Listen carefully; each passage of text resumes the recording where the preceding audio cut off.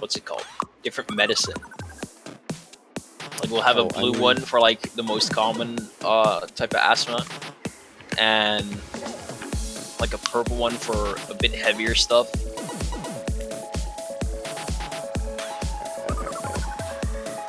Let's go. You want to open it? I'll open it, sure. Yo, what's good, BPL? Or not BPL, Avast Sub Tourney. Yes. We are here to cast the match Stroll versus Do This IRL. I know Do This IRL is captained by Coconut, and Stroll is captained by Kate, I believe. Yeah, player captain of Kate. Yeah. Yeah, let's see the rosters actually. I don't know who's all playing on Stroll. All right, look at this. Yeah, look at this. These are some rosters for sure. As you can see, you can see Coconut, Recurve, Brian Allen, Cubby, Signet, Marlon, Mint, Duper, Kippis. Yeah, Stroll. You got some. Yeah, Kate, Killswitch, Corey, Silver Calls, DX, Hyper Knight, Laura, Ascend, B-Ball, Band 69. Both solid rosters, I'd say. Both solid rosters, yeah. Who do you think will win? I got my money on Do This IRL. Coconut just got back from being on a cruise in Mexico, so he's back now. Yeah, he's pretty good at the game as well. He's pretty good at the Tracer character. Yeah. I do think Beebleman69. I saw his face cam yesterday, and he was kind of lifting, like in the background. He was lifting some weights, so maybe he could like outlift the enemy team and win that way. I don't know. Yeah, I could see it. I know Do This IRL has Kippis on their team, and he's very bad at the game. So we'll see. Yeah, Kippis. He's a ghoul. He's a creature. Kippis is Kippis. That's all I'm saying. Yeah, I mean it'll be the Kippis things. It'll be exciting to see, but yeah. All right, we're starting off with Control. Do we know the map, or are they still banning? Oh, Oasis. Okay. Alright, so I'm gonna be real. I think Do This IRL might just win it. Pharah really good here. Yeah, Pharah Tracer. Yeah, Pharah Tracer. Wow. Brings me back to days of clients. Yup. Clients. Interesting team. Also ran on a wait. Oh, yeah, they're flipped. Do This IRL is on the right side. Stroll's on the left side, but the overlay's flipped. Yeah. There we go. Thank you. A nice hog ball comp from Do This IRL.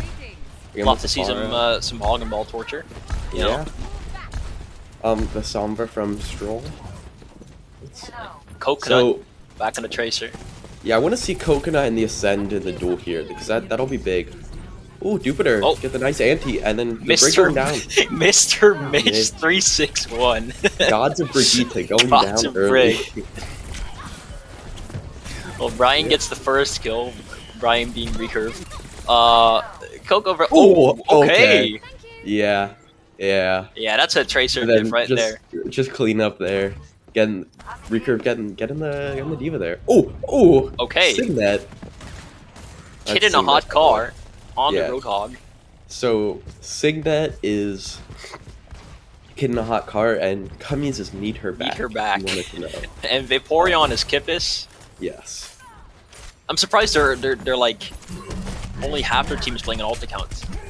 Yeah, I expected I did 2D women. Yeah, same. I did 2D women and like Markadurka. Yeah.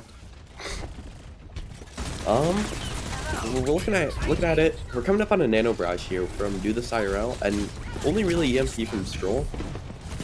That'll be interesting to see. Do This IRL just kind of has all of their ults. Yeah, let's see. I think Coconut might be looking for a stick here. Yeah, the Nano on the Pharah. Oh, the hack on the Pharah, and he just survives. Both supports dead.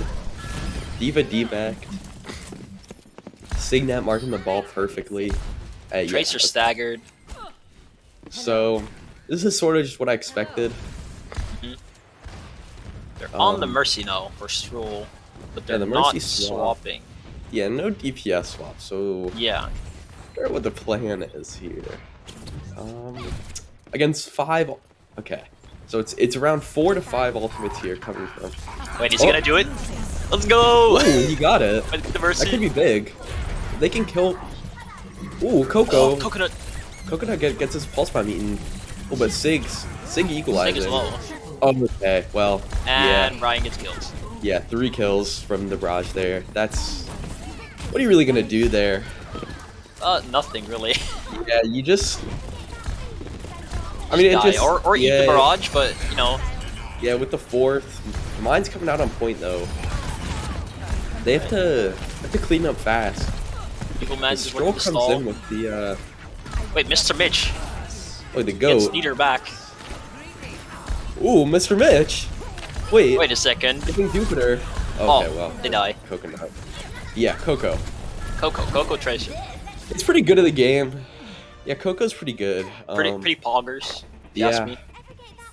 Fresh It's, off the cruise. Yeah.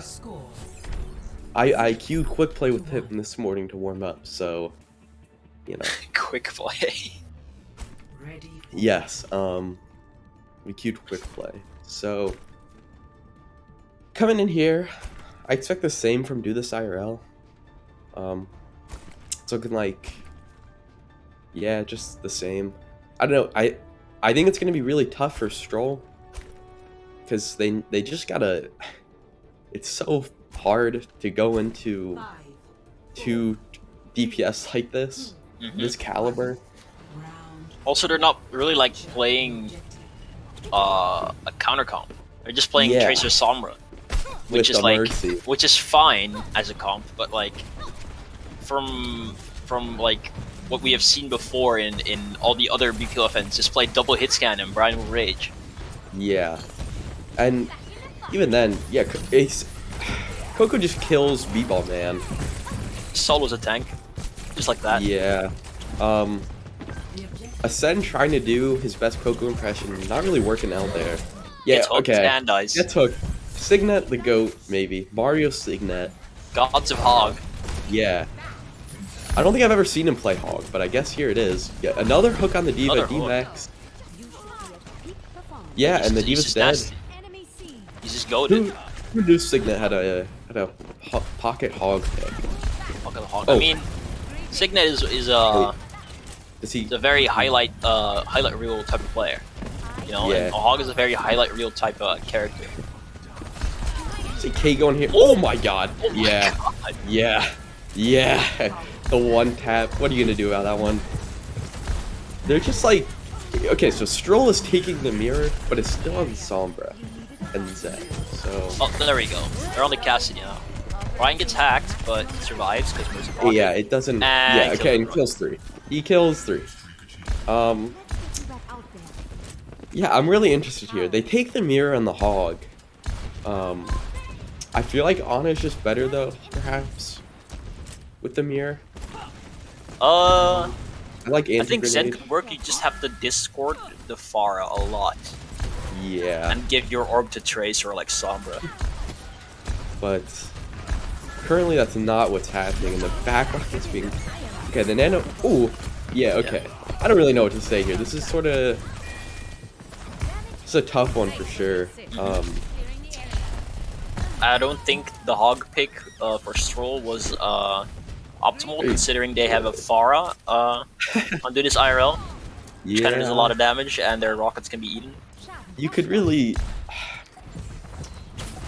I don't really know what's going down. What the thought is. Oh wait, But sticky? No. this pulse, but it's like just 95. Not really gotten any picks. It only gets Coco that MP, and Silver Pulse goes down after. It's like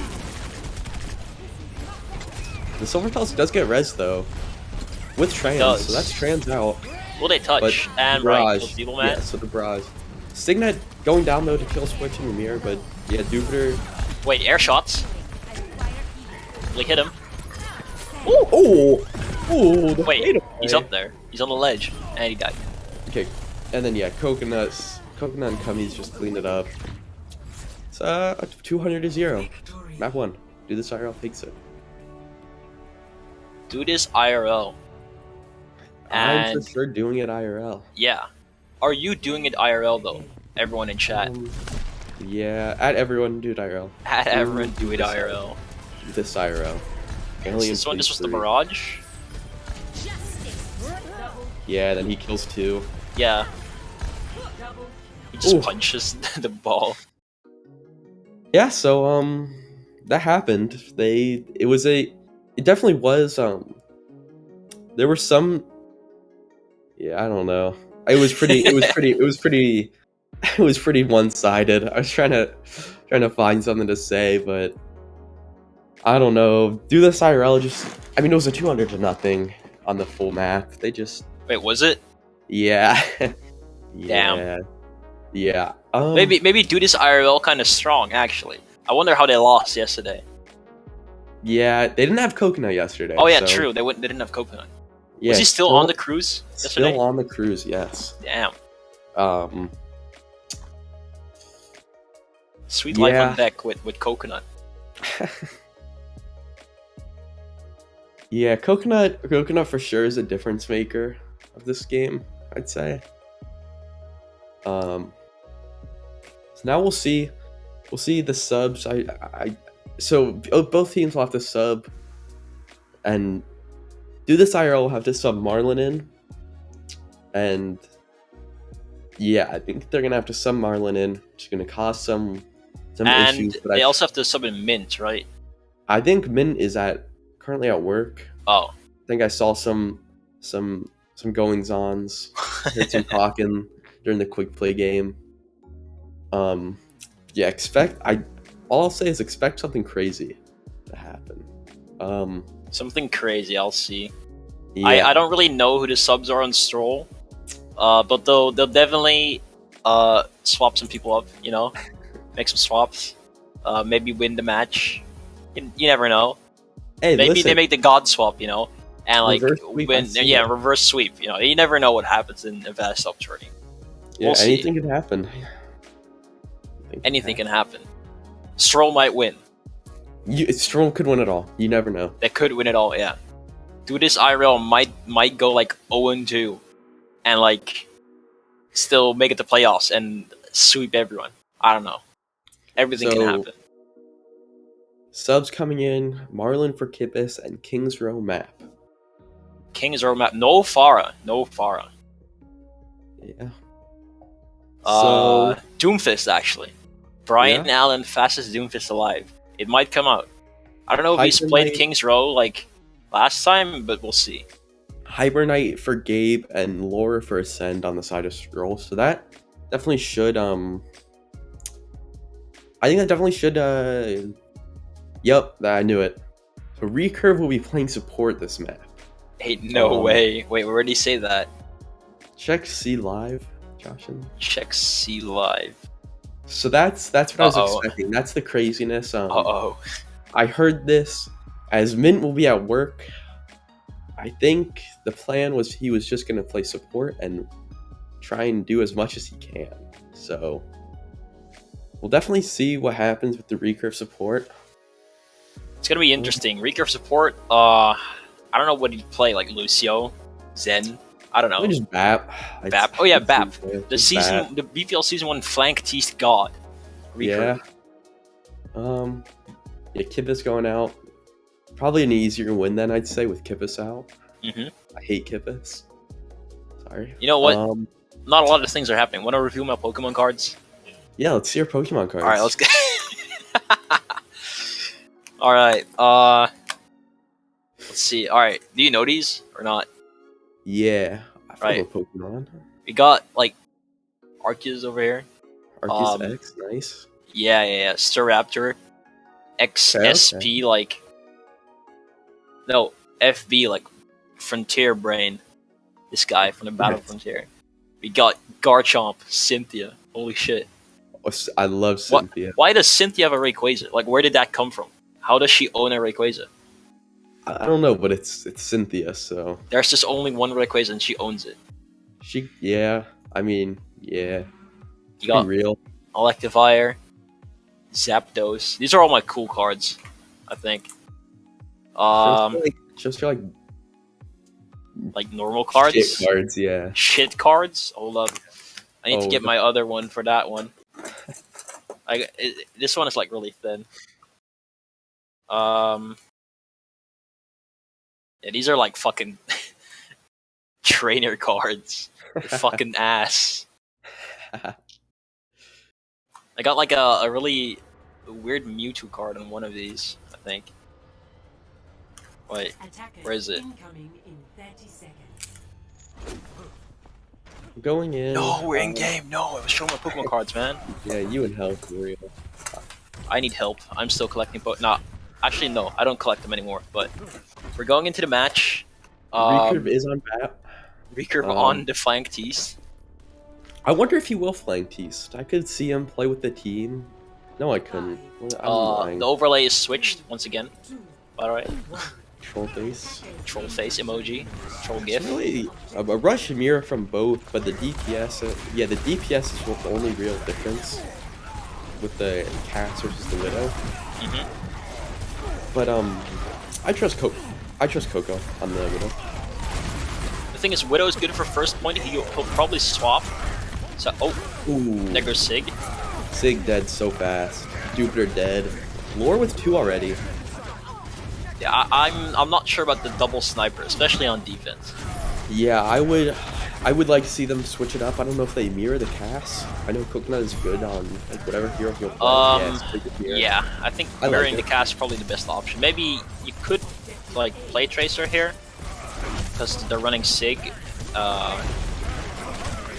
But yeah, they're running Cass. Both lamps out. Yeah.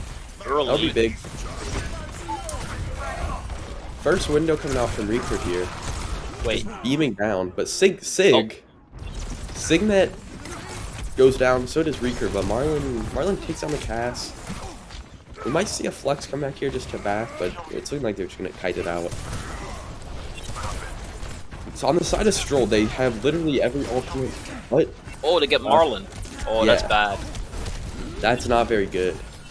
They're gonna be a tough pushback into 5 ults. They have to wait for Marlon. 5 ults for Stroll, and Stroll has like all the space in the world up to like the second point. I wonder if we will see a Flux Dragon come out from either of these teams. Flux Dragon, maybe. Oh yeah. Oh. Looks like both. Only this IRL. Wait. But did he hit the Sigma? Guess not. But Stroll just with 2 picks right off the bat. Need her back on the high ground, but has to contest. Goes down. I wonder if they might be rethinking this this Recurve on support strat. Perchance. Maybe put Brian Allen on the Doomfist and put like Marlon on support. Yeah. Like I know Marlon can play support like fine. Oh, Recurve taking down Lore though. Hyper Knight gets his shatter blocked or misses. Ooh. Signet gets big 2. shatter. Yeah, Coconut just cleaning up. Coconut with 4K. Oh my god. Yeah, this guy's 17 years old, 4.4 for sure. Yet still maidenless. Yeah. He's just sitting there on the high ground. I wonder if he's gonna check for flank noon. The early window coming out from. Oh, he is. Wait, the flank noon. Oh, the beat. Gets a none though. The beat canceling it out, but Signet and Recurve just going down. Stupder as well. Coconut. This is tough because I feel like Stroll is just going so much faster and doing so much more than Do This IRL. They're just I want to say they just seem like they're gonna snowball here. Yeah, basically 5 minutes on the clock there for Stroll. Okay, but Hyper Knight goes down. They use Lamp. Oh, Recurve. Oh, Sig gets burned through the. Wait. Oh no, there's just no way Stroll wins this, right? Yeah, Stroll loses this. There comes the Flux, surely, right? Kate killing Coco. Yeah. Will they Flux? They have the Rhine. They have like they could Flux. Get the window out. Kate getting Marlon out. Oh. There comes the Flux. Oh, it's big. The dueling Fluxes. Tommy's not hitting anyone's, but he'll switch in there. dragging out, splitting the team. That's really good. Splitting a team. None of the teams really getting any kills. Ooh, Signet goes down. Yeah, Signet goes down. Yeah. Oh, Coco. Wait, Coco. Wait. Headshot after headshot. Yeah. What the hell? What the fuck? Taking it back, saying no. I'm not gonna lose this fight here. Where were you when Coconut hit headshot after headshot? No. That's really what you see from Coco. Being able to change the game. Just Coconut things, you know? Yeah, Coco really good at the game. But still, they're gonna have to hold on for 3 minutes. They do have ult advantage though. Little Sig hit the fatty shatty. Oh, he blocks it. Shatter. Aw, wait, he got one. But it doesn't matter. He Stroll got 3 kills. Stroll looking to capture 3rd point here. And they got it. A 251. That's really tough. What you want to see. That is tough. That is. Yeah. That's really just, again, not what you want to see. Maybe troll face emoji con. Don't really know. Stroll definitely stepping up from last map. They're kind of dominating now. The tables have turned.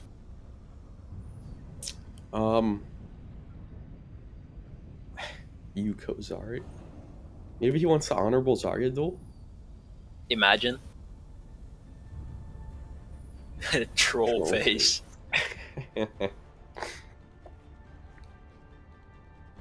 Let's see. Nope. They're on Sig. They're not on Zarya. I like the Widow pick more here. However, it's Coco, so really I'll support it anywhere. True. Just not on defense, in my opinion. Yeah. The single mirror. Yeah, I like it on offense because you don't have to be like you can be in your own backline, like at the mini on top left there, and like it's still your own backline from like the way you have to push the map. If he plays it on defense, it's the enemy backline. Yeah. Which is kind of dangerous. I think something interesting to see is that neither team's having a Mei. It's I like that. I hate Mei. I'll say it. I hate to play Mei and like Mei as a character. Ooh, okay. Crumble. But I don't mind Mei. Yeah. Recurve. Ooh, Coco. Wait, Coco. That's so fucking big. They will not have a bat, so they kind of just lose. They have to just go back. Spawn's coming in fast. They gotta hold space as best as they can, but bat only for just the jump shots. That was was what I'm really talking about. big. He's just sitting up there. No one can contest him. Yeah. Like he was gonna contest like a Hanzo from like all the way in the back, hitting a lucky shot. Ooh, Signet going down though. They're gonna have a free shatter from the side of Stroll. Yeah, hits 2. Dead. The fight's over, but they got 61%. That's fine. Fanhammer, no.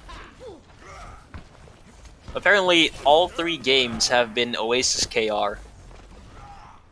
There's just no way. There's just no way people are willingly picking Oasis. I don't know, man. I don't really like Oasis, but... Yeah, I think it's a stupid map. A window coming out in a weird position, but Coco able to get the pick. Signet going down though. Ooh. Better window resistance for Stroll. Marlon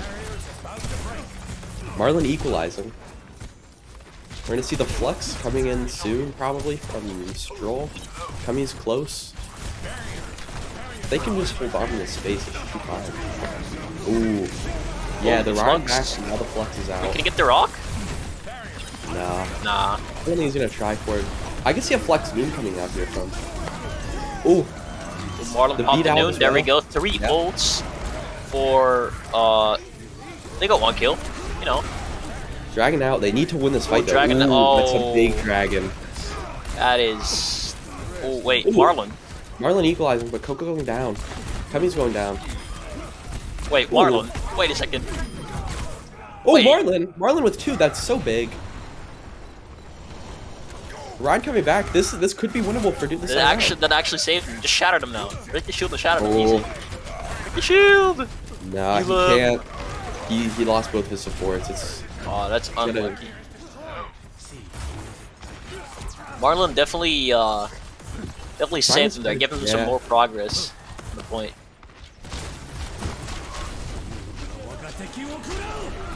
That's a big dragon here from Coco. Ooh. Block shot. Ooh, yeah. Shatter being blocked, and then I don't really know. I wonder if this experiment here, maybe not the best. The recurve support experiment. Yeah. Look, if they lose this map, they're just gonna pick a Pharah map after, and they'll do their thing. It is escort though, so you never know. True. You have like Jib. They can pick Jib and just play Pharah.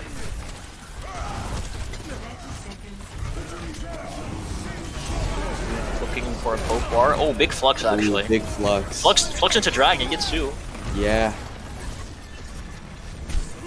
Kami's trying to get out. Ooh, okay. Oh, late kills on to the Sigma here. They just have to get out. They cannot die here. I feel like if they die here, it's just end. 9 seconds left. Ooh, nice rock. Can anyone from Do This IRL touch? The Lucio. Trying. Oh, they got it. Ooh, Signet with the big pin. Lamp out. Eating the healing almost. Ooh, big B in window. Ooh, Wait a second. Signet. Oh my god, they saved it. They come back. They get the final fight win. Having to use 3 ults, but I mean, at least they got it. You know, they just got to get it. They got it. You know, they can do a bit more of King's Row, but they'll never finish with more time than a Stroll, I think. Yeah.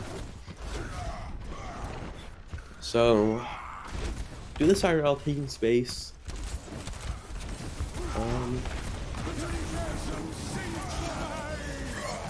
Yeah. Flux out.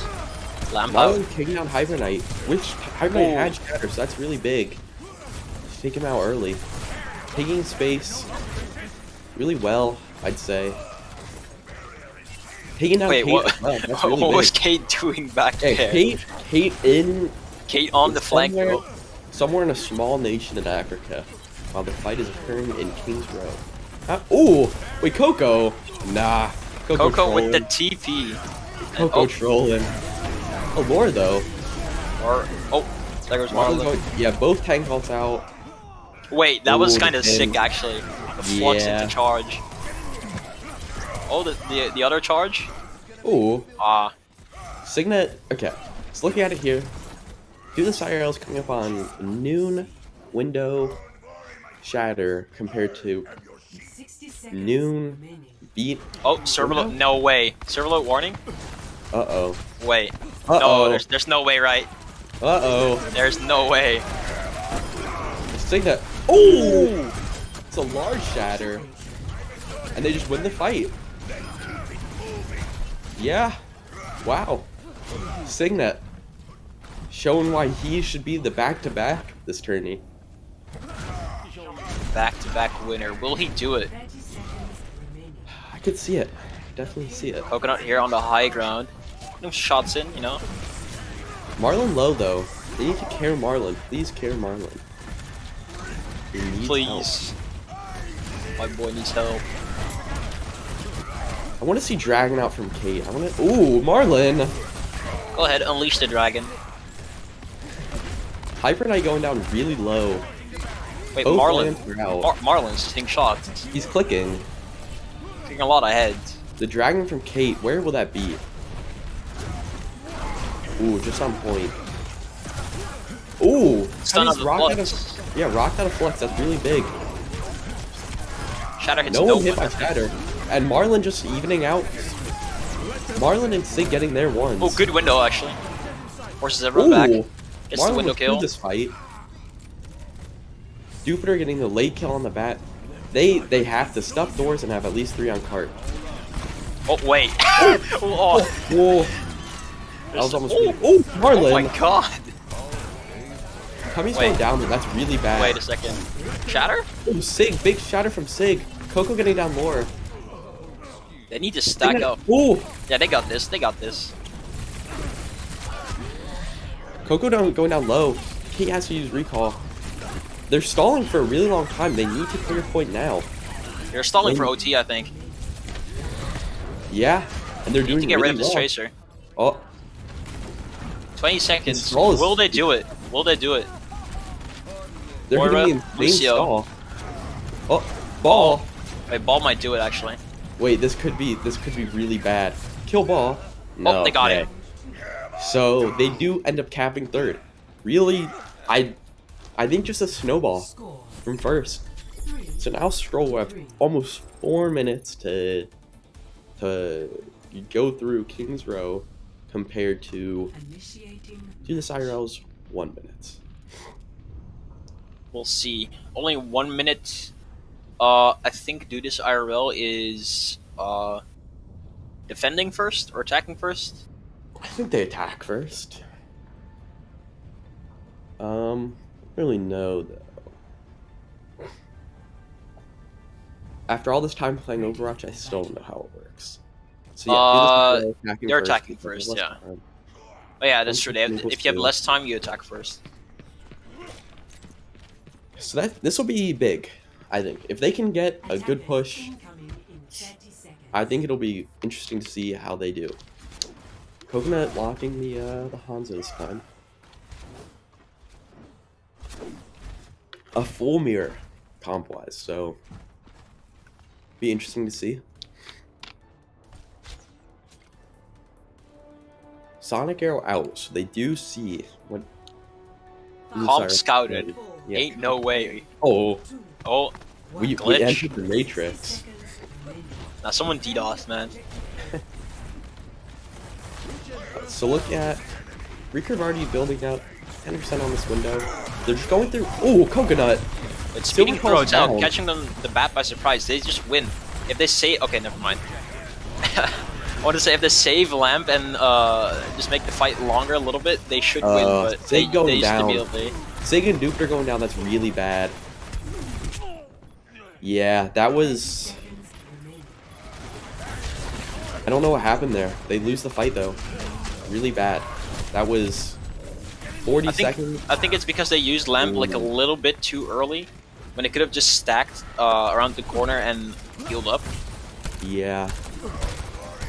Window gonna come out soon though for Recurve on Do This IRL. Yeah, Brian farming a lot of ult charge here. Like, really Sig quickly. going down low. Sig's so low. Sig is so low. They need to help him. Okay. No when line coming on. out. Oh, Wait, Sig. what happened? Sig? No. Sig got moved. pinned. Sig pinned. What are you doing there, Tony? What the hell? Why are they Oh, peeking the Marlon. window? Why are they peeking the Marlon. window? Ain't no way. Wait, behind them. The lore. Wait, That's- Richard down. I don't know if it will matter, but no, so they won't recontest. That was I don't know what happened there. Signet pinned into the team of Stroll, and then Marlon killed 2. Recurve died. Yeah. It really just happens, I guess. We get ult advantage here. It's looking like both teams are kind of even.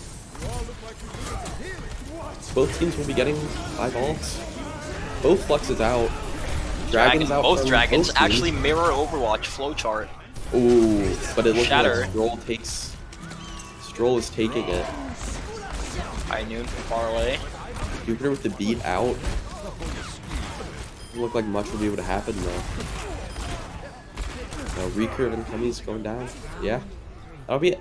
So, under the archways and cap the point. That's what they have to do. They have to protect that for 3.5 minutes. 3.5, Jesus Christ. That's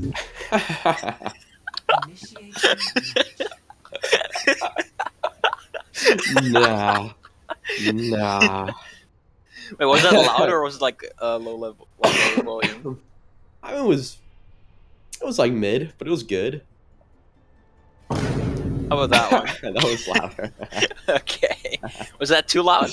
No, you're fine. You're good there. Okay. I'm just gonna use it for like some dumbass moment.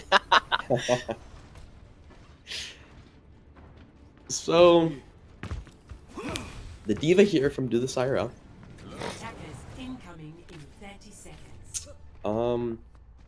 Will they defend for 3 minutes and 40 seconds?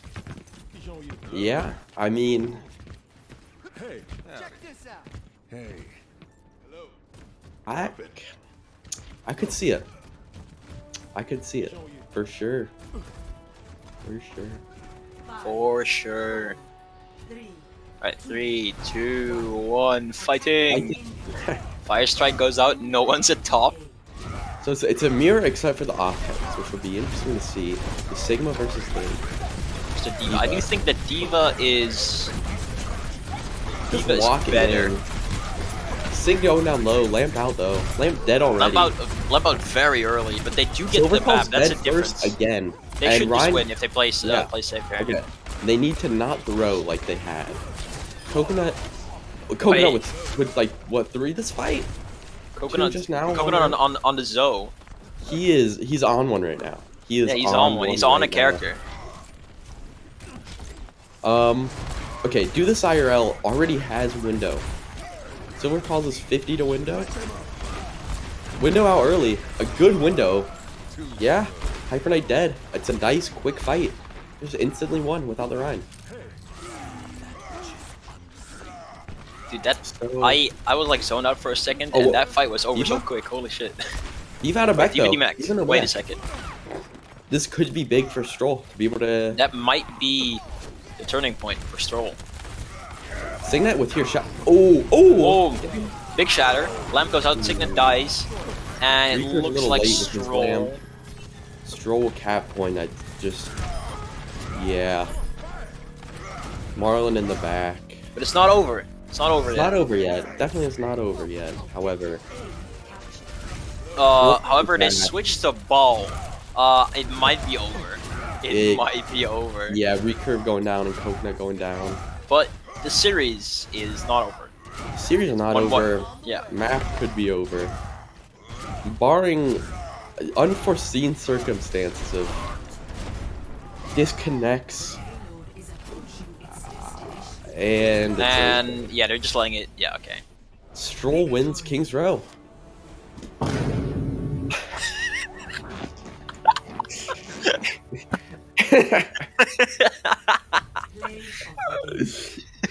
Holy shit. We have fucking brain rock. Holy shit. Oh, big my shatter. Holy God. shit. Signet. Mario Signet.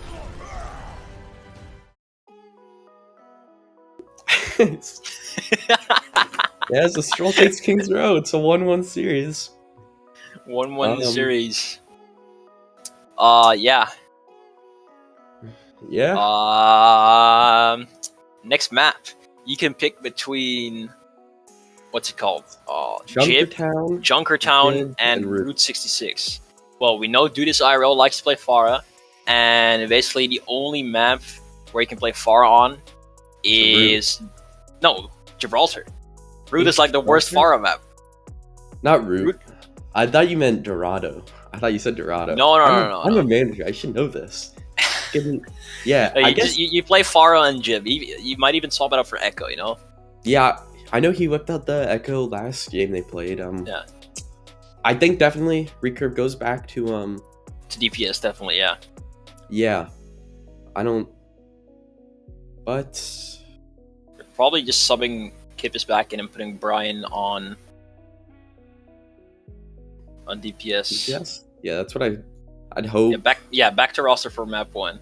Yeah. Yeah. Probably no subs from the side of Stroll, I'd say. Yeah, no Stroll subs, that makes sense. So this will be interesting. It's like the both teams with their main roster in. Because I think that second roster for Stroll is the main one if they're not subbing it back. There's not subbing out. But yeah, no. If you win a map on on a certain roster, you just stay in. If that's the first map, you're just forced to switch. But if it's the second map, you most likely just want to stay in because that's just how it works. Momentum gaming. So, one thing I want to see here from the side of Stroll is, because we definitely probably will see the Pharah or some flyer come out, and I want to see how Stroll can do to Junkertown. Junkertown. Wait, who? Wait, they? Huh? Do this IRL pick Junkertown? Huh? The not Pharah map. Wait, this. Oh, okay. I see. I know what demo I played. It might involve a certain Omnic. Certain transforming character. No, Coco changed his mind, so they will be going to Gibraltar. Ah, okay. Changed his mind. So, expected, I'd say. Yeah. Pharah map, as we said. Yeah. I think if Stroll want to counter the Pharah here, you definitely.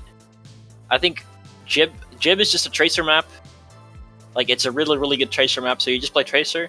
But I don't think you play Sombra. I think you play like Cass, or even you can play like Pocket Ash with a Mercy. And just mark the Pharah that way. Yeah, I think that should work. I said again, even just like a soldier. Or a soldier, yeah, pocket soldier. Just sit up there on the high ground, just laser. Yeah. Just something to keep the Pharah in check, because the Sombra was not really doing that, in my opinion. So, yeah, let's see. Don't know when we're going into the map. Probably taking a bio break, I don't know. I think Kate said that they had to pee. Ah. How's everyone's thoughts on Morbius? I still have not seen Morbius, man. I was planning on seeing it today, actually. Isn't it like super bad? It's a dog shit. I need to see it then, actually. Yeah, that's why it's so popular. So it's so bad. Dude, why Jared Leto should have just stayed to making music, man. The worst actor in a Marvel movie and a DC movie. Yeah. Leto's Joker, not that inspiring. Not very inspiring. As a huge DC fan myself, not just the movies, I must say his Joker is like one of, if not the worst performance of the Joker that I've ever seen. Yeah. Well, maybe Troll Face. So going in, yeah, Gibraltar. Stroll, I think, is on defense here. Alright, Chicken is saying Morbius is the first movie to ever, but then just stop. That's real. No, that's real. No, that's real. Yeah, that's real, it's just the first movie to ever. Like, that's just it. It's the first movie to ever do anything. Yeah. Morbius might be goated. Where's the Oscars?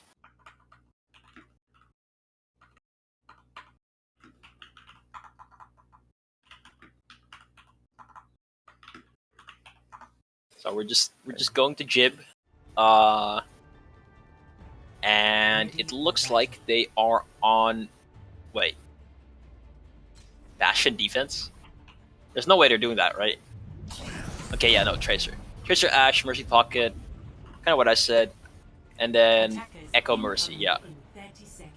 Yeah, I mean, pretty much what we predicted for both teams. Flowchart. With the Walrus. Wait. Maybe just going for a pull, but I know Signet loves Orisa, so we could see it. We could see it. I do think Orisa is like an underrated pick on this map. If you play it right. Yeah, but we'll see how it goes. Ball Orisa is definitely not something you see on the daily. Oh, never mind. They swap. We won't see it today either. Oh wait, they swap back. I guess they're sticking it. No. Okay, so there's a lot of Ash damage. Ash already 15 to the bottom. 50% for free. So, I expect Coco here to either just pressure the hit scan or just pressure point. One or the other. Oh! Oh! Wait, that was clean. Oh! That was also clean. Okay. Kip is with the res, though. Res of their life. a juicy amount of stickies going in. Recurve. Showing that it's not Ooh, just big slam, hard. actually. Yeah. Big slam, but Kummy's going down low. Disported. It did force him off of blue box, though. That's the main thing you want to look for. They're doing a good job on this side to do this IRL. Even no out of mech. Yeah. Doing really good here. Hyper Knight really low. Hyper Knight dead, yeah. Ball gap perhaps. Coco Ball in gap. there. Coco in there. In there like swimwear. Wait, Coco on the Tracer, popping off like Coco on Coco. Coco Tracer. Oh my god. Dude, possibly the greatest player to touch the video game. Thoughts?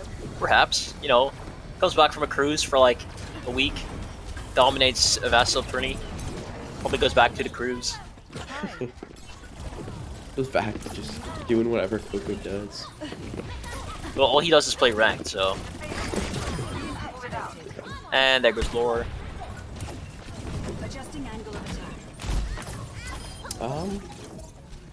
Yeah. So if you had to explain this team fight in Morbius terms, what would it be? Morbius, hashtag Morbius sweep. Hashtag Morbius sweep. Yeah. Just like how Morbius swept the box office. The box Selling office. Hell yeah. $42 trillion in tickets. 1 trillion in tickets.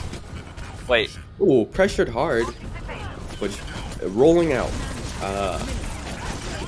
Yeah. I've tried just for stalling sure. the cart real quick. Right, forcing on trans, copy Steva. Wait, Ooh, but the Bobbert. Bobbert. The B.O.B. Bobbert. Airplanes in the night sky like shooting stars. Really could use a wish right now. I bet Do This IRL really does wish they could have a wish right now. Because they lost the fight after using Dupe, Nano, and Valkyrie. Compared to just Trans and Bob. Yeah, just trans and Bob. I think maybe Sticky too. Coco in the BL. Being annoying. And they're back. Do This IRL back. Using Wait, lines out. they just pushed. They just Silver pushed Doll's Cubbies dead. onto the high ground for What? lines. Wait, Wait, Cubbies with two. they actually just boosted Cubbies onto the high ground. Made him win. Ooh, Kate getting some nice Bomb goes damage. out. Hyper Knight is so low and needs to be healed. Ooh, Ooh, good bomb angle Lucy actually. bomb. Just zoning it out. 1% on cart. Coco going Tracer down the no lower recall. though. Here's Brian. He's gonna get.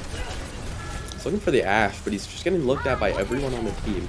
Hyper Knight Brian going down with the Cummies. with great movement, by the way. Making sure to stay behind like near cover at all times. Yeah, Really taking down really the great Ash echo as well. movement. And Silvertals is just help Wait, he just, Silvertals. wait, how does Silvertall He survive lives. that? He lives. Oh. Wait a second. The Gives a rally rally. out, so the game is winnable for Silvertall's killing attempt 2 does not do it. Kate is dead. Will Silvertall's Duke on die? the ball. Double slam.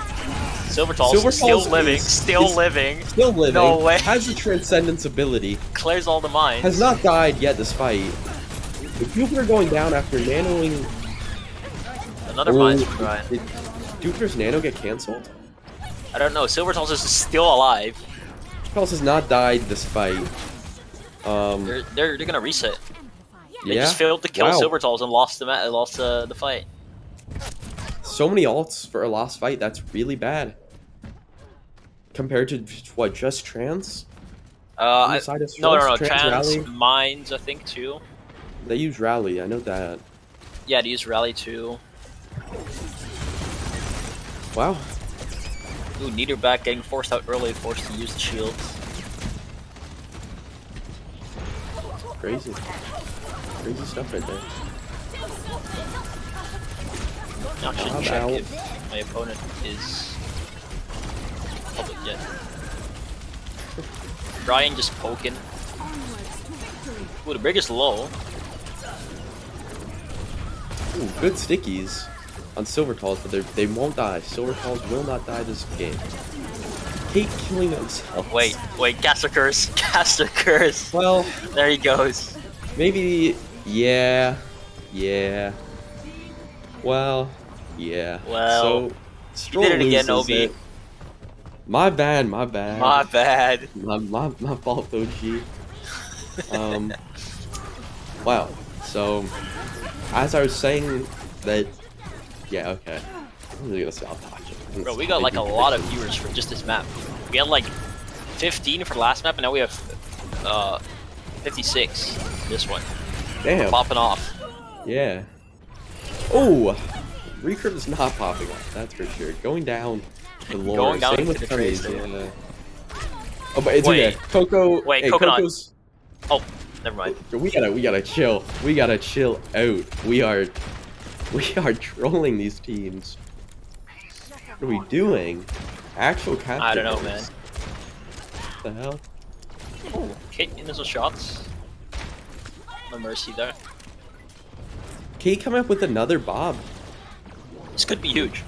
Yeah, the bobs have been pretty good. Lore in the back with the ball. Going on the Ooh, good dive. Good dive, but good peel. Oh, Wait, they filled the crunch, but yeah, look, the Kate rally bob. out. Yeah, rally out and Kate's bob. Wait, Kate's bob. Once again. Recurve Duke here? I think they might. No, Avast. Avast. What's Together, up? you're on the mainstream. Get it together, casters. Oh Come wait, on. we're mainstream. Together. Ain't no Hey. way. Okay, okay, let's step it up a bit then. More sound well, effects. Go. Kate taking on recurve here. Wait. Yeah, Coco Coco getting forced looking to out. pressure out everyone over here.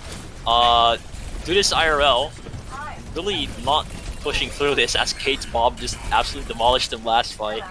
Yeah, this is a really messy fight. Mine's used. Ooh, nice peel. Coconut looking for a sticky, hits it. Oh, Oh my Dude. god. Coconut forcing bomb out as well. Wait, Coco! Coconut, Coco no 3! way. This guy's a freak! He's an actual monster. 4! On a tracer, man. Wait, 5? 5? Wait, 6k? Will he get 6? Oh my god! 5k. Oh my god. Who is this guy? This Coconut player's with insane. 5. As he dies to the Bastion. But Hey, come on now. What was after the round? come on, man. Capping with 20 seconds. Now, obviously, I believe. you obviously always want to cap it with more time, but I feel like capping in general is good enough, you know? What do you mean? Are you encouraging people to lie? To start What? capping? Listen, I never cap. I always That is I just always not see 9. true. I always see 9. You always see 9. I always see Okay. 9. Okay. Never okay. cap. Never cap, always see 9. So, you think Laura's gonna stick the junk here? No, I'm sad. Kate with the oh wait. Alright, Okay. I'm back. My Please. internet glitched for a second. Okay, Laura's on junk. Laura's baiting us. Wait, I want on the them to go J Silly, junk. I need to see it. And I want to see Kate lock the far here. Please, Laura. Someone. Please. Wait, I need Kate to play Pharah, so Brian also goes Pharah, and we get the Pharah duel. We need to see it. On A stream, we need to see this. Wait, maybe the Bastion. Cowards. Well, go back, Junkrat, now. Cowards. Go Pharah, man. Go far and jump. Stop being scared. Stop being scared, man. Recurve with the good charge on the dupe already. 25, 26%. 30%. Kate going down Really low. fast. Oh, Wait. Oh, wait. Kate just gets Yeah. ambushed. What a dive from Signet and Coconut there. Wait, but where's the cart? Where did he go? The cart's going. It's going. The cart's going. Nice Go to- dive, but the cart is going, man. Yes. Coconut going down low, forced to recall. But nice peel from Signet here. Ooh, they're all stacking up. Everyone is kind of under the bridge except for Hypernite. Hypernite is just rolling around. Yeah, I don't know why they didn't go high ground. Kate is up there, but Kate being forced out. Go low. Yeah, they should actually remove or reposition to the high ground their supports and their Ashe, in my opinion, and their Diva. Yeah, but they're pickle chilling low ground. The anti out onto They're the not really gonna do anything if they keep pickle chilling on the low ground, man. They're just they just sitting here. They need to reposition. Fight back. Just getting Alright, peppered down. alright. Like, the dupe out from recurve as well. We're gonna see it maybe on the deep. They're moving up. They made a distraction at blue box. Kate dead though. And They're dead. Yeah. Huh. The dupe bomb How could here. this have happened? Team, we need to go low ground. You mean high ground? No, that's what they're saying. Team, we need to stay going low ground. It'll work eventually. It is physically impossible to go high ground. High ground bad. Listen, Kate went high ground and died, so you know. So true. Kate going low again from recurve on the Echo Dude, here. Obi, we need to step it up. We're losing viewers, man. We need to step it up. I think they're all going to the A stream. No, I'm talking about the A stream. We're losing viewers on A stream, man. Oh damn, maybe they come to us? Yes, they're still streaming us. We need to step it up. Oh. Alright, Lore actually taking blue box here as Mr. Mitch dies to the coconut hole. And there goes the bomb. Recurve nano. Wait! Oh, wait! Oh my god! Wait, Coco! Holy. That was a six sticks from sick. Lore. And then Coconut just saying like, fuck you. With the Fuck blink you. in. Blinks into you. What a blink. Wow. Yeah, now what? They're just high ground again. They're just doing it. Yeah, Loris is gonna push cart, as the Tracers should be doing. So the rest of the team going high. flanking. Yeah, they are. This makes me smile. Recurve going down low. Signet, they'd be caught out. Mines. Bob to clear mines. But Kate just getting hit from all sides via Wait, the Kate Bob. Kate Bob is doing Kate Bob. Yeah. I'm telling you, Kate Bob has like 100% fight win rate. They win every time they have a fight. Kate Bob. Oh, Brian with the copy? Yeah, the copy on the Diva could be big. He can get the bomb and... No, he got... Yeah, no. What a shame. Right, 30 seconds, already gonna cap. Plus Coconut can do incredible things here. Diva touching cart, not being able to get the bomb. Big sticky actually, maybe? Ooh. Okay, got the Ana. Got two Get the Mercy too. Go ahead, blink. Read this fight. Kill him, man. Kate and Laura just stepping up. Alright. Getting kills. Going in a second now. This is big. Stroll with rally bomb. Prepared to do this IRL pulse bomb, nano, out, and bomb. So I think do this IRL might just lose because rally's a really good ultimate. Really fair balance. Fair balanced ultimate. Wait, Kate, no. someone calls this go down. Okay. Instantly. They Wow. just die. Me when I lie on the internet. Me when no I reason. lie. Wow. So Do this IRL, definitely more aggro yeah. than Stroll. Just Taking the initiative. Coconut might be taking this game into his hands. He is saying He got off the cruise and was like, okay, it's my time to shine. he was like, We're not team, why losing. did we lose a map? Why did we lose? Simply just do we not lose lose. 2 maps, team. Yeah, he said, do not lose next time. I will make sure of it. And is doing the most. Taking the duel on point. Wait, the Tracer duel. Wait. Pulse bomb him, go ahead. Do it. Do what you want. Nothing has happened. Wait. Oh. Oh, I thought. Bomb. I thought he was gonna die. Super Tall's Does actually get a hits Coconut. duplicated bomb. Okay, a trade. A trade. They both got their ones. Recurve with the rematch. Were you gonna get bomb again? Wait, the Kate Bob. Okay, well, Kate Bob and Rally out. Yeah, Look, Kate Bob is out and they win. Kate Bob did nothing, but it's out and they just win. It does nothing, but it's out and they get scared and so they win the fight. And Signet going down late, getting staggered. No. Don't want to stagger there because they're an attack. 50 seconds. Going to capping second point. Will they get us recontest? Yeah, they'll get a recontest definitely. Maybe. Oh, maybe not actually. Hydra Tracer's Knight, dead. bringing out Coco. A lot of damage going down. Oh, the Mercy. In there. Diva's Coco's D-Max. But yeah, Coco already low again. Forced to recall early. Silvertall still has the trance in case. I don't think they'll need Nah, it. they don't need it. Yeah, they don't need it. A very clean win. So, They got a minute 40 to push into third. How you thinking about that one? 1 minute and 30 seconds to push third. With the way things are going now, I think Do This IRL might hold. It might just hold. Yeah, they could. I definitely. As Coconut kills Kate As before Coconut making kills it Bob. Kate. Yeah. But they're coming up on Bob, like 80%. If they use it, they just win the fight because of how the universe works. Yeah. Alright. Taking the H count here for the supports and the Diva. Kate kills Recurve. About 90% to Bob. Coconut just looking for the angles there. Is he gonna swap? Oh, he's just looking for cover. Kate coming up on Bob here. Oh, the Nano Echo will do anything. Get Bob! No! No! Kate is not able to get Bob. Oh! So, There goes Laura. yeah, the fight win, not guaranteed here, but Rally comes out. Silverfall's killing Vaporeon.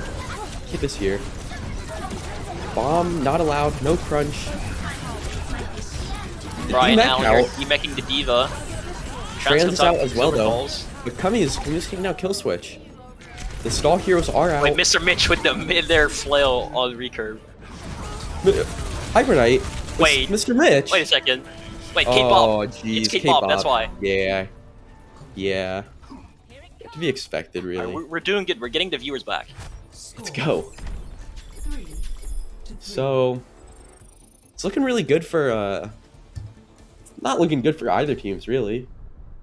They're both, both had pretty scrappy things, but similar time bank. Alright, all they need to do is just play Kate on Ash, get Bob, and push. For real. Do This IRL is defending first, I think, right? Because they got Yes. more time, yeah? Should be. Still in the Echo. Not Farah.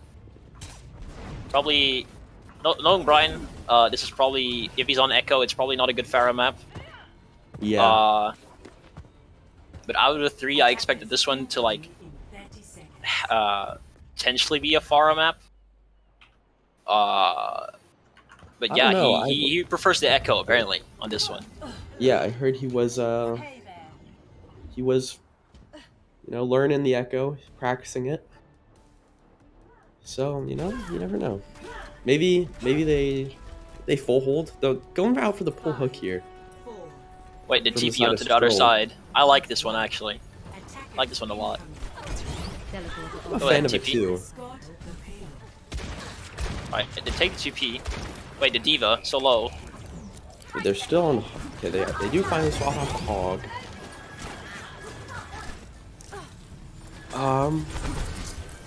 Recurve close Wait. to the Duke though. So they 22. TP'd a Hog Orisa only for them to swap. What? Ooh, Jupiter.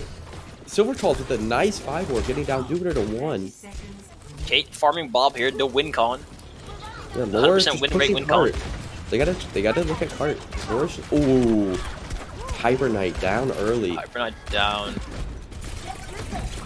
Cart is around Alright. halfway. Signet going down to the Yeah, pass. Laura just looking to push Cart as everyone else moves up into the position. 10 seconds remaining. Looking to kill the Mercy here. The Mercy's so low, actually. Wait, Yeah, that's the Mercy. he's Tip dead. is down. Recurve down as well. Alright, so The Cart card push. push is real, but it's there in OT now, so they cannot lose the fight. Oh, they got Diva too. Yeah, they got some good push going now. Yeah. Alright, Kate needs to build Bob. We know how important that ult is. If Kate does not build Bob, this game is not won. Yeah. I Well, maybe think we'll Laura do the clutches. Recurve with the dupe. The dupe onto the Diva. Trance comes out, actually, good Trance. Oh, Laura gets the one on Vaporeon. Kate Could be a big closing bomb. in on the Bob. Could be big bomb. Oh! The Wait a bridge- sec. oh, C9! No! Oh, no, no, my no. goodness. Look how close Kate was to Bob. So close to the win con, man. Holy. C9. Forced off the point. Forced to C9 with the bomb. Wow. Huh? Well, you know, So they have a things minute happen. 17? C9s happen. You know, can't really do Yeah. anything about it. Well, you I can, wonder but I mean, yeah, I mean, just touch sometimes the point forehead. just touch the point. Lol. Lol. I think. I wonder if Do This IRL, if Recurve comes out on the far here, just says, you know what, I want to win this. No, no. I feel like they're just gonna keep the same comp, both teams. I don't know how to feel about it. I feel like if Stroll wants to win this, they definitely need to focus the enemy Ana more. Because they're playing with a Mercy. So Ana is basically their only source of healing. If their Ana Yeah. dies, it's gonna be really hard for Do This IRL to survive. Mm-hmm.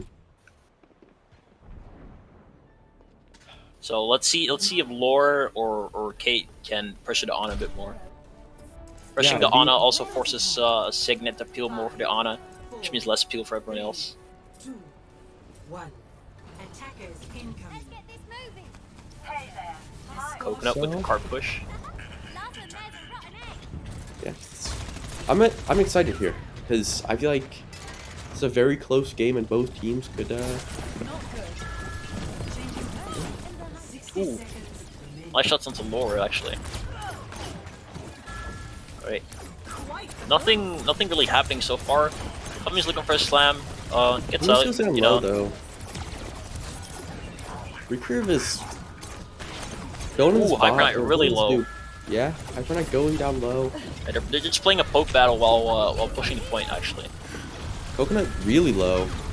Yeah, actually. They did Fight force is- everyone off of blue box, I think. Coconut maybe trying to go in here for an assassination. He's got people looking at him now. Where's he going? Oh, Oh, He's gonna try and get Kate. Oh, oh, Brian, no, goes down early. That's really bad. that is bad. Oh, Wait, Coconut taking out Kate though. wait, Silptos gets Vaporeon. He's going down. If they get the Ana now, they should win. Recurve on the Doom. Oh wait, that's GG. That is GG. Yeah. Mr. Mitch. Mr. Mitch with 2 in the final fight. Wow. Wait, Doomfist coming in. Fastest Doomfist. Server load warning. Please do not crash.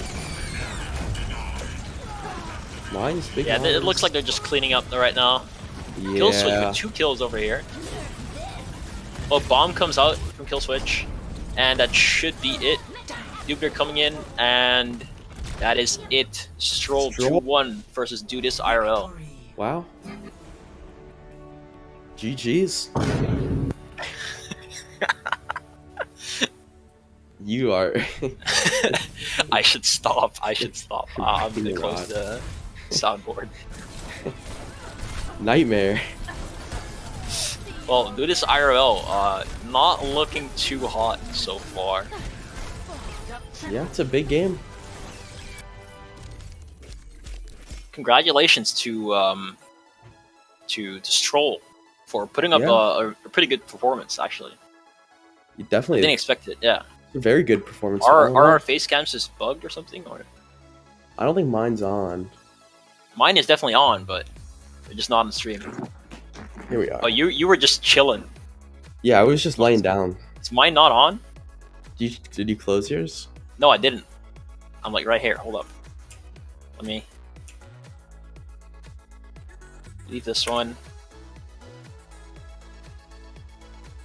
Boom. Am I in? No, doesn't seem as such. There's no way. They're trolling. They're just trolling me, man. Alright, are we gonna get like any interviews or Is that a thing? I don't know. I know my team has to play soon. I mean I have to play soon too, like 30 minutes. I think my team has to play now. There's no way. What? Oh, we're off the mainstream. Nice. Ah. Oh, we're still in C stream though. Yeah. Yeah, Stroll versus Do This IRL, good match. Stroll Both winning. teams played really well. Stroll Played a little bit better in the end to win. Yeah. But yeah, that's pretty much it. You know. GG's. GG's. Both teams. Both teams played well. Both teams. Crazy one, for sure. Crazy one for sure.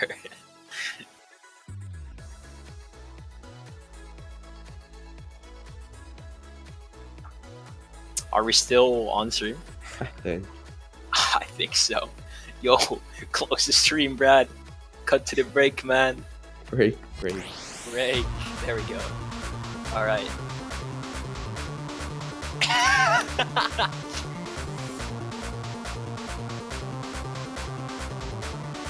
Here. I gotta go now. Alright. Yeah.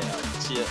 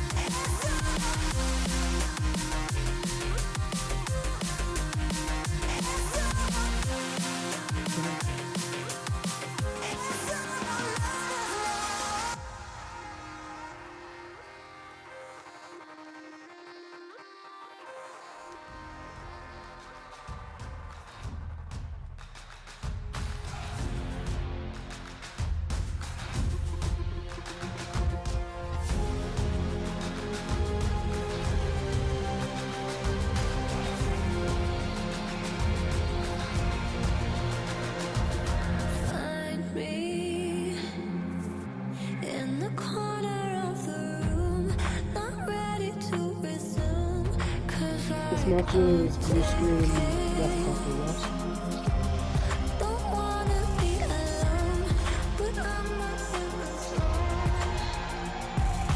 Go for Stroll.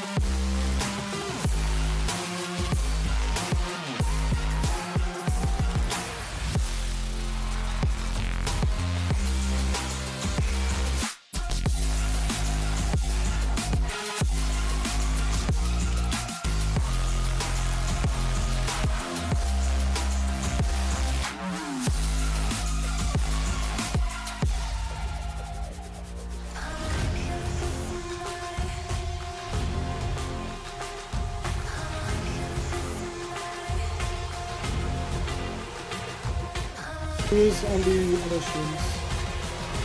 Just so you know.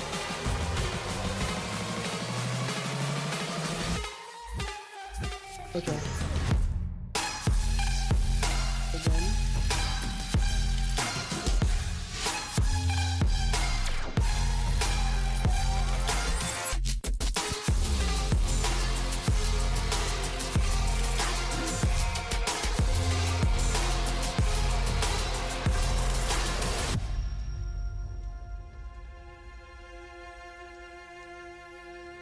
Hold on.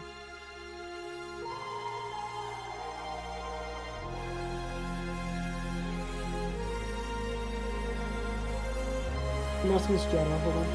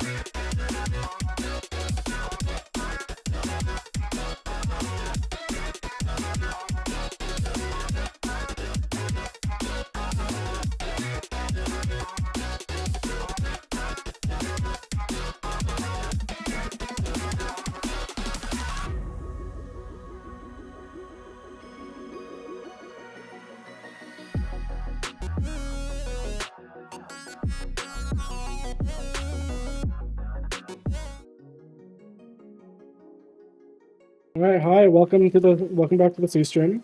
This next match we have coming up is Selfish Gaming versus Stroll. Both of these teams are currently 1-1. Selfish beating out disrupting their first game, then losing to Fadeless, and then Stroll losing out to Cat of the Day, and then beating out Do It IRL just a bit ago. Yeah, and I would say that game against Do This IRL was a big one for Stroll, coming up very clutch, especially in that third map of Gibraltar. Their DPS line of Kate and Laura really popped off, and it just looked like an all-around, just amazing match from them. And Selfish Gaming, perhaps on the downturn. I mean, losing to a team that's 2-0, obviously, is pretty understandable. Fadeless, they did lose to.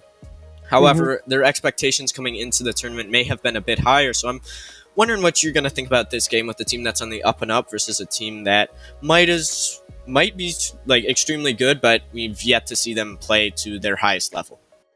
Yeah, I mean, I'm personally looking towards Stroll to take this match. I feel like their DPS line, especially Kate, has been really popping off recently, and their backline and Silvertals and Corey are really just stalwart. They haven't really been able to get dove too effectively. Silvertall is hitting a lot of really strong left clicks on the Zen.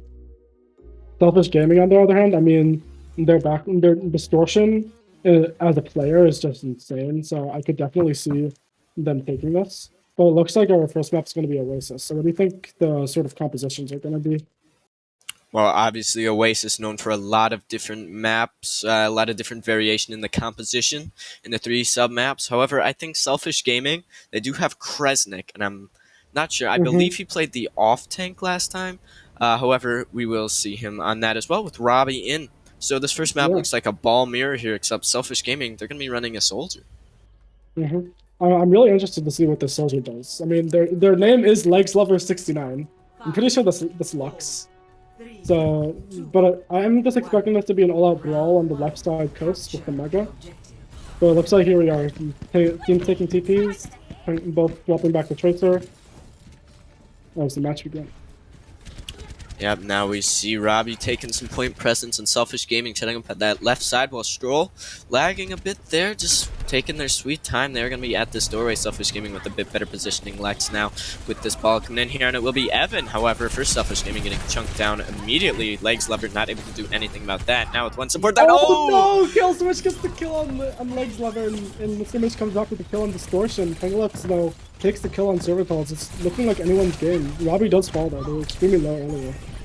Yeah, picks are in favor of Stroll as they do cap up this point. Lex just trying to get away here. However, Stroll, they got the picks, they got the cap, and it looks like they've got the skill. That was an amazing boop. And yeah, that was a crazy boop.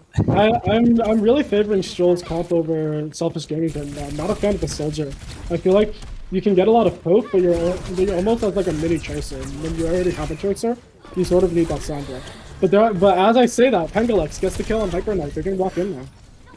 Yeah, Lex, obviously fantastic Tracer player, finds that opening pick, and now point presence starting to be pushed here by Selfish Gaming as Sen just trying to find an opening. Does have this pulse bomb here, and he does spot out the supports over. No more point presence for Selfish Gaming, but it's Legs Lever who finds Silvertals. Now that's where the support's gone for Stroll. Ascend just having to find something here, doesn't want to throw it into that Matrix, and he's stunned up, dies, gets a bomb off. Yeah, gets the bomb off, doesn't catch. Robbie, melee on the kill switch is max, so Selfish Gaming here is their opportunity. Remat comes in for kill switch, however Stroll still numbers down, and it looks like Selfish Gaming are going to be able to take this fight with a little bit more wear and tear. Yeah, I mean, that fight was really well executed from Selfish Gaming. They took angles, they got the poke in, they were able to take out the Zen really early. That was basically everything that you wanted to see from them, and now they have they have 6 ults coming up in this next fight. Stroll definitely has their own ultimates. I'm looking to see Kate build this EMP and go for the fast EMP, especially when Selfish don't really have anything to respond with in terms of their own EMP. Yep, Kate came up big all game in that Do This IRL, in that one, and now she's gonna have to do it again. Does find them out. Here it comes, EMP comes out, both supports caught. Evan cannot get this trans off, but the chase is here. Will Kate be able to find them? No, but Silvertals will. Both supports down, but Legs Lever popping that visor does find her. Ults for both sides now to use, however. Selfish Gaming obviously down both supports, as we stated before, and it will be the Transcendence from Silvertals to help Stroll win off this fight. That was an odd minefield, however, you There's the know, bomb in from the end, Kresnik. Gets the remake off. They do cap the point in the chaos there. Chaos, yep, Selfish Gaming does have it over, and now Hyper Knight finds legs of Robert. They got the schmoves! Not Hyper enough Knight to... yeah, Hyper Knight gets the kill. And now they can just go in for free. I mean, they don't... I mean, Hyper Knight almost dies there, but they do have the rally. They can walk in with the armor. Distortion also splits off to the wrong side. That's critical kill for them. And now they just can take their angles. They can set up for the next fight. Evan with this trance is going to have to come up clutch. I mean, the bomb, the pulse on the side of Stroll, the trance coming up in 50% for Silver Tolls. They're going to have to take this fight fast. Yeah, they can just go in here, use this Transcendence, hopefully find a pick. I mean, a great eat there from Kresnik, a very selfless play from him. And now, Ascend with no pulse bomb, just the Diva Mech bomb. There's and the bomb here engage. for Stroll, bomb comes out, doesn't catch. However, Kate falls to the soldier, but they don't touch! No way! C9 and top 500? C9 No way! My 5K average sub tournament. I cannot believe this. This is incredible. The bomb from Stroll, just forcing everyone to split off into different areas. It forced the trance from Evan, and then they just didn't touch. I don't know what happened there. I mean, they had the trance. They could have just walked. Yeah, it was an unfortunate circumstance there for the side of Selfish Gaming, as maybe they were playing a bit too selfishly there, and in the end it cost them the round. Stroll lucky to have escaped that one by the skin of their teeth, and now coming in this next one, looks like they're going to Ryan comp. However, Selfish Gaming sticking with the ball. Yeah, we got the style changes. Selfish Gaming just swapping over to the cast over the soldier, and Stroll swapping through our Doom Reaper rush composition. It's going to be really interesting. Yeah, it's going to be interesting to see where Selfish Gaming's set up here. Obviously, they have to get those supports to a safe place, so Stroll can't get at them. I'm not a fan of this setup. They have no angles. They don't know where the enemy team's going to go. They're just going to take poke after poke. As I say that, Lux does get the kill on the enemy Reaper. Yeah, but Ascend falling first. That's the key for Selfish Gaming to start going. And now, stun on both the Distortion and the Doomfist. Kate 1 HP, and Lex finds Hyper Knight. Now brawling on the point. Kresnik shooting in those Hyper Spears, and it looks like Selfish Gaming, off the back of that great pick from Lux, we're able to just cap the point. And look at the DPS. And look at the DPS's ult charge on the side of Selfish Gaming. 74 for the Cassidy. 76 for Pengalux. Both of these heroes just getting massive poke in value in that fight. It's really showing here. Stroll, however, does swap over to the Sombra Tracer Bolt Comp, but they do have a Sig, which I find really interesting. Yep, it looks like that Sig is just going to be sticking with the supports most of the time. Hyper Knight just trying to survive, actually falls low, has to go grab that Mega. Now, on the opposite side, Silvertall is just looking for anything, but it will be Kate finding Robbie first, so now Stroll have the opportunity. Oh, a nice orb there from Silvertall straight onto Evan. Now, Pengalux fires back, and the sun goes down. However, Kill Switch coming out big is going to be keeping this fight alive. Distortion does fall, and it looks like Stroll is coming back, but this is still anyone's game, especially as Robbie returns. Silvertall is free over here on the opposite side, but as I say that, of course, Lex had to come in. But point cap does go the way of Stroll, and it looks like Selfish are just going to regroup. That was really Silvertall's fight there. They got two picks, got a lot of value with their Discord, and they weren't really shut down until the very end of that fight. I'm really looking for Silvertall to be able to do that again, especially when you're playing with Sigma. You have to play a lot slower. Yep, here comes the engage. Hands forced from Kill Switch. Robbie has point presence here, and Mines is just high in that skybox. We'll use it at this choke here. Now, the Hyper Knight going down. That's a lot of sustain from Stroll out of the way. However, Kate fires back, finds the Tracer. Point flip goes over to Selfish, but it looks like Stroll, they're looking to re-enter this fight here once their ball gets back, and not a second later. Yeah, I mean, those mines really just got Hyper Knight out. He couldn't really get out and couldn't really do much. And here we see Selfish Gaming taking the point cap. Robbie gets hacked in, put in the pit though, and there's this trance coming out close down to the Flux. Yep, both balls now to the fight. Flux is forced, of course, but now Kate with that EMP lands it on to 3, and the rally from Distortion, excuse me, is going to be able to clean up the fight. A Stroll push forward, trying to find Kresnik here, and there's the boost. He'll be tossed off the map.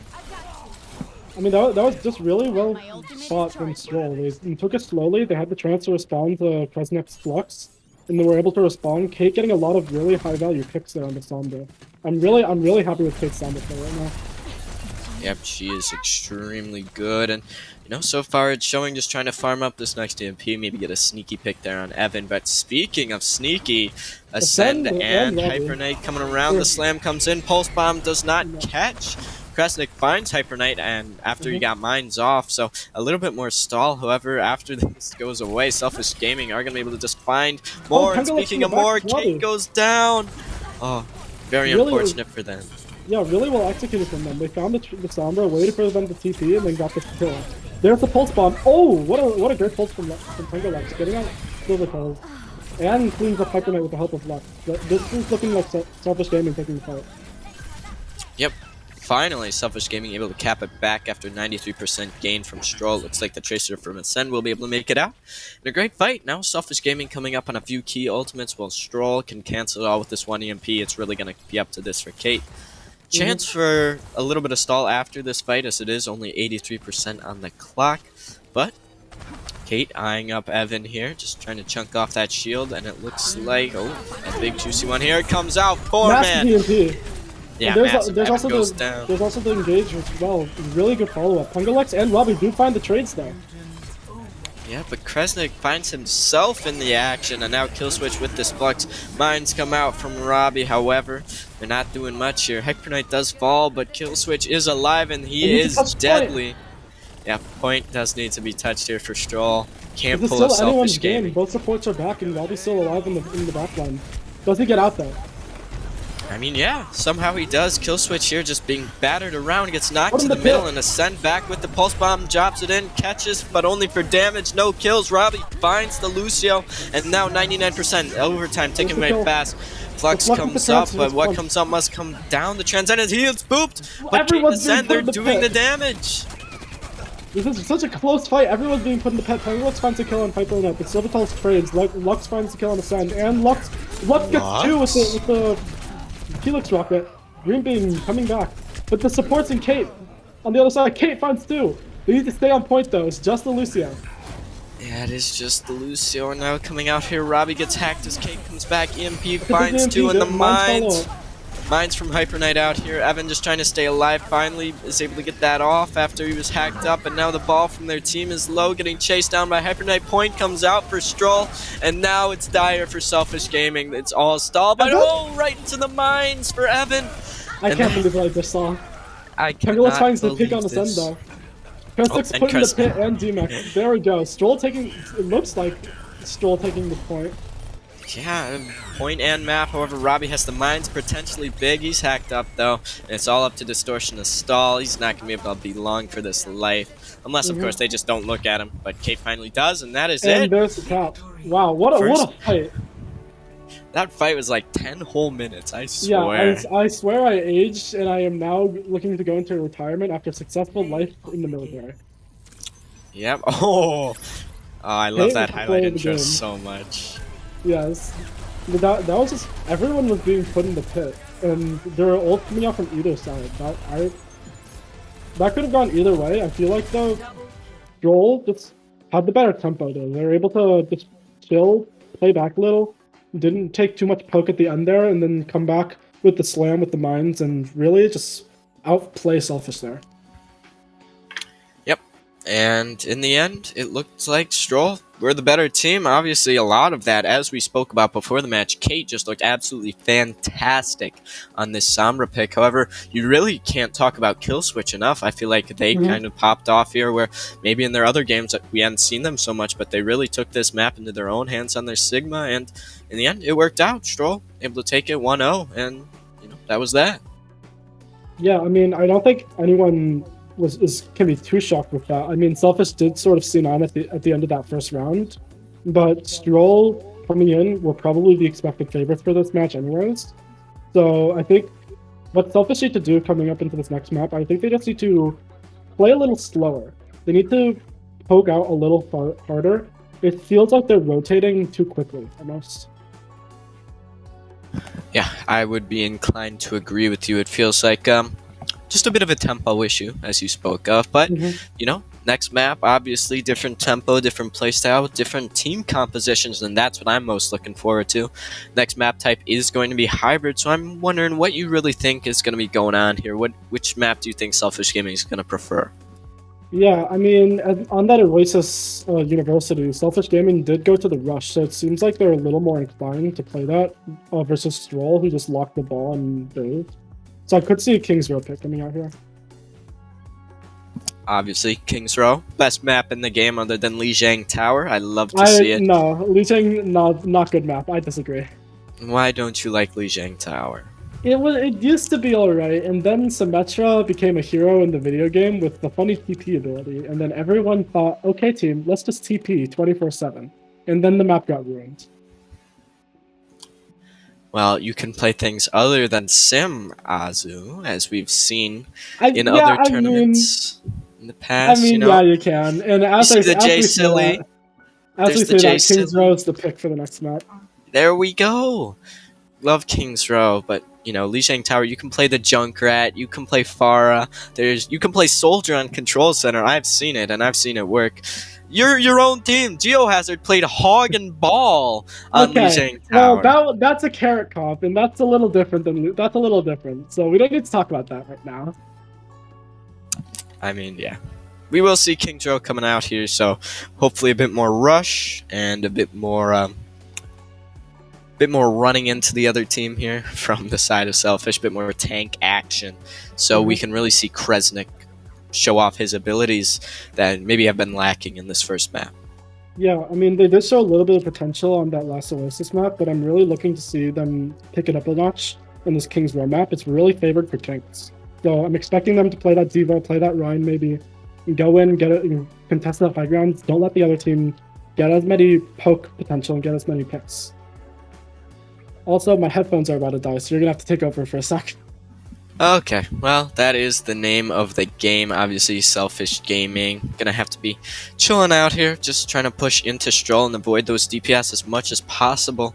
And perhaps some subs coming in here. I know that Selfish Gaming have the GOAT, Tommy Slap, on their roster. One of the best off-tanks in B-League last season, and who's been proven to be quite good overall. I believe he has Masters Peak, and honestly an amazing player. So if he does come in here, we will have to see whether he comes in for Robbie and then Kresnik goes to the main tank, or he comes in for Kresnik and then it's a Robbie Tommy Slap tank line. I mean, with Kresnik being the player captain for Selfish, I would expect that they don't want to necessarily pull him out. He's probably like the core of their team, the person keeping them mentally in it. So I could see Kresnik just moving over to the main tank role. But at the same time, it seems like he's more inclined for that D.Va, for that Sigma, so we'll see what happens. Indeed, see what happens as hopefully we can get in here soon. Other maps, other matches to keep a quick update. Paradise and Do This IRL. Do This IRL takes the first sub map, and it looks like actually a surprising turn of events here. I believe Disrupt is the team name. They have managed to take a map against the Mac Tackle Hamster Zone team. That's surprising. Yes, I was indeed surprised, but however, it's a good surprise as Disrupt. Obviously, have a lot of great players. They're captained by Azure, aka Lily, and big fan of Azure. Yep, as well as have some names on their roster, such as Ducks and the Gurgler, who you may also know. Yeah, I've heard of the Gurgler. I've heard of the hashtag Get Gurgled. Yep, hashtag Get Gurgled. Hashtag Kroger Family, I believe, is their new hashtag for the Disrupt brand. I mean, I'm just surprised that Hamster Zone struggling versus Disrupt. I personally rated Hamster Zone as one of the favorites to take the whole thing. So I'm surprised that they've already lost map 1 versus Disrupt. Yeah, obviously Hamster Zone losing earlier today already against the team of ROFLCOPTER 2-1. And, coming into this next one, maybe they just didn't reset, but we will have to see. Obviously, game's not over. Triumphant earlier today beating Cat of the Day. Obviously, we talked about Stroll already. Yep, Stroll already beating Do This IRL in a very close match. And now, as we see, it's just going to be more of that, as this map was indeed close, not going all the way to that third. But in the end, it was really close. So I'm just wondering how it's going to turn out on Kings. Yeah, and looking over to the games later today, we have Gentlemen Clubs and Sally Vibes, which I think is going to be relatively close. They both seem to be trending towards the bottom of the rankings, but they both still have chances to make it back and get to playoffs. We also have Ping Midi and Grim Coven, both of which are 1-1. That's going to be a good match to look for.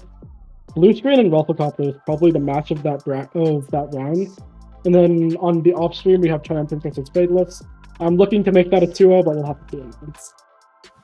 Yeah, I dare say that Fadeless versus Triumphant is going to be the match of this round, as they both looked extremely good. Triumphant obviously favoring that ball composition. However, it just really seems like Fadeless has, something really working for them with Josh and Meester and False.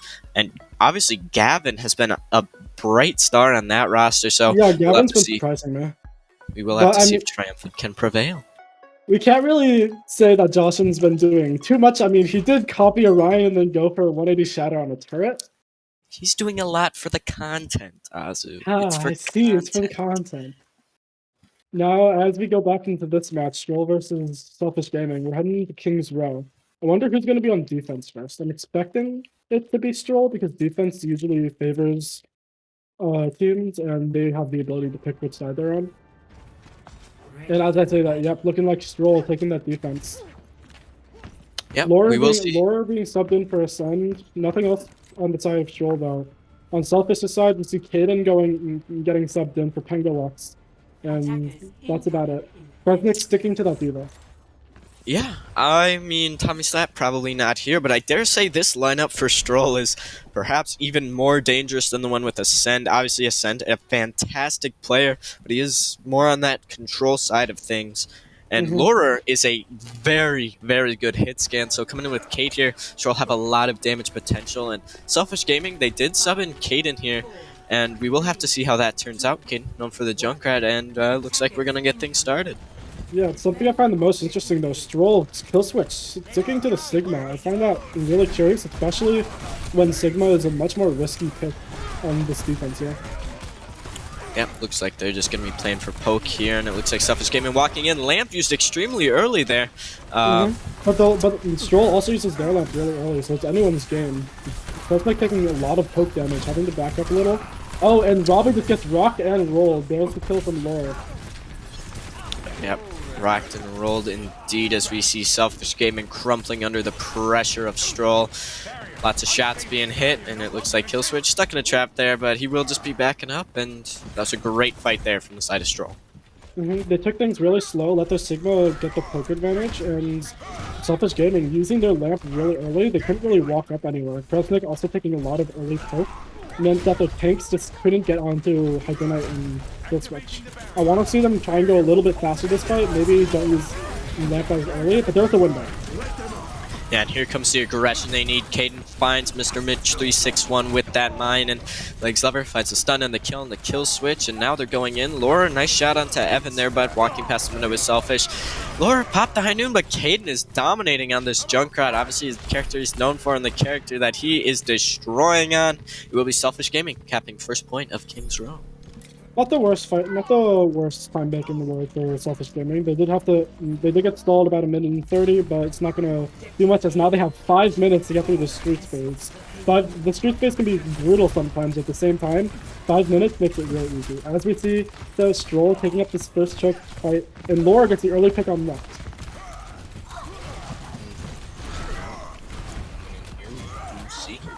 Just a little bit of waiting.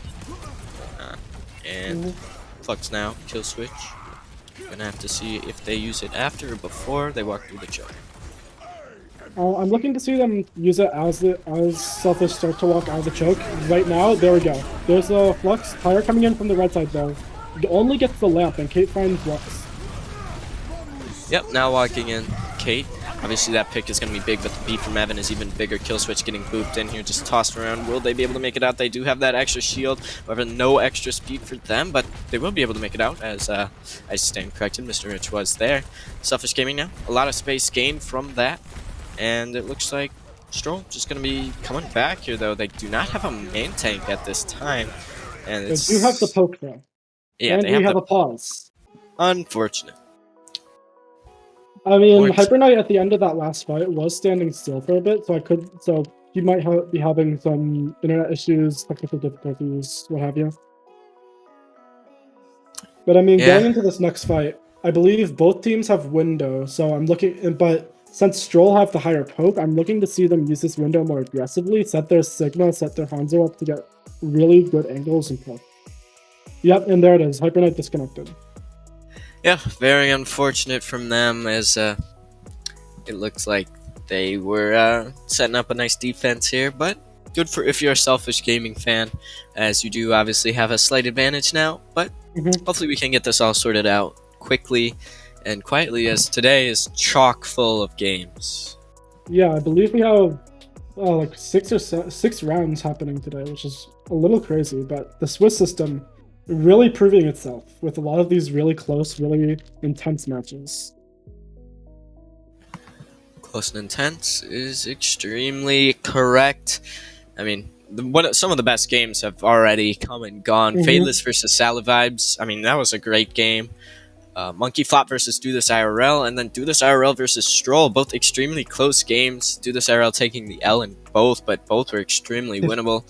I'd call those both like some of the best games I've seen so far. And now, as we see, Ping Mania is going to play Grim Coven. I think that's going to be another great game, like you said, and the pause here is ending. Well, Robbie's shield does go down right as the pause ends, and Silvertals does have this earlier window compared to Distortion, but it seems like Selfish are just waiting. Yeah, waiting for what? Probably just that shield, but they did lose that opportunity where the opponent main tank was coming back from spawn. A nice lamp there from Silvertals to be able to keep the supports alive, but the beat comes in. Mr. Mitch, now the aggression going to be coming out for Stroll. The shatter from Robbie is readily available, but 2 shields be able to break through here. Hyper Knight pushing up, does have the shatter, doesn't catch anyone. A nice block there. Nice block there from Robbie, and Killswitch gets caught with the opposing shatter. Laura finds Caden, but the picture going the way of Distortion finds 2 through this window, and it looks like Selfish Gaming is going to be able to cap up this second point. What a disastrous fight coming up from Stroll. They had the ult advantage, they had what they needed to win that, and then Hyper Knight just went in and had the most telegraphed shatter I've seen all day. I mean, that forced Stroll to have to panic, back up, use window aggressively or defensively. And they just couldn't find the value that they needed. Yep, and now Caden just spamming in here, gonna be going up against the Sigma shield and the Rhine shield. Whoa, lamp used early here. Very unfortunate. But we do see, as Kate's Dragon finds Robbie, they have the advantage just for a slight time, and Stroll will finally be able to stop and keep things in their ballpark. Yep, I mean, Selfish do have 4 minutes to only get this point through to the end, but 4 minutes for King's Row third sometimes just isn't enough. We've seen legendary holes on this exact point before. And there's the early flux, forcing the beat, there's the high noon as well, and the window coming in.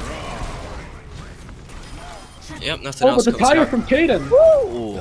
Caden catching 2, both supports, and that allows Selfish to just walk in. Laura does find 1, as he seems to just be finding 1 at the end of every fight before going down. And Selfish Gaming now, a lot of time, and it's going to be final fight here mostly. If Selfish Gaming first. Kill switch. I like that swap. They really need to put a stop to Caden and to Lux. I feel like they've been getting a lot of value. Robbie taking a lot of extra poke, and there's the window from Stroll, so they're gonna have to back up a little bit. Oh, Hyper Knight gets the Night Fire Strike. Wow. That's exactly what they needed. He's got the shatter. Probably doesn't need to use it, as Diva does get demacked here for Kresnik, and a bit of a stagger coming out. But hopefully not too long, as they're just being bullied away from the edge. Diva staggers are sad to watch as a Diva player myself. But coming up on this next fight, Kate and Hyper Knight both have their ultimates, but on the side of Selfish Gaming, they do have this bomb. I'm going to be looking for Kresnik to go deep into the enemy backline, try to pressure out Kate or Silvertals, and then use bomb aggressively as a remake. But we'll see what happens. Yeah, I really like when Stroll is using these aggressive fights and just going in instead of just being bullied around by Selfish. However, it looks like Selfish first bomb comes in, as well as the Dragon. Damage done from both, but no kills. But as I say that, Lux finds Kate with a nice headshot. Lamp out on the charge from Robbie, perhaps a bit over investing from him to just go back in there, but looks like he will survive as of this time, and actually finds 2. Yeah, he got the support from Distortion's window. That was a curious curious High Noon there from Lux. I'm not sure what he wanted to try and get. They're not going to have that High Noon to zone this point now. Killswitch don't get the touch, but they're getting grouped around. There's the beat coming out, and Hyper Knight on the ball is just going to be able to stall forever.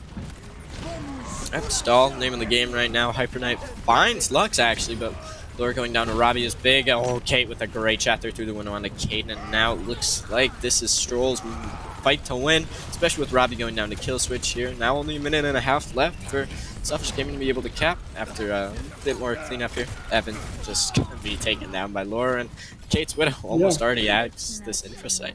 Yeah, Kate with some really nice snipes through the window shut down a lot of what Selfish Gaming wanted to do to clean up that fight. But here, the issue here now is that Stroll, they're on a lot of really odd picks. Hyper Knight on that ball. Kate has to swap back to the cast, and Mover has to lose ultimate and swap back to the Hanzo. I'm expecting Hyper Knight to swap to the Ryan, but as I say that, they're hiding on the left. So I'm not sure what they're hoping to achieve here. Maybe a slam bomb engage. Yep, is gonna be a nice rotation here out the left side, hopefully getting Kaden close and being able to hit those mines a bit more easily. Here comes and the tire. Like, here comes the tire on the top, finds Mr. Mitch 361. There's the window aggressively as well. Oh, Robbie gets 2 window fire strike. That's crazy. Yep, this time not walking too far into that bomb. Unlike that one highlight we all know and love. Kill switch demeched. Now the ball rolling around. Hyper Knight extremely low, 1 HP even, taken out by Green Bean 17. Now Robbie's shatter onto the Lucio, and that is going to be it. Silvertail's last one standing. That is it. Couldn't get it to overtime, got it down to 10 seconds, but that's still a really good hold from Stroll, bringing down that time bank all the way from 4 minutes to cap, just down to 10. So, really well executed from Stroll, but that last fight where they kept Hyper Knight on the ball, probably not the choice you want to keep with. Now though, heading back into the round swaps. I'm expecting Stroll to come out on that same comp with the Hanzo, the Stigma with the Rush. Play for that hard poke, maybe go around the statue. Selfish, however, I'm expecting the really aggro Rush that we saw originally on this point. But as the shields are selected, there we go. We have the aggro poke comp from Selfish Gaming with the Junkrat for Kaden. Stroll on the other hand, double sniper with the Sigma, but I'm sure that Laura is going to swap to the cast after they try to go for the 3-point shots. Yep. Good choice from them. We will see. Laura has been getting these picks. Perhaps not as many as his team would like, but in the end, it's a team game. It's not a one-man show. And so far, Selfish Gaming playing very unselfishly, really working around every aspect of their team. Obviously, Distortion getting a lot of damage done. Caden also doing just a lot. And then Robbie making a ton of space there. Best ball in BPL for a reason, even though he is on the Reinhardt. Yeah, and as the doors open, I'm really looking to see Robbie make that space that he made on third point. His charges really well executed. He never overstepped, and he always knew that he would have his team's back. That's what you want to see from the Reinhardt as the fight goes really aggressively. There's early lamps from both sides. Hyper Knight does fall though. Yeah, Hyper Knight taken down, but traded back straight onto Robbie from Kate. Now both teams just backing up. No main tank. It will favor Stroll, and they will be taking this point as they know that kill switch here, just trying to poke away, get any more damage he can, but both supports are here to heal it up. However, Lex Lover actually extremely low, and Hyper Knight is back.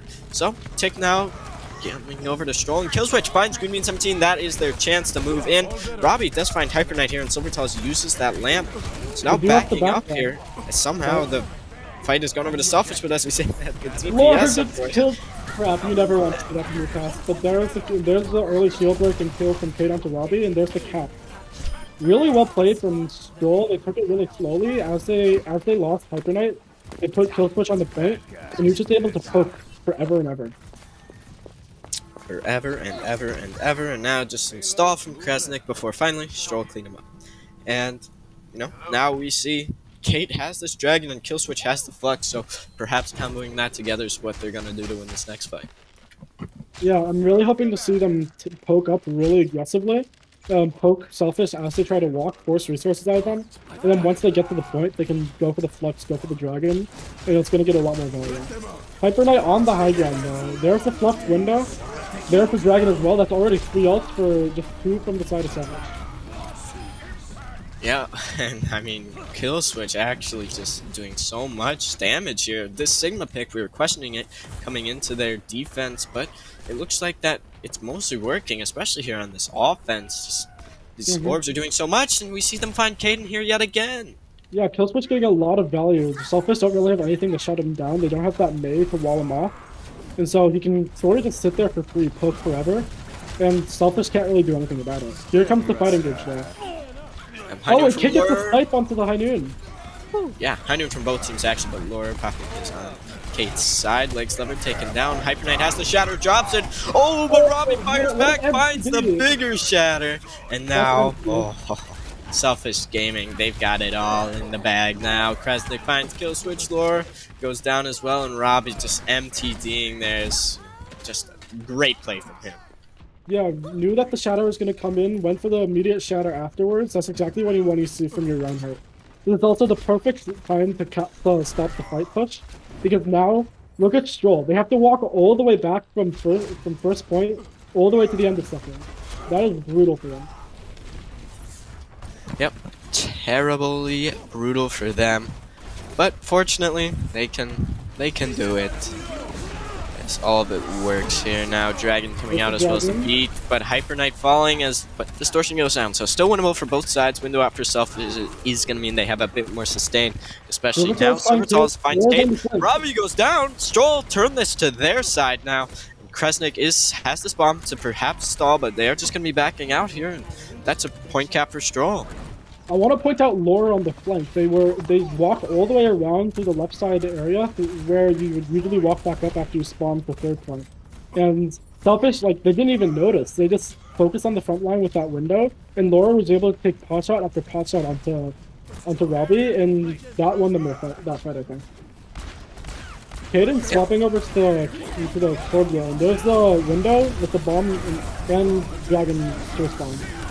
Yeah, bomb forced them straight into that dragon, so damage has been done. Mr. Rich finds two, but in the end it's not going to matter. His picks all going the way of Selfish Gaming. Maybe a bit more stall trying to come out here, but they're just going to be backing up here for Stroll. And I mean, it looks like, I'm not exactly sure what Killswitch is doing. Yeah, what's Killswitch doing, huh? Where are they? Just trying to get poke. Kresnik's mech actually extremely low, and it looks like now Stroll dragoning in here, just trying to get the space window out for the opposite side. Kate trying to find that turret is going to take a couple of shots. Will eventually get it. Looks like they're waiting it out, but Silvertall is somehow caught by Lux. Silvertall's just dying early repeatedly, I feel. That's like one of the more recent times that I've seen them just get picked again and again. It seems like their Zen is a lot more comfortable for them compared to their bot. Yeah, we do see that, and now it's all Selfish Gaming space. Will be taking up this corner again, but Robbie just explodes. Oh my lord, turned into mincemeat from the side of Stroll, and now High Noon through the window. Laura is going to find the D-Mac. Double zone ultimate. Yeah, I mean... It looks like... Yeah, I mean, it looks like Stroll just taking this... Evan's off the map! I don't know what happened there.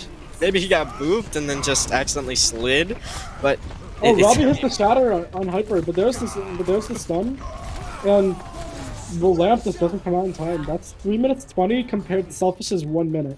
Yeah, Evan falling off the map. He had beat, or almost had beat, and they just weren't able to use it. That was disastrous. And yeah, Robbie playing way too far up, doesn't have the help from his team, gets immediately exploded, reduced to atoms. And then Evan with that close to that B ultimate, what you needed to turn that fight, and falls off the map. I need to know how that happens. yeah, well, we most likely won't see until after the match is over, but that's okay, as this match has the capacity to keep on going and keep being just as close, so maybe more people will fall off the map, who knows? I would personally hope if people just did not fall off the map, because that is not good to see, and it makes me cry a little inside. Well, at least you're not crying on the outside like someone who actually got booped off the map, or like Paracelsus in scrims when he walks off the map, so... That's Para though. You can't question that. I question their methods are beyond your understanding. Okay.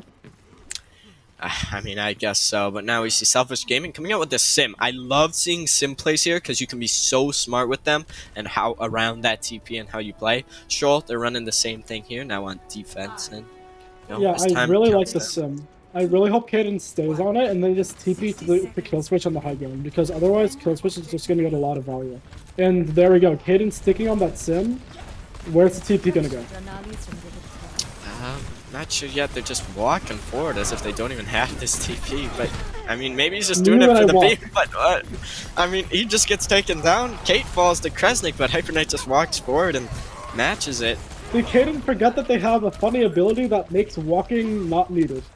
I mean, I don't know. They got to point pretty easily, and it looks like maybe he's just playing for the beam, but finally putting down that TP. I mean, that was just an interesting play.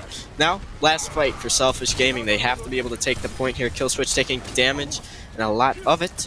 And it looks like they're backing out here for the side of Stroll. I mean, they have to give a tick and almost 2 ticks. That might be. Oh, the Hyper Knight going really low. They really need to get the shadow out. That's a bad shadow. Yeah, it's big, but the lamp coming out from Green Mean 17 is going to be just as big. Windows now from both sides, but point presence does have to be established here for Selfish Gaming. And it looks like Stroll is just going to be able to walk forward and finally be able to take this point. It's the opposite side. Really well executed from Selfish. They had the window, they poked them out. They really were able to recover from that shatter. That could have been disastrous, but there was just no follow-up from Stroll, and Selfish had the lamp to keep everyone alive. Ultimate is ready. Yep. And now we see it's gonna be the Junkrat pick from Lux. That's gonna be interesting. Kaden on the sim, Lux on the Junkrat. No Kaden J Silly right now, and perhaps that's a little. It feels like they've maybe figured out how to beat the Sigma coming out from Stroll though, because this comp goes very fast, has a lot of poke. Your shields aren't really going to do much. There's the early dragon and the early lamp. Kate's on a really good off angle. Laura fights Kaden. Yep, picks come out here, so now it just has to be cleanup for Stroll coming out fast. However, not a lot of damage going on to this D.Va, but the other parts of their team are falling. Kresnik finds Hyper Knight, and as soon as they kill this baby D.Va, that's going to be it. That's as far as COD goes for Selfish Gaming. Very winnable for them, however, I will say. Halfway to second point, but Selfish not down and out yet. They can definitely hold this. 3 minutes for Stroll though to take this point. That's going to be brutal, especially when Selfish only had that one. Initiating match. Indeed, indeed, indeed. And it's just going to be more time, more time, more time. Time is the name of the game right now. As Stroll, they have a lot of it, but in the end, it doesn't matter if Selfish Gaming get off a really impressive first point hold, which I personally believe they have the capacity to do. Yeah, they just have to make sure that Robbie doesn't immediately fall over and have 20% random trip event where you just lose all your health because there's a random pebble on the ground that you didn't see. Yeah, just like Super Smash Bros. Brawl, random tripping. Yeah, but yeah, I mean, if they can keep Robbie alive, I mean, that's the critical hero that you need to keep alive. You need that hero to contest that point. You need Robbie to provide the shield for the team. Stroll, on the other hand, sticking to what they've been playing, this double shield, this double sniper, or the double shield with the Hanzo Cats. I'm hoping that Allure, when they swap to this Cassidy, they go for a really aggressive flank as the rest of Stroll go for the push around the statue. Because if they get that flashbang onto the BAP or even onto Robbie, that's going to be massive. Yeah, it is going to have to be massive for them to be able to just continue with it, continue with the push, but Laura falling extremely low, does not fall. Selfish are giving so much space! Yeah, point presence is going the way of Stroll, however, immediately right back down. I love the disco ball because it just gives so much more light to the atmosphere, and looks like lamps are traded out. Stroll just trying to poke around, but that turret not being dealt with. Kate just trying to find anything from this backline here. But already 70 to Dragon, and Killswitch finds Kaden. There's the early window though, that's so early. Silverclaws is only just getting to it now. There's the early Dragon as well. Yeah, Selfish don't capitalize off it. They don't follow up on the people that were stuck in hotels. There's no follow-up, and Robbie gets rocked and put to low. Kate finds the amazing pick onto Evan, and there's the kill onto Robbie. Giving so much space in that situation, where you need to keep point locked down, that's so bad from Selfish. Now they have to come back in. They're going to have to take poke as they walk back up. And the point's right there. They only have to hold for 2 minutes, yes, but Stroll have the ult and the space to work with. Yeah, they got the space, they got the time. 2 minutes is a lot of time for Selfish Gaming to have to hold, especially when they're pushed so far back here. Can't even hold at the gates. They're going to just have to play for this point, and it's really going to be up to Lux to find something big here, or up to Robbie to find something with the Shatter. Early beat here from Evan is going to be available, however, Robbie jumped down so There's the dragon to fast. cut it. The dragon cuts off the space, and Presec gets the D-Max. This is looking like Stroll just rolling on down to the golden box of victory. Yep, Stroll able to roll, and you know, this map hasn't been a draw, but in the end it is going to be a victory coming out for Luca's team, and that is that. Stroll take a nice 2 over Selfish Gaming to put themselves at a respectable 2-1 in the standings. Now Stroll definitely in the right spot that they need to be in to take that last match and go into the playoffs looking pretty strong. Selfish, however, they're gonna have to bank on having really strong opponent map win rate, really strong map just wins in general, and praying that other teams go do what they want. I mean, them holding back on that King's Row first, that was disastrous. You can't give that much space, even if you're playing that Torbjorn. You need to play up close. You can't let them cap that point.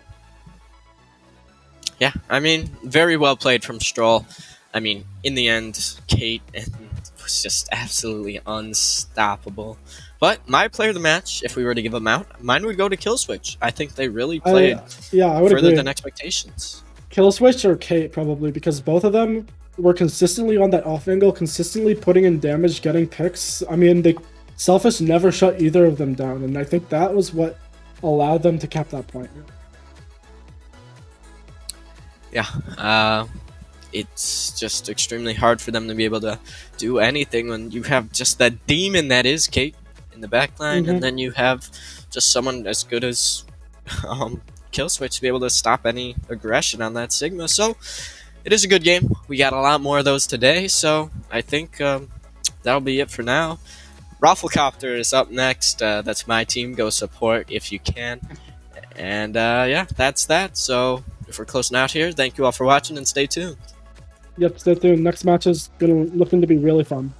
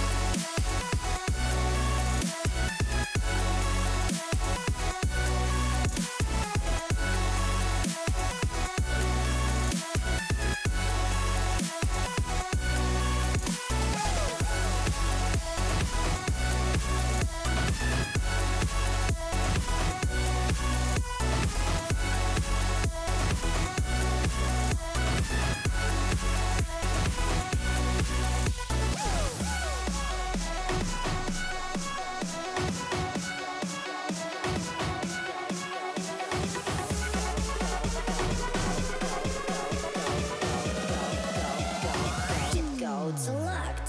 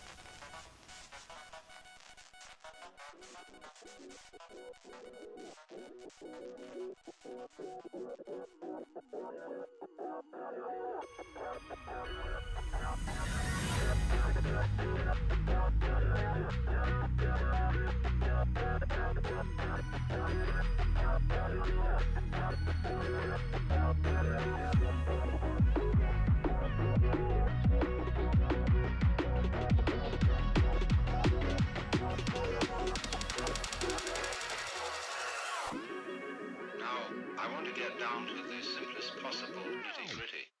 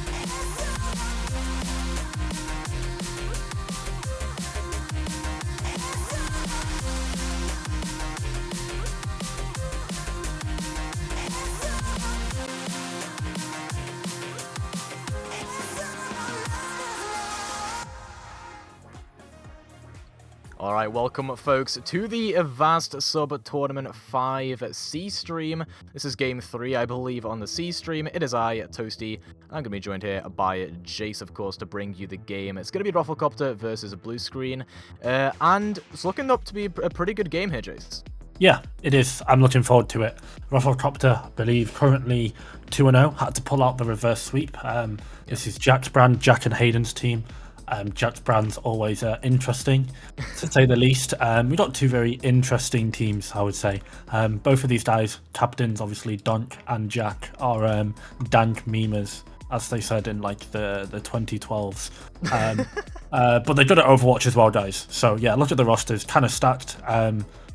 I think that pretty much goes in draft order. Stratocaster, kind of steal. I don't want to call it steal of the draft, but definitely one of the biggest snipes. 3.6k brig player, main support picked up literally in the last round. Yeah. He's going to be looking to prove his value. And for Blue Screen, well, Riptide, Bonesaw, Limeade, Butters, Dust, even Sheb and Wadet have done good performances and have had good performances in Snowdown and BPL last season.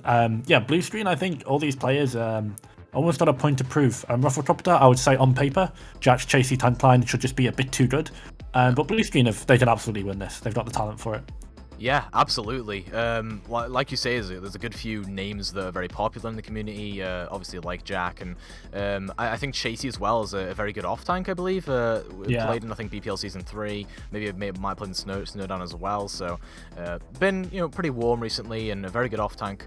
The very well known in the community, I believe, plays DPS for the most part. I know I've seen them play support in the past as well. It's pretty flexible. So a good few names here that are pretty popular and pretty well known. And I mean, both of these teams, like you say, 2-0, so looking to perhaps make this 3-0 going into this game. And honestly, I like you say, I think Blue Screen have a lot of talent here, and I think if we're going into predictions, I think they take this. Yeah, I would say ROFLCOPTER, I think, are actually going to take it. I think if you look at the teams that they've played, definitely played better teams. ROFLCOPTER as well. I'm just looking through their Solomon.gg's, like, they are littered with winners. Jack is Season 3 Roll-Star, Season 2 runner-up, Homie Chat Invitational winner. Chasey is Season 3 Roll-Star, Snowdown S-League champion, the Sub Tourney 3 champion with Frodro Mode, World Cup Gold with Team Canada, Protein Shake, BPL B-League champion, Avast Sub Tourney 4 champion. The Protein Shake's looking to hit it back, look for the salty run back and look to defend his title. Paracelsus, B-League World Cup Gold, Season 2 B-League champion. Reborn, Snowdown, Strato, unfortunately, Snowdown B, runner-up, unfortunately, that's the only thing he's not to his name, but nonetheless, in case it wasn't any more obvious, guys, as I said, I did the exact same thing with Avast on A-Stream. Like, this ROFLCOPTER lineup has winners in it. So they're going to have a certain expectation, they're going to have a certain thing. Will that help them mentally? You would hope so.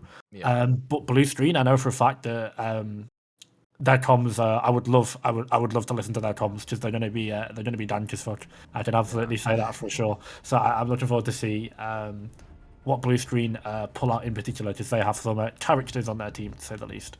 Yeah, absolutely. But, I mean, where have we seen before where there's a team of winners going into, like, a tournament or a season, and then they completely flop? Season 4 San Francisco Shock, so basically what I'm saying is ROFLCOPTER are going to lose this off that basis. I know it's the worst logic ever, but anyway, getting right into things here on Oasis, it's going to be quite different compositions to what I actually just saw on mainstream. There was a lot of board compositions being played there, but now we've got this rush coming through, Blue Screen and ROFLCOPTER. We'll see which team comes out on top in this. The Junkrat is what ROFLCOPTER are opting for here, and it can put out a lot of damage. I see them coming around the side and just looking for the spam over onto Blue Screen's core, but there's the pin coming through from Jack already. Might actually get forced pretty far back because of that Immortality Field's traded out, and it's really just a scrap on the point at the minute. Jack is coming up towards this Shatter, and if they can get this off, they'll win the team fight, but Reborn and Chase already go down. I don't think there's going to be any opportunity for them to win that there. Yeah, no, this is a Oasis University brawl map. This is a Dust and Jack lobby. There's going to be Reinhardt. Ladies and gentlemen, Bonesaw pulling out the signature Doomfist did so well with that on Zenith. We saw some very shaky hitboxes at times during that season. Particularly, I remember one on the Zhang Tower where he just missed and managed to still find a punch against Zenith. But nonetheless, Jack got shot already, puts Dust on the floor, manages to get two of his team behind him. Reborn is swapped over to Doomfist. He's come in, gotten a pick, and I mean, ROFLCOPTER have just completely steamrolled this fight, and it looks like they're going to get flipped a ball from Blue Screen. Yeah, absolutely. Blue Screen get a bit of stall through there, but overall a very quick team fight there for ROFLCOPTER, just coming in thick and fast, and now they're going to build up towards some pretty important ultimates here. Obviously Protein Shake only halfway to the beat, but that Amp Matrix 5-strike combo can be great for ROFLCOPTER. Blue Screen though, they are amassing a bunch of ultimates of their own. If Dust hits a fat Shatty here, it could be massive. Vita comes in, Paracelsus goes down, no lamp. A bit unfortunate there as they get taken down by the Deadeye. It's a 2-for-2 trade there, but Jack ends up going down. It's all up to the bomb here from Chase, and it doesn't catch too much. It does end Bonesaw's rampage, but Riptide is right there to take over. They end up felling Larry, and at the minute it does look as if it'll be the flip over coming for Blue Screen. Just some stall, like we say. The Doomfist is back, the Diva is here to stall as well, so ROFLCOPTER just want to get a bit more percentage. Yeah, these comps are so fragile, they are so volatile, they are so backward and forward. So many carry threats coming out from either side. Both Reborn and Bonesaw have the ability to one-shot, well, 3/4 of this roster by themselves. Larry VT, aka V, on ROFLCOPTER, that Reaper, so important as well. And obviously, both Reinhardt's in a broad composition, central to it. Protein Shake, though, someone I didn't mention, is just found in pair to kill the fight. Yeah, who needs one shit character? Whoa. Words. Who needs one hit characters when you have Protein on your team? We ignore that. I'm glad there's a C stream. Oh my. You do need one shit. You do need one shit character. Shit characters, Lucio. This character is so useless outside of Brawl, but nonetheless, Protein doesn't care. Just finding the boost, finding the value. Oh my, talk about value as well. The Death Blossom Shatter combo coming through here as ROFLCOPTER come through with the kills, Reborn and Larry to take most of those. And that is 63%. I mean, they're just looking to pretty much spawn camp. I mean, they get right up to the spawn doors. Yeah.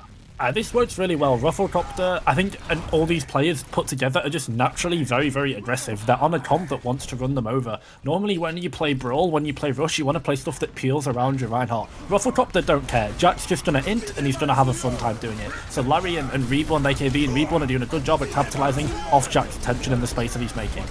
Well, Dust here with the Earth Shatter can potentially give their team the team fight win if they want it, and yes they do. 4 down to the ground there. ROFLCOPTER probably going to get sent back in here. That bomb will try and turn things around, but Bonesaw is there with the kills onto the enemy DPS line. Larry and Reborn both go down.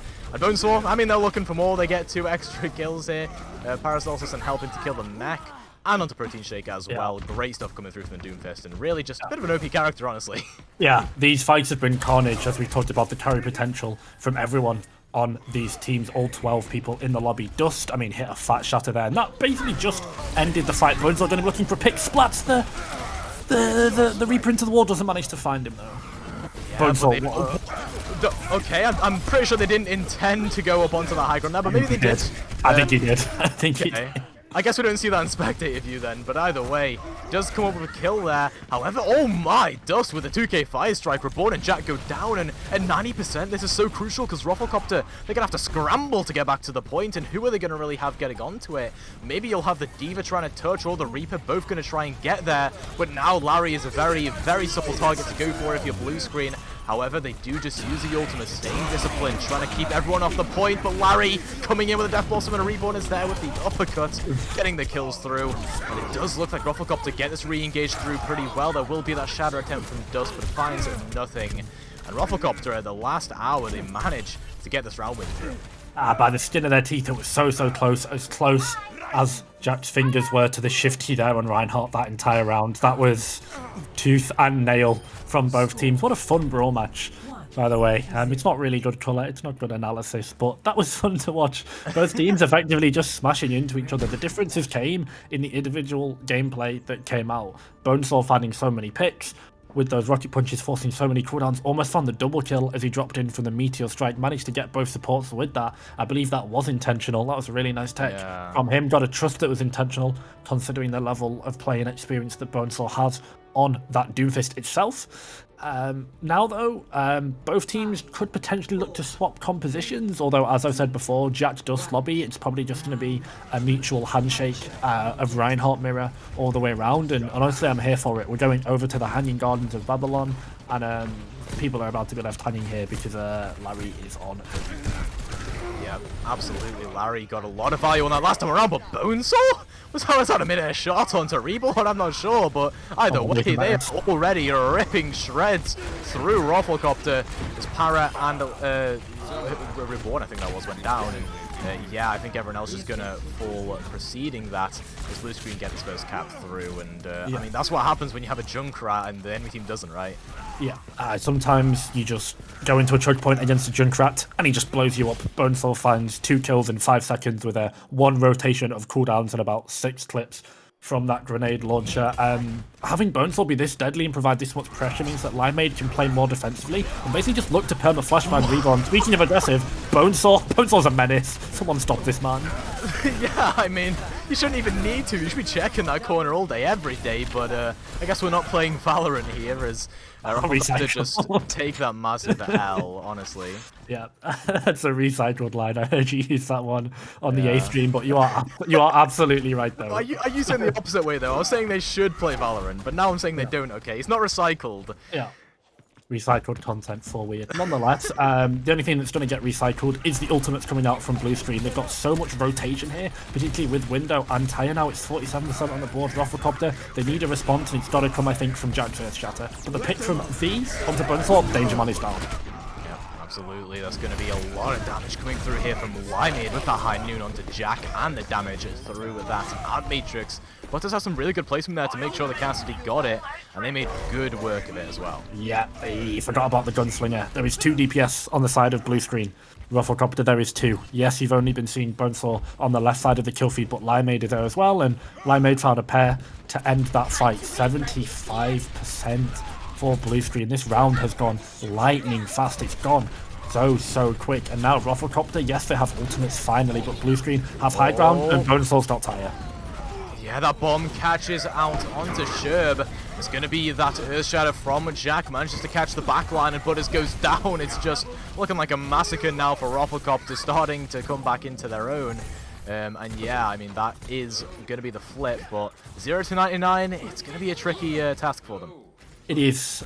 Blue screen, pretty much, yeah, they lost that fight, but I mean, they get 95% on the board. Now what ROFLCOPTER have to do is, I think, it's going to be a monstrous task for them. Both Thea and Reborn have to output the same pressure and have to really abuse the high ground that blue screen did so well, and they used so well. Yes, they've got a good position for Jack as well to maybe try and find something, but this tie from Bonesaw, if it connects, it could be it.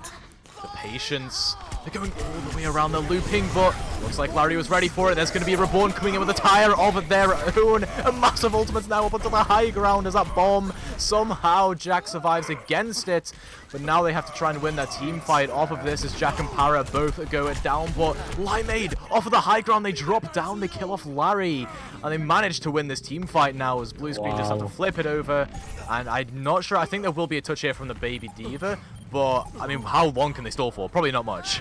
Yeah, the supports and the Chastity, the backline, and the Cowboy, so much work. There's Sherb, Butters, and Limeade clutch a 3v4, and it's thanks to some of the quick shooting from Butters and Limeade in particular. That pick from V onto Limeade could potentially give them a recontest, particularly if Reborn can find something with the Doomfist. He's got to go away. This is still a fight on point, and a fight on point does not benefit ROFLCOPTER. Yeah, not at all. They're just going down one by one here. Bonesaw, I mean, you know, that's easy pickings for the Doomfist, right? Just smashing everyone into walls or uppercutting them out of the way. So, great stuff coming through there, and it will go to 1-1 on Oasis here. And we're going to see City Center be our final Oasis round map. And will they continue to play the Reinhardt mirror here? Probably, but why? Yeah. You would think so. There could have been some form of mutual agreement. I think blue screen could unironically play a composition like this and just go for the high ground. ROFLCOPTER, probably playing the right composition. You need to stack, you need high ground, and you need the ability to quickly punish on someone that's either late on the rotation or is mispositioned on this map. This is the principle of winning Oasis City Gardens. Always has been. This is a Tracer's playground, this is a Ball's playground, this might be a Bastion's playground if Bonesaw can get the high ground. So stop the Lego bricks. Let's hope they doesn't manage to throw up any bricks. Hashtag bricked up respectfully. Rest in peace, the Jonathan's Club. I believe they've gone home and they've gone out. But yeah, Bonesaw on the high ground, on the Bastion. They're just going to chill up here and dare ROFLCOPTER to go anywhere near them. I mean, I was questioning this, but it kind of works there. I'm not sure how Reborn falls to Bonesaw in that situation, but Bonesaw now drops to the low ground, gets that Immortality Field put on them, and they can just tear through the opposition. And blue screen, I mean, they came in with a plan, and they executed it. Can't blame them, really. You know what? It's not madness, because there is intent and there is thought behind it. There is... You know, yeah, I mean, they had a plan. The plan was very simple. It was, let's just go to the high ground and chill with the Bastion and wait for one of them to make a mistake. Luckily, the lack of experience and sort of lack of composure maybe from Reborn, that ROFLCOPTER DPS, I think this is his first sub-tournament, definitely not used to playing against players of this high. SR caught him out, made a slight mistake and got punished for it. So now, once again, Blue Screen, they just get to chill and they're playing a very reactive comp. So ROFLCOPTER, they've got to be perfect in their proactive decision-making, which is really, really hard. Yep. Absolutely, ROFLCOPTER. They do get that flip over, though. Blue screen let them have it, and now they're going to try and aggress onto the backline, but Reborn can't quite get that through. Riptide with the peel. Excellent stuff there. Blue screen, you know, they give a little bit of space up, but they come back with kills of their own. Probably going to win the team fight now. I think it's a 2v5 or something like that. Yeah. Very winnable now for them, and they just flip it back over. But that's 17% they, you know, if they touched, they wouldn't have given away. No, it's actually okay though, because the most important thing is that they still, as the dust settles, as he's going to go back up to that high ground, speak of, they're just going to keep control of it. They now, once again, ROFLCOPTER, they have to rotate into this bastion. This is not something they have prepared against. This is not something that you can just do easily in a second if the bastion is smart, if the bastion is sentient, which by the looks of it, Bonesaw definitely has his monitor turned on today. Now they've got window as well to double the damage that can come out from that Omnic. ROFLCOPTER looks like dust from the top rope! The jump shatter comes through, Dust using the jump pad as well for the momentum, and they get 4 down with it. I mean, I don't know what more you can ask. That's going in a frap reel somewhere on the internet. Yeah, that's going in a BBL clip. That was Rob Van Dam from the high rope. That was a 5-star splash, put 4 on the floor. All the wrestling memes you can. From the top rope, Dust came down. They weren't wary of the rotation. The Bastion caused so much panic, so much distress, that they just forgot about the big hulking German man. And well, he sat them all down, and now 87% on the clock. Speaking of the Bastion, he's got the ultimate ready. Larry VT goes down. Reborn cleans him up though. Nice 1-for-1 for ROFLCOPTER. Yeah, Bonesaw wasn't able to hit the directs onto them, but still, 95% means that blue screen, if they win this here, it could be the map. But Chase is there with that kill onto Sherb, and Dustin Buckers obviously going down the board, and Protein Shake with the damage there. Yes, ROFLCOPTER again, flipping it back over, but they're at such low percentage, it's going to be so difficult. They are, but this is the end of the weaponized toaster shenanigans. Bonesaw needs to get off this hero. He needs to go off the Bastion, because now ROFLCOPTER have the angles, they have the space. They have the ultimates. It's going to be a lot easier. Reborn, in particular, was really struggling to contest this Bastion and execute him with that focusing beam, but now he's got this hard cover. He's got these angles to play around. It's going to be a little bit more easier for him. The slam comes in. He manages to dodge it, pulls out a 5-star of his own as he copies over to the Rhine, but he's just going to get shredded by that Bastion through the window. Yeah, that Bastion can put out so much damage. I think it's 1,000 DPS you're getting through it there, as that's going to be a 2-hit from a made from the sidelines. Not sure how they construct that one, but it's going to bag them at the map, it looks like. Riptide does go down to Reborn, but I don't think that's even an impactful pick that will allow them to flip this over. You'll get this Echo coming up from the high ground to try and touch, but do they even touch? No, because they get that direct through. I believe that was Larry, I think, that got onto the point, but now it's going to be this Earth Shatter from Jack, potentially trying to give them an in, but again, it's just not enough. There's not enough players here to really overpower this Bastion like you need to. Yeah, the sentient toaster, the weaponized Gucci smart fridge, whatever you want to call Bonesaw, on this Bastion, he's just a distraction because it's allowing blue screen to absolutely pop off. ROFLCOPTER, well, they've been Alt F4'd, Windows 10, shut down music. They have been docked, they have been shattered, they have been bombed, they have been Alt F4'd, anything.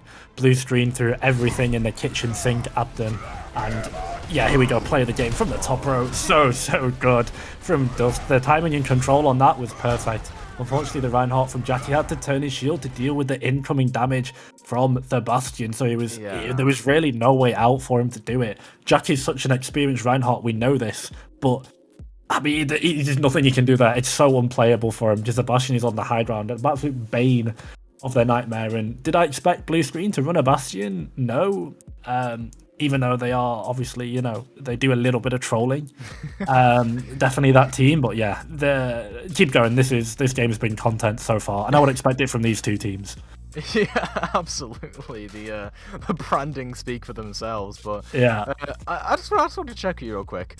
From the top rope, that's a wrestling reference? Yes, it's a I never knew that. I just thought it meant jumping from a high place. No, it's a really common wrestling call. I think Michael Cole or whatever. It's a wrestling reference. So like, yeah, from the top rope, because if you think about, you know, when they do like the front, like the wrestling ring, and you have like the rope, don't you? Yes, like when they do moves where they do like the dive bomb. Have you ever seen like the Rob Van Dam 5-star splash, the 5-star front splash? Just Google it, YouTube it. If anyone in chat has watched a match of wrestling ever, when they go up to the top rope and they jump off onto someone on the floor on the mat, and they like either dive bomb them, they body splash them, they swanton bomb them, any sort of that. Yes, that's what that means from the top rope. Okay. Yes, there you go. Because I don't watch wrestling, as you can tell. No. But you know, Used to back in the day. It was a Chad play. I'll give them that. Great stuff. Going to be going in the frag reel, obviously.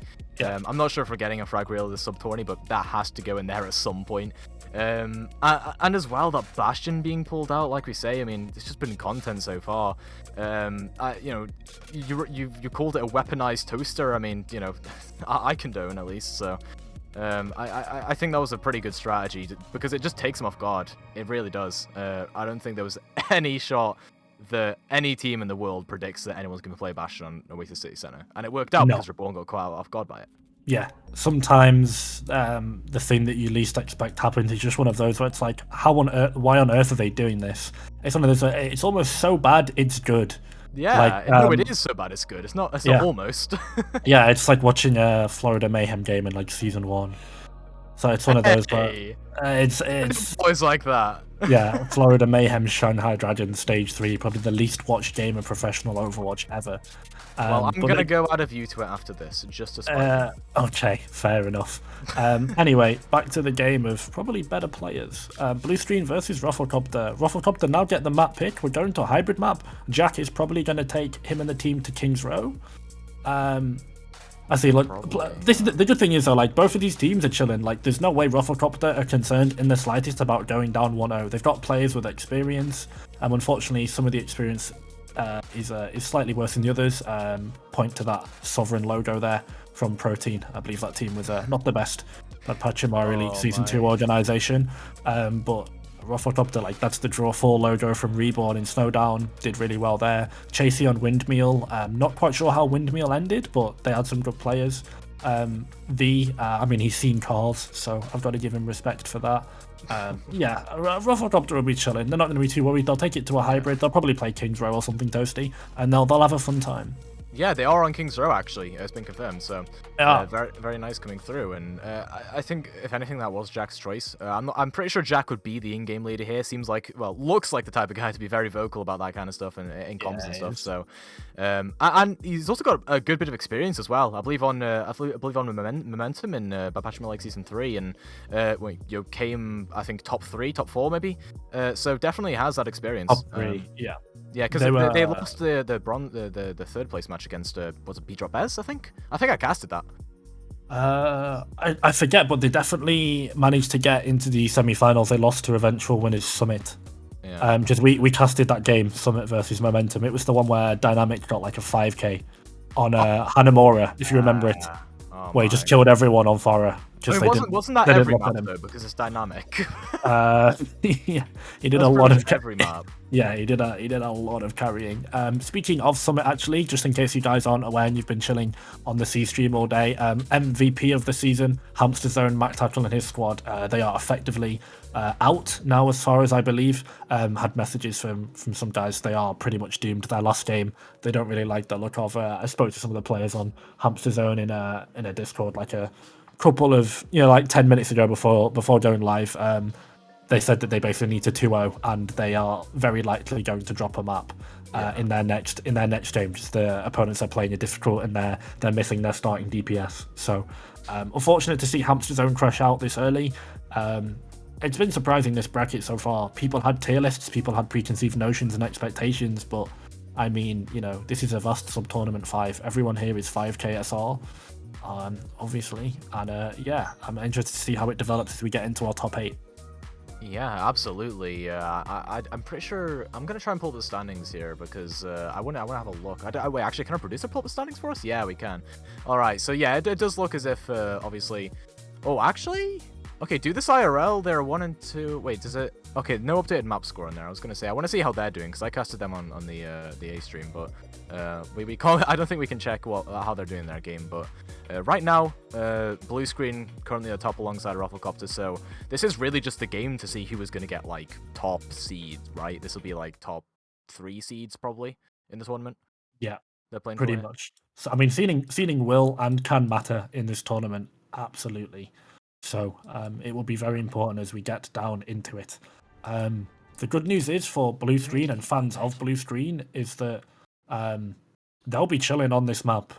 They have absolutely got the people to play Rush. The composition they just played is Rush centric.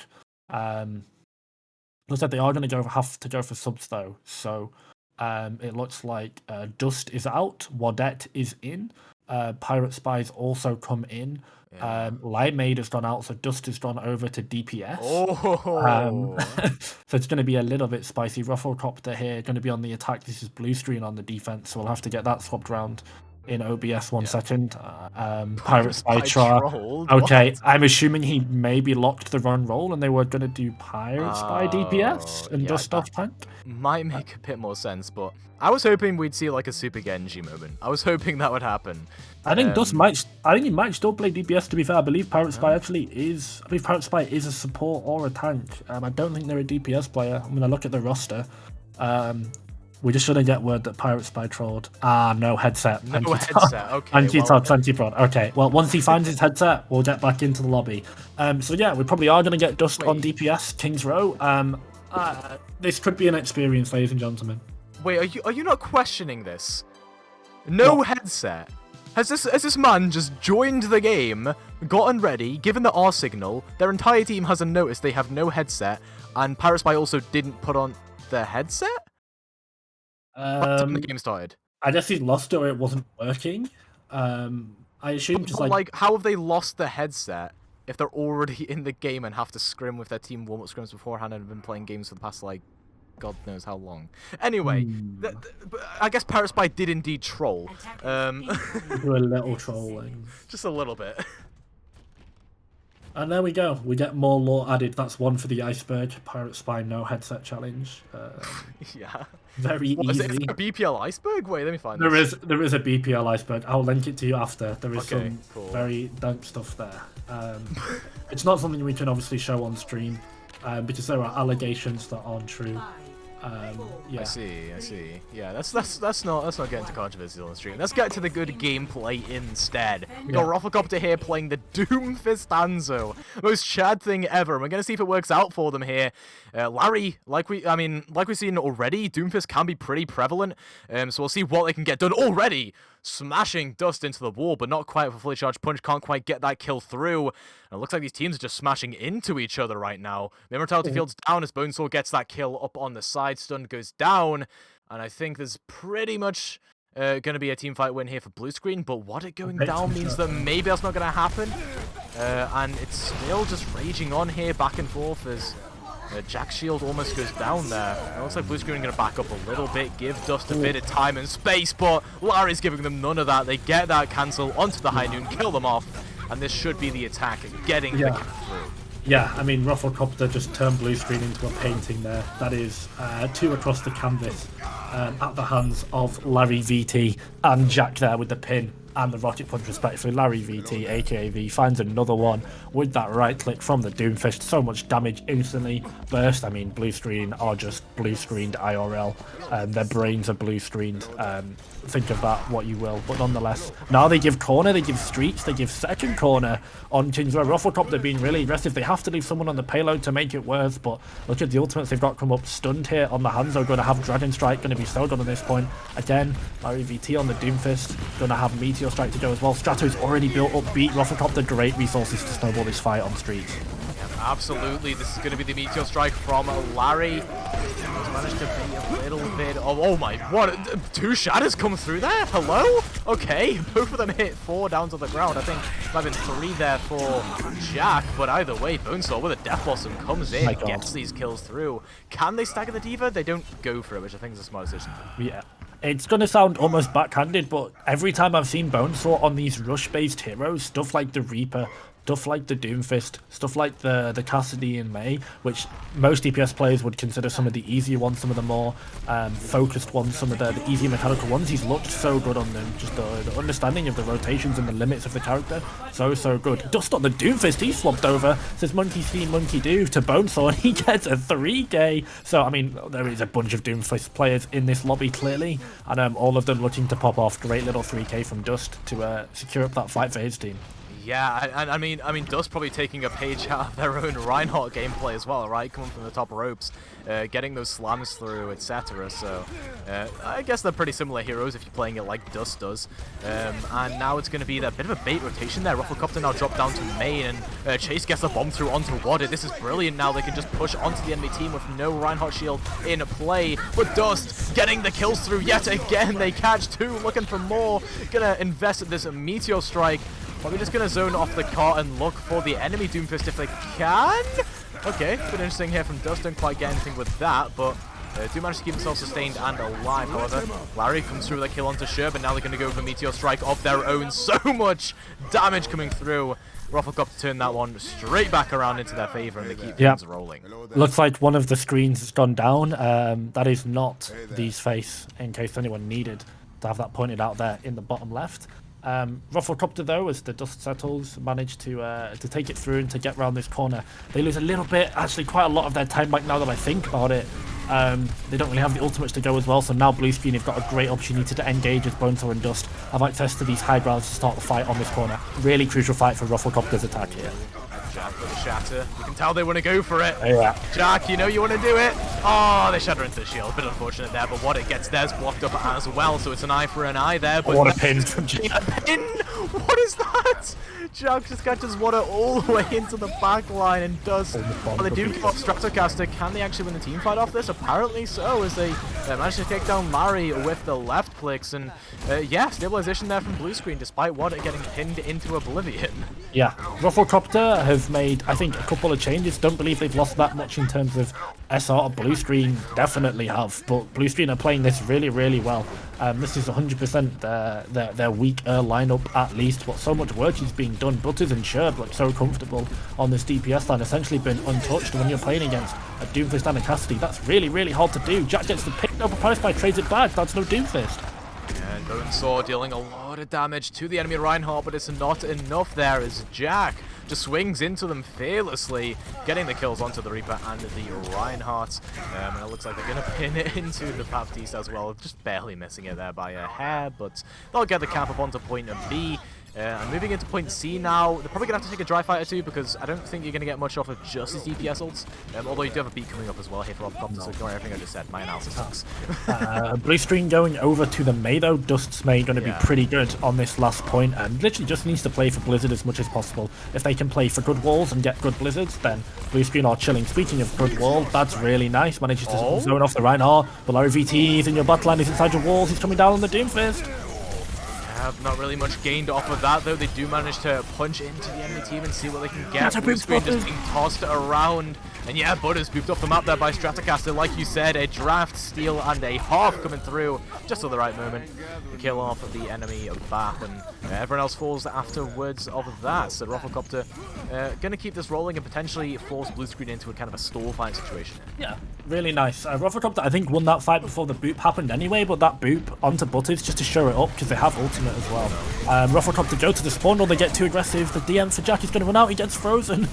I think runs it down a little bit. This bomb has got to be miraculous to save it. Nice positioning, but ROFLCOPTER are just going to push this payload in before they get spent back to spawn. A little bit more percentage on the card for them.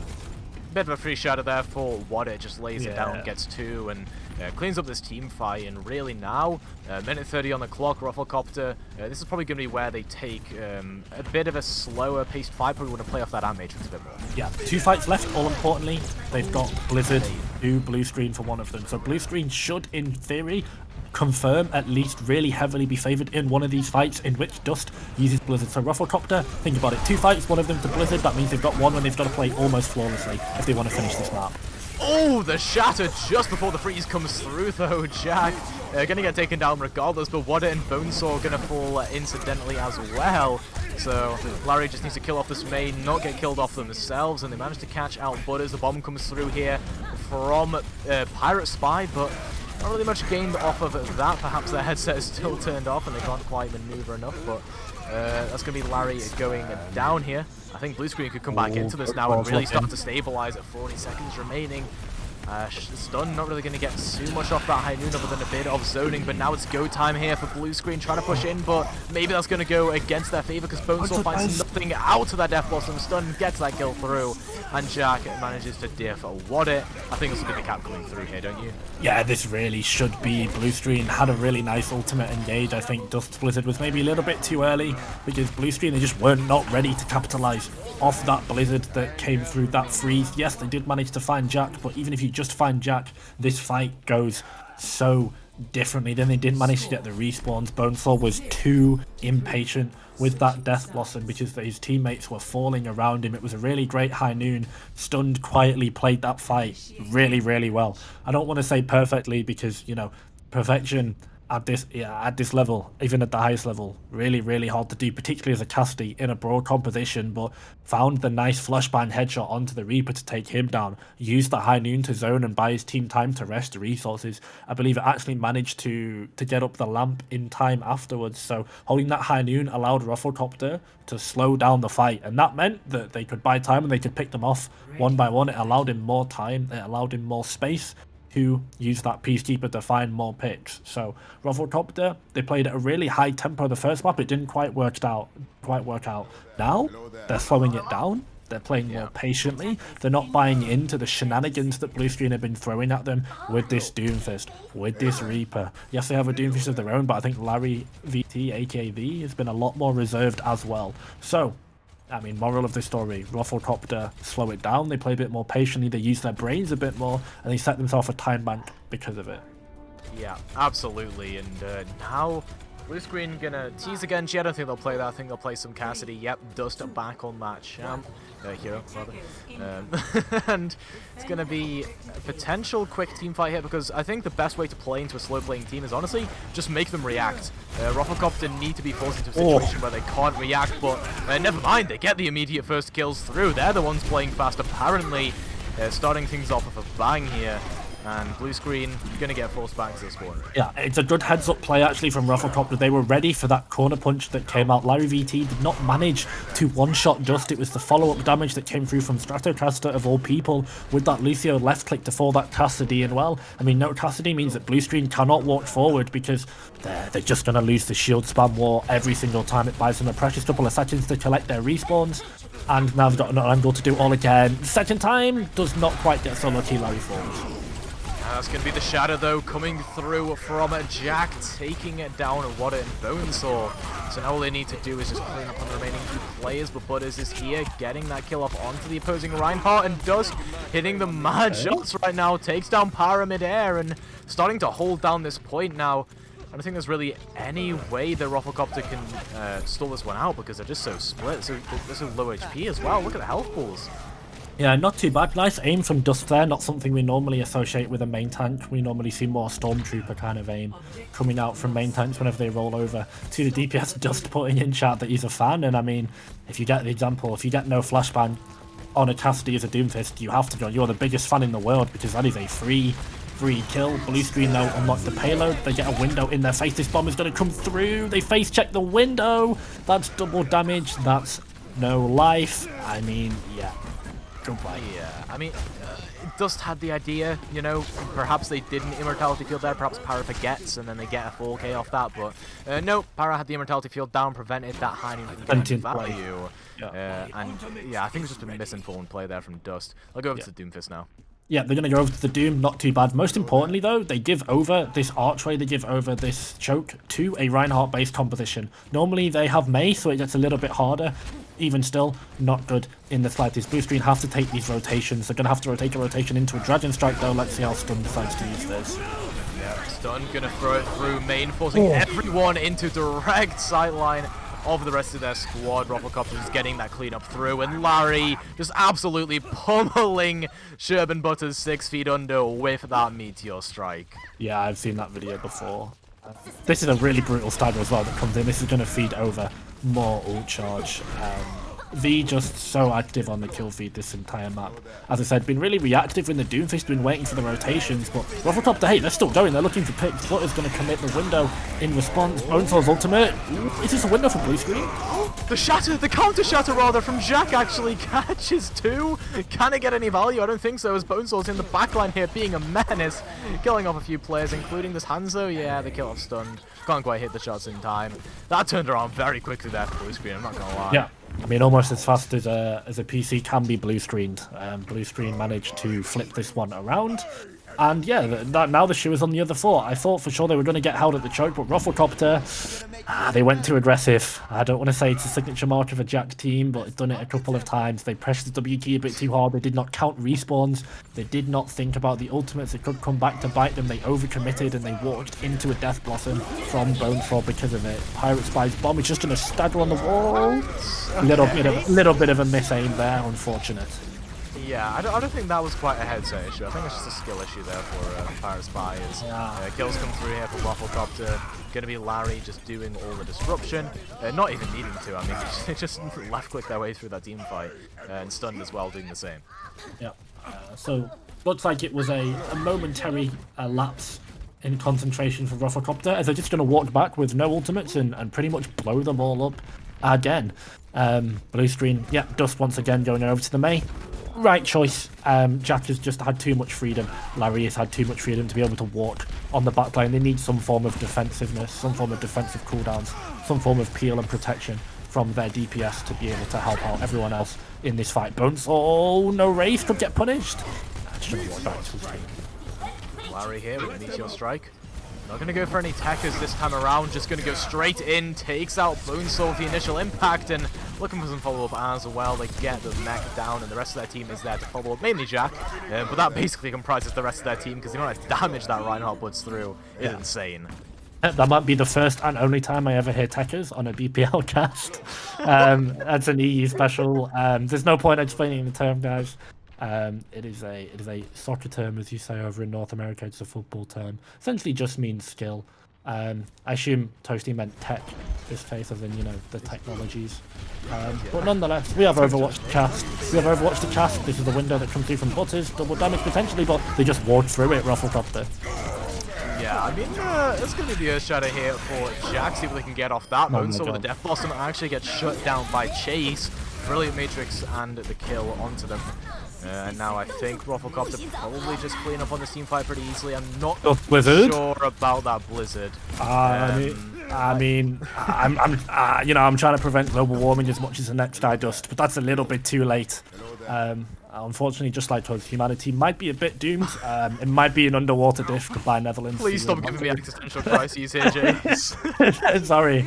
Yeah, unfortunately, Dust trying his best to help out, but it's a little bit too late in the fight. You want to use Blizzard first, or you want to use it when there's no other ultimates in the lobby. You do not want to use it when 3 of your team are dead. Blue screen losing that key value, that fight-winning resource, that free fight win, really gonna struggle here. The Shatter Bomb combo doesn't quite manage to connect, only gets Lamp. Gets the lamp and also gets Jack down, but that's a Ryan for Ryan trade when now it's going to be a very, very scrappy team fight. Dust manages to barely clip stuns ahead with their Icicle. Now Larry into the back line trying to get something done. They slam, but they get peeled for by the Diva. Pirate Spy is brilliant now with that awareness. And Dust going down here means maybe ROFLCOPTER go back into this. They have the Ant Matrix on board and they can deal a lot of damage through that, but Stratocaster goes down. Jack just has to try and swing it in to try and get some damage through, but that beat makes it pretty much impossible to get a kill. Blue screen should be able to sustain through this.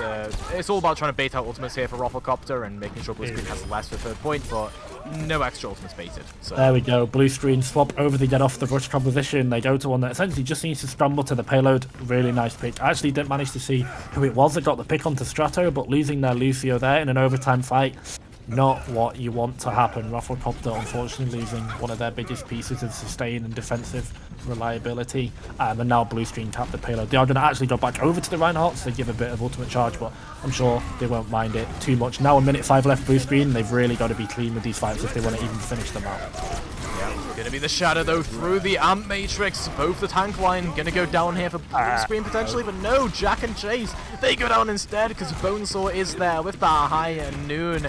deleting them out of existence. And Stun does get that kill onto Dust, and you know what, it does go down. So if ROFLCOPTER you know, bait back a little bit, bait this aggression from Blue Screen, they could maybe get some kills off and try and win out this final fight here. But Blue Screen, they have the discipline. They go back. Yeah, really nice call to disengage. You've got 30 seconds left. You need to be clean. You get the ultimate out from the casty. He's just going to be crip walking out there. He doesn't care. Showing off the fashion, showing off the new boots. But nonetheless, 22 seconds left. This is do or die for Blue Screen now. Their map is on the line. They go for a bomb engage. Yeah, it's going to do a good They kill Jack. forces out the lamp there. Jack goes down, but still Larry and Stun are there with the kills. They take down Bonesword, take down What-It, and there's the mech going for Parrot Spy as well. I don't think Blue Screen can clutch, well, I say Blue Screen, just a Lucio at this point, right? I'm not so sure if can 1v6 as a Lucio there. And that looks like ROFLCOPTER taking that map, making it 1-1, and this series going pretty close. Yep.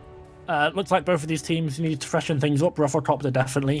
They sub in Strato and Stunned, and they take King's Row. Definitely a more comfortable map for them. And their style actually are going to see play of the game coming out from Strato. Is this going to be any boots? Ooh, not too bad actually. Manages to get Sherb with the little side tech there. That nice right click.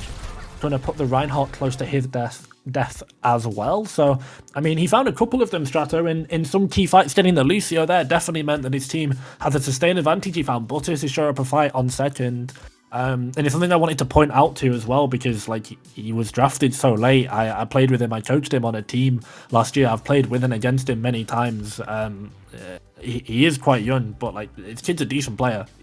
Low Masters, by all means, definitely did not deserve to get drafted as late as he did. I think it was just on reputation and on clout. There were players that I'm going to be brutally honest and say that should not have been drafted before him. Okay. Should not have been drafted before him. I'll take it from you. Should not have been drafted before him. Yeah. And to be honest as well, I can't be too biased. Definitely has moments where he can almost throw fights. We saw that he died, for example, on second point, right? He died early, and that really left his team high and dry for it. But yeah, found some key boots, came in. Could have potentially been shaky, just ROFLCOPTER, high expectations, but the subs that ROFLCOPTER made, the map choice that they went to, I mean, it was a difference maker for them. Now Blue Screen, they get to sub in their best roster, and we're going over to an escort to decide the map, decide the series. Yep, it's going to be a watch point Gibraltar by the looks of things, if our sources are correct, and I like that. I do not want to see any more Rush. I am burnt out of Rush. I've seen too many awful blizzards for one day, okay, and we've only seen one. Yeah, there's only been one. I think it's sometimes the pressure of the ultimate. I talked about this with Sombras as well. I think we might have tested a few games. I definitely tested one in Snowdown where we had, I remember, two Sombra players and they both had EMP and they just ended up rushing it. They whiffed it and they got no value out of it. I think particularly for the DPS players, it's not quite a common theme, I'm going to say, so it just sounds a bit too harsh, but when you've got these big ultimates like you have with the Mei, the EMP, these ultimates that are so pivotal to these compositions that are being played, you really need to find great value with them. They need to be massive, and that pressure, knowing that you have to come up big, you have to get at least two, if not more, it can be difficult, particularly with both of them, because you look for it and if your team aren't ready, then you end up kind of looking a bit of a fool. You look a bit too ahead of yourself, and you waste the ultimate, and people can pin that on you really easily. But it is as much of a team being able to set up and go around. But I mean, in cases like that from Dust, just clearly didn't look at the kill feed. There was no comms in the fight tracking how many up, how many are down. Maybe someone on his team called winnable and he went for it. Maybe he thought it was winnable. And it's costly mistakes like that can end up genuinely swinging a map. So it sucks. Obviously Dust not really known for his DPS, so it's not like we're going to slate him. We'll give him a pass for that. But now he is listed as a tank player. So. Yeah, he is definitely 100% a tank player. Was really good. I mean, was given Jack the work on map 1 on that Reinhardt. And now he gets to probably go back to tank, gets to show a variety as we're going to go to escort. Definitely better on the ball and Winston, I think, compared to his Reinhardt. So, I mean, great chance for the redemption arc from Dust almost from that mistake on King's Row and ROFLCOPTER. I'm interested to see what happens with their lineup. Yep, absolutely, and we are just waiting. I'm pretty sure, probably just waiting for Parrot Spy to fix their headset again. I will admit. But yeah, we're waiting for something here. While we do that, I mean, after seeing a couple of maps of this gameplay, okay, that's definitely incorrect there. I don't think Blue Screen won that last map. I think that might have been ROFLCOPTER. But as I was saying, after seeing 2 maps of gameplay here, who do you think takes this tiebreaker? It's Watchpoint Gibraltar. I'm gonna say Blue Screen. I think the DPS lineup that they've got. I think the ability for Dust to play the Wrecking Ball better. They've subbed in Riptide as well, who can play Sigma at a pretty decent level. Butters is very, very solid on that Ana, on that Zenyatta too. Look, ROFLCOPTER are actually going to basically keep their lineup in. They're just going to put Reborn back in instead of Stunned, so they clearly value the Brigitte that Strato can play over... I forget who played from map 1 of ROFLCOPTER. I'm going to look at that now, 1 second. It was... I mean, you're asking me, I don't know. It was... My brain is goop out here. might have been Protein Shake, I'm not sure. But nonetheless... Oh, yeah. Both teams going over to Dive Mirror. I would say in the individuals, having Bonesaw on the Genji and a dive character, having Dust on the Winston and Butters on the Ana is going to be massive for Blue Screen. This is good comfort heroes for them. ROFLCOPTER, they're going to be on kind of a stuffed comp with the Torb and the Echo, not too much synergy between them. So Blue Screen, they're just going to look to farm for Nano Blade, and hopefully Snowball across there. Yeah, I think the concept here for ROFLCOPTER is you kind of play, you kind of have a core of 3. You have that Ana break up on the high ground, protected by that Torbjorn, and then you just rely on your Winston and your Echo for these kind of neutral dives. But Blue Screen, they're going to have so much more offensive pressure. They're going to have the Genji, the Winston, and they're going to have a Cassidy as well that can take these off angles and potentially just put in damage from the sidelines without much contest. So I do kind of like what we're seeing here from Blue Screen, but... However, that will be the turret taking down Bonesaw. Perhaps a lapse in judgment there, lapse in positioning even. And yeah, ROFLCOPTER just going to force him back. No, they're going to give over so much ultimate charge though. So Butters, if they can keep Dust alive, going to be giving the Nano over. Paracelsus, he's built that equally as quick, so it's going to be a pair of electric monkeys to go for this next fight. Linemade manages to find the pick onto Chase, so that means ROFLCOPTER cannot contest Blue Box as hard as they would like. Bonesaw, obviously not anywhere near that blade. There we go, double Winston's committed, both of them nanoed. Yeah, exactly. Jack gonna pop that Primal Rage as well to keep things going, keep this dive elongated, but do get forced ever backward because that hitbox is so hard to miss even. The Blue Screen, Jack is just gonna keep going in and in. So aggressive, but Limeade from server room catches out the DPS line. And I think it's pretty up in the air in terms of this team fight, but I don't think ROFLCOPTER can really come with a win here. They've just got a D.Va to try and get on the cart. Now the Winston has returned, and it's going to immediately die to that mech from Riptide. Smash him into the ground, and that bomb here will come through from ROFLCOPTER to try and zone the enemy squad off. Blue Screen, you know, they do get forced back. It's the blade. But here's the blade, like you say, gonna come through. It catches Reborn, catches Para, but it does get slept up post-mortem. However, you still get that dash onto Stratocaster, why not? And yeah, that's the power of the Genji. Doesn't get too much value in the neutral, but those blades come online, and it's immediate death for the enemy team. No nano boost that came up. I thought it was potentially risky considering that the side of ROFLCOPTER were all given armor from that late rally that came in, but Blue Screen, first to ultimates eventually, they had the last laugh with that blade to clean up, and now they unlock second, they get high ground control. Dust goes over to the Wrecking Ball to help them with a lot more all-in. Honestly, it makes sense. ROFLCOPTER do not have any access, real access to the backline outside of the Winston and the Echo. They're going to be more defensive as a dive composition if they've got to play around the Torbjorn and the Brigitte. So ROFLCOPTER just going to play a lot more spatially, and that means that Dust can get more work done. Jax, though, manages to find Butters. That's a good pitch. Yep, absolutely. Everyone kind of just getting massacred in this side room.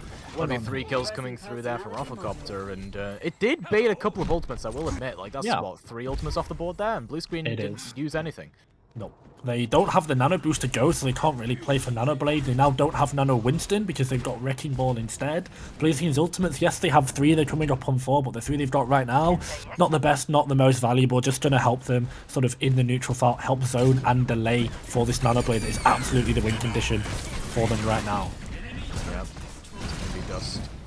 Going up through the high ground, trying to disrupt this Torbjorn and push him into the mines. They almost go down, but Larry now stuck on the low ground, forced away by Dust, taken down there.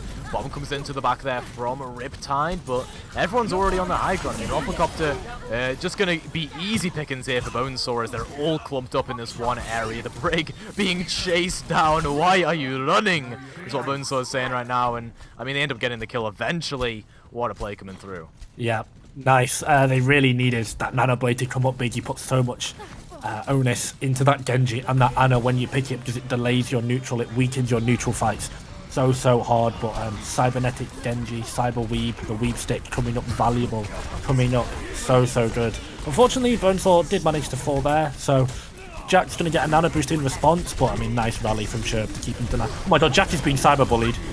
Yeah, came down to 42 HP there, manages to pop the Primal Rage and get out of that situation. The bomb comes through here and almost gets value because Jack had the boops there, but now it's going to be a bit of a re-engage here from blue screen, see if they can get into the back line and deal some damage, but Reborn is there, gets 2 kills as Cassidy and the Brig gone down, leaves the back line very supple and very killable here for blue screen. And Larry just gets that kill off of the turret, so they keep hold on to this. Yeah, Dust is going to make his third main tank swap of the map. Going to be going on going to be OTF. Going to be going on the Piggy. Look to try and find some picks. Not too bad if you can find a hook from spawn. Could potentially change the fight. ROFLCOPTER. The adaptations that they made. Now they've got the Cassidy and the Torbjorn. They're playing so defensively around this Ana, this Brig, this Cassidy and this Torbjorn, as I mentioned, and they're playing it so well. Reborn was great in that last fight, found 2 or 3 picks with the armor that was given over by the rally from Stratocaster, so confident and was able to step up once again. They've got the ability to zone and deny. Reborn on the flank from long range finds both support with the high noon. ROFLCOPTER over invest, they overcommit absolutely. That was 4 ults in the fight there, sorry 3, but I mean, you drain more time off the clock, Toasty, you take it. I don't know, talk to me. Yeah, I mean, that was honestly just like the ultimate investments were massive there for ROFLCOPTER, and they're gonna have pretty much nothing for this fight. I think what they have to do here is probably just play off of the aggression you're gonna be able to get off of this Stroll chase, but it's gonna be the Nano Winston before that can even happen here. Blue screen just going so aggressive, putting Dust in there, giving them resources. However, Jack and Limeade are gonna trade it out, and Dust almost goes down. The bomb here from Chase to buy some time and see if they can get anything done, but it hits the wall and there's just no way. I think blue screen now all they need to do is use this bomb of their own and play off that. Yeah, it's done a force forward. They managed to find the mech of Chasey because of it. ROFLCOPTER, they're delaying these fights and they're delaying them, and it's coming up on ultimates for them. That rally in particular could be a game ender. Speaking of game ender, Bonesaw's done up top. He's got the Death Blossom.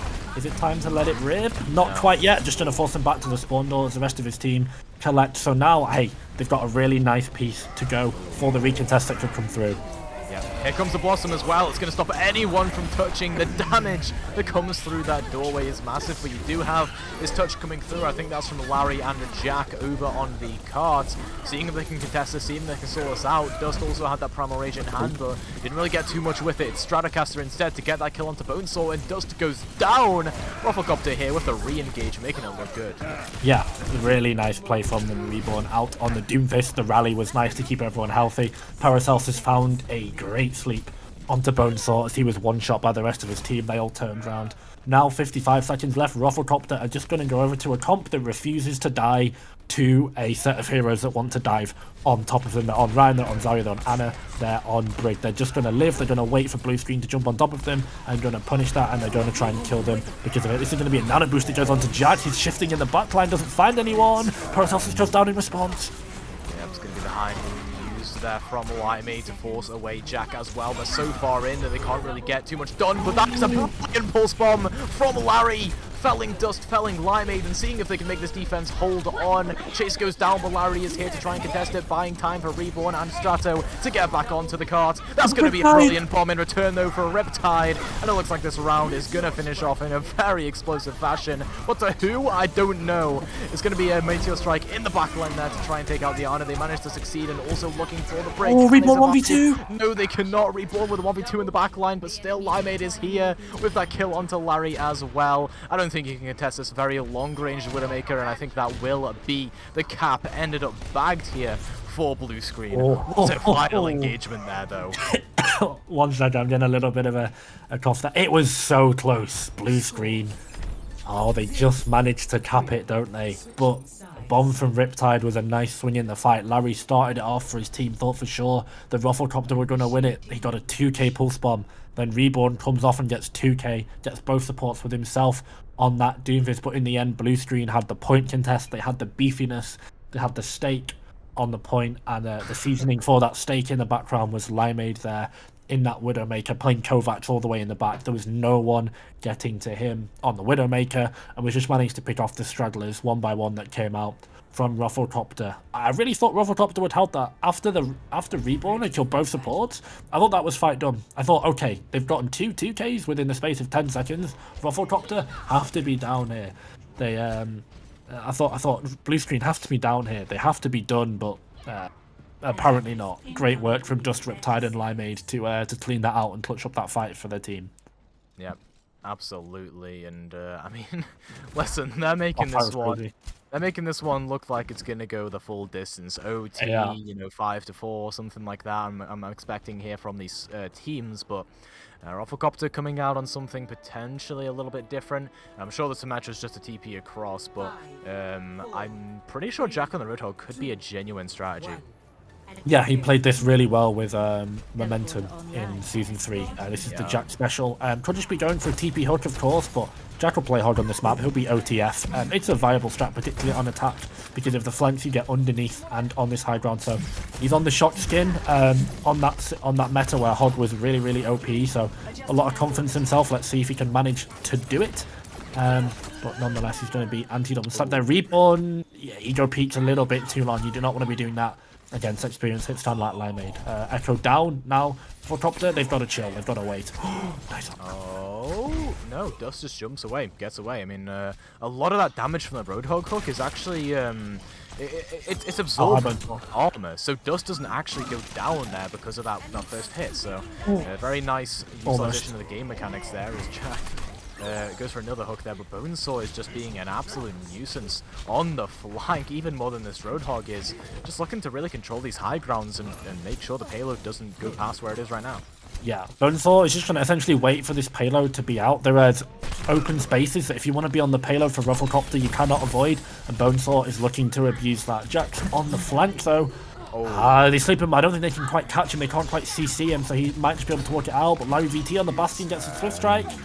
Bonesaw goes down. It's just going to be a high noon from Limeade. Everyone's going to hide from that. Dust, though, gets the pick onto Reborn. It's 1-for-1. The screen, though, right now, I think up in the fight, up in respawns. That's going to be an aggressive angle from Chase.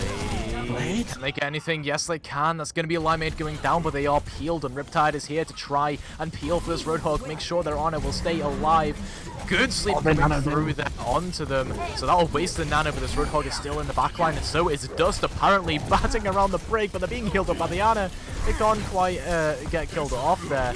Dust is just buying time, I think, for the rest of their squad to kill off some players, but still the Roadhog being an absolute nuisance, unable to be killed, and this bomb comes through, but it's only onto the high ground and only zones people off just temporarily as ROFLCOPTER looking now for a re-engage.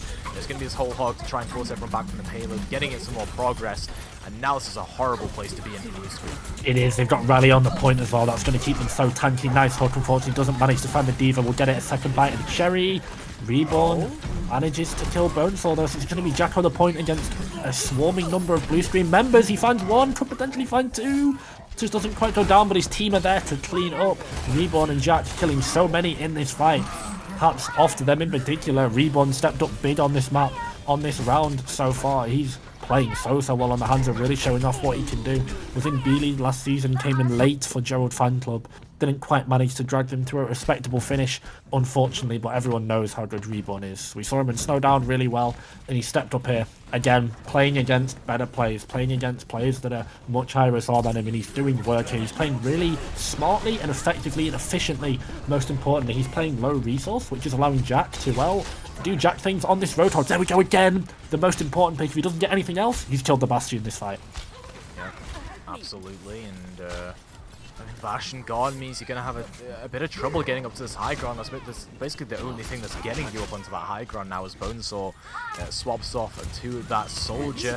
The screen have decided to stop memeing and starting to get serious now. Is that High Noon going to be used by Limeade? And I don't know if it got any kills, but they did cancel it, and now Chase goes down, so does Limeade. And I think this is a good stabilization that blue screen really need, because now they're playing the soldier, and this can use the high ground so effectively.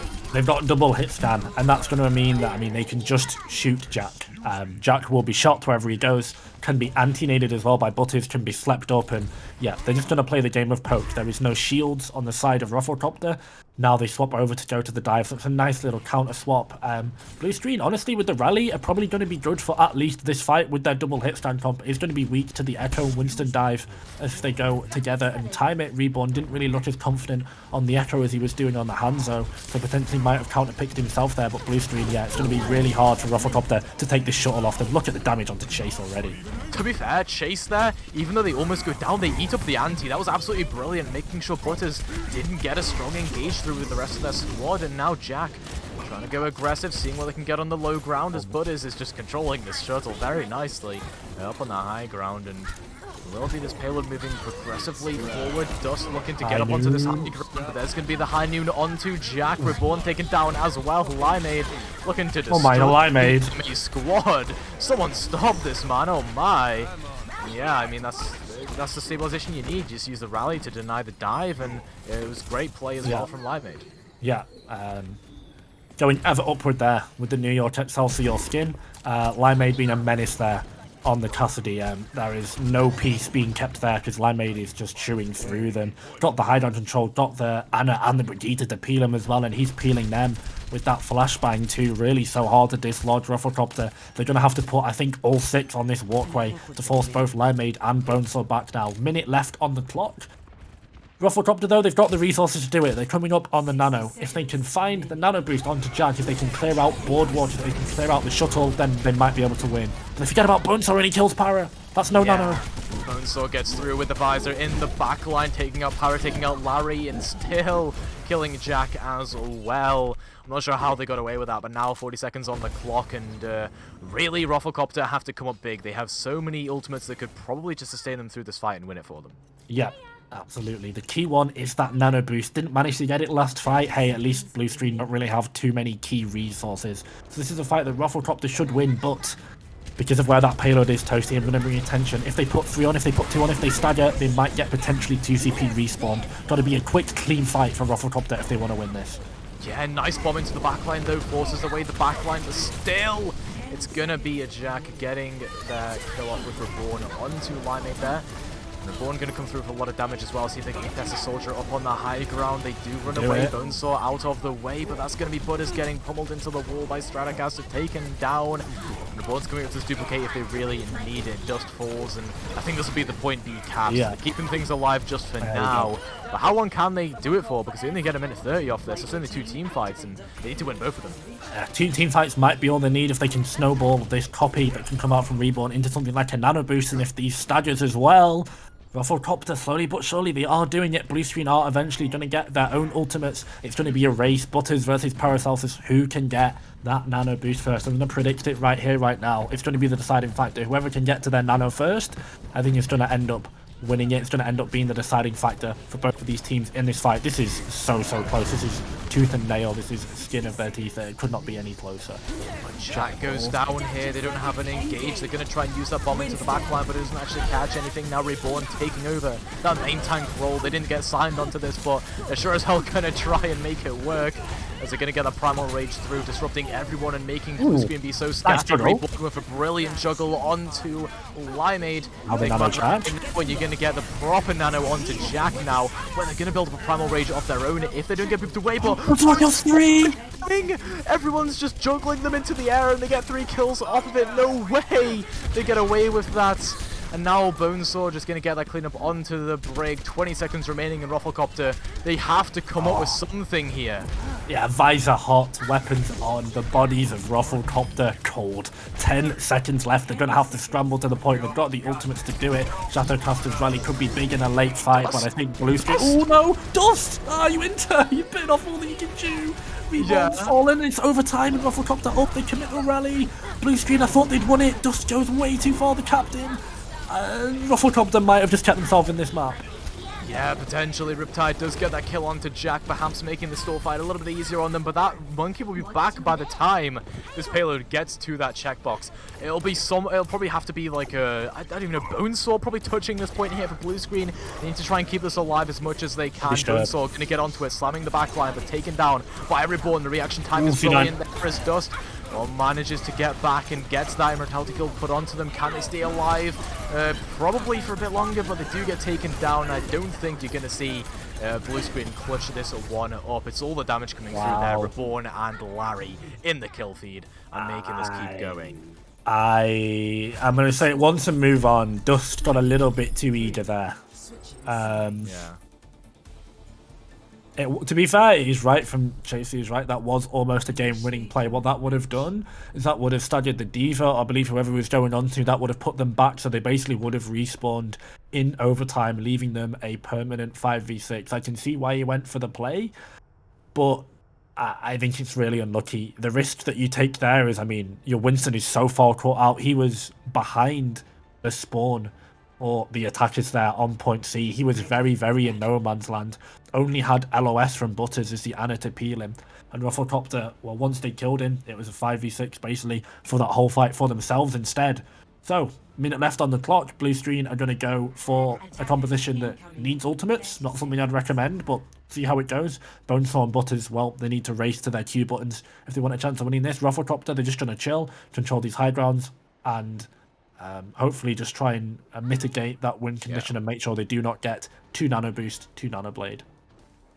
1 minute for both of these squads is not very promising, especially considering the Blue Screen want to try and rely on this nano blade. Like you say, it's a race to the nano boosts, but in Blue Screen's case, they're not just racing to that nano, they need that blade online. That is their win condition.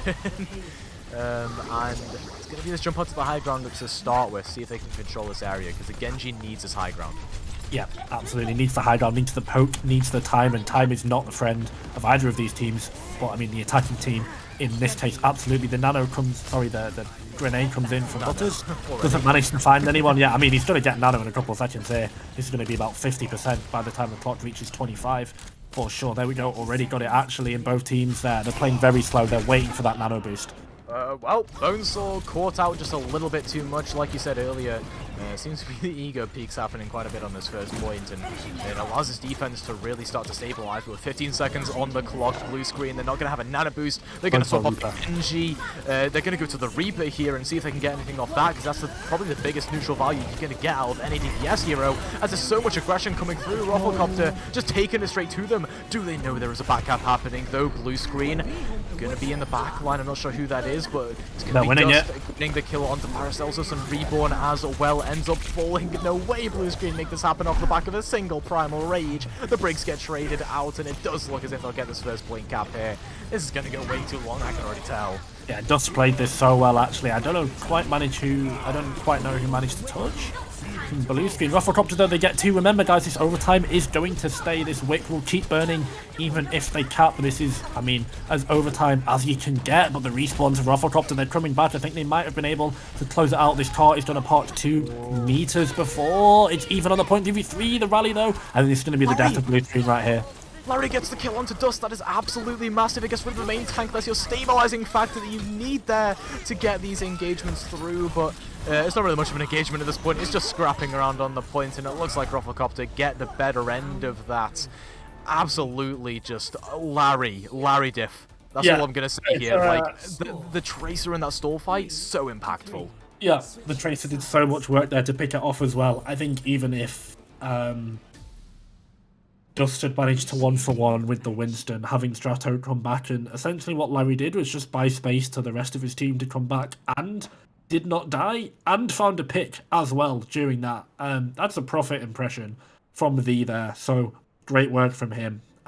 Could potentially have just been series winning. Could potentially just, as I said, like, not even joking, winner of this plays against Fadeless, Joshin's team, and I think both of these teams very well matched up, and I would say both of them favoured against that Fadeless lineup. So, I mean, that could have just been a 4-0 play. He could have potentially just doubled his team's map wins, his game wins, off of that single play. So, I mean, as huge as you want to be in the clutchest moment of them all, Larry VT delivers, and now Blue Screen, they've got to essentially cap first. Sorry, ROFLCOPTER, now they have to cap first.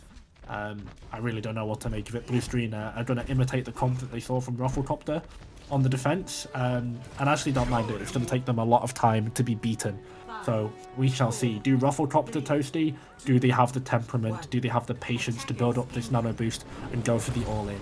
They kind of have to. I mean, it's going to have to be Jack just probably constantly at all times putting their life on the line to build up this nano boost. You need to take spam, you need to take that damage, and I mean, we saw Butters didn't even have that nano boost online after a minute before, so Paracelsus needs to try and be faster than even that. And if you remember last time, by 25 seconds it was about 60%, and Paracelsus definitely not getting it. No, unfortunately though, they're probably going to get towards it. Jack is taking a lot of poke here. This competition for Blue Screen is going to do a lot of poke. Less now that Tourbillon turret has gone down. ROFLCOPTER though, they don't get their win condition up, which is that nano boost because it is first fight, but I mean, they get court progress, and I mean, court progress, you don't even need nano if you just win the game. Yep, exactly. It's gonna be Butters almost coming up towards this nano. Paracelsus absolutely speeding up though, trying to get it online. Can they build it up? They see the Winston. What a play! What an anti as well. They're gonna try and find their own Winston to try and nano them up and give them into the backline. Both monkeys now gonna be tackling their way through the opposition as that is the kills coming through from Dust. Takes down Chase, takes down Larry. And I think this is pretty much it here for Blue Screen. I think they get this hold, but Jack is still there. They get that juggle onto Bonesaw, taking them out and looking to contest his payload just a little bit more, but they go down alongside Reborn, and that is going to be Blue Screen heaving that sigh of relief into their microphones and celebrating that victory because they are going undefeated so far in this Swiss stage, while ROFLCOPTER, unfortunately, they come up a little bit empty-handed. What a great game from Blue Screen in particular. Both of these teams played exceptionally. It was tooth and nail. I thought ROFLCOPTER had won this so many times, off clutches from Larry, off rallies that came in, off Jack's Primal Rages, off Earth Shatters, off bombs, everything. So good. Both of these teams, both of these main tanks, both of these DPS lines. I think it's important to point out as well that support lines as well. Everyone, ROFLCOPTER definitely had some names that, I'm going to be honest, haven't played at this level, played on this stage, and have not had as much experience as Blue Screen. Some of these players have, and they took them all the way right to the very end. It was final fight on third map, everyone, for God's sake, and ROFLCOPTER just managed to fall down. That nice pick from the Tourbillon came out. It just delayed them. I mean, they could not get the nano boost over. The nano boost came in second, and Dust was able to just clean up with it. In the end, Blue Screen, hey, they've drafted a hell of a team. They're 3-0. They're going to go to play Fadeless and put themselves in a real bid to be top seed for the Avast Sub Tourney. Absolutely, and I think it's crucial that you mentioned there, ROFLCOPTER put up a great fight. They do have names that haven't played on the biggest stage before. I think Reborn was one of those you were talking about, but I can confirm... B-League player last season, by the way. B-League player. Yeah, exactly, it's insane. Played C-League and Snowdown. Like, Reborn had a great series. Great series from Reborn. Deserves plaudits. And I can confirm as well, like, as someone who came into BPL Season 2, was 2.8 on DPS at the time and got drafted to KBC to play DPS. The pressure's high, I tell you that much. Going against 4K players, anything above Masters, really. You have to play Senex in Grand Finals. Yeah, you have to play Senex in Grand Finals, yeah. Yeah, it's just insane. And Reborn put up a great performance here today, but alas, it is Blue Screen to take it. They're going to go against Fadeless up and next. I'm not sure which stream that's going to be on, C stream, B stream, A stream, I don't know, but either way, make sure you catch it. The schedule will be up in a moment after we throw to this quick break, so don't go anywhere. Yep. More Sub Tourney action coming soon. Bonesaw MVP.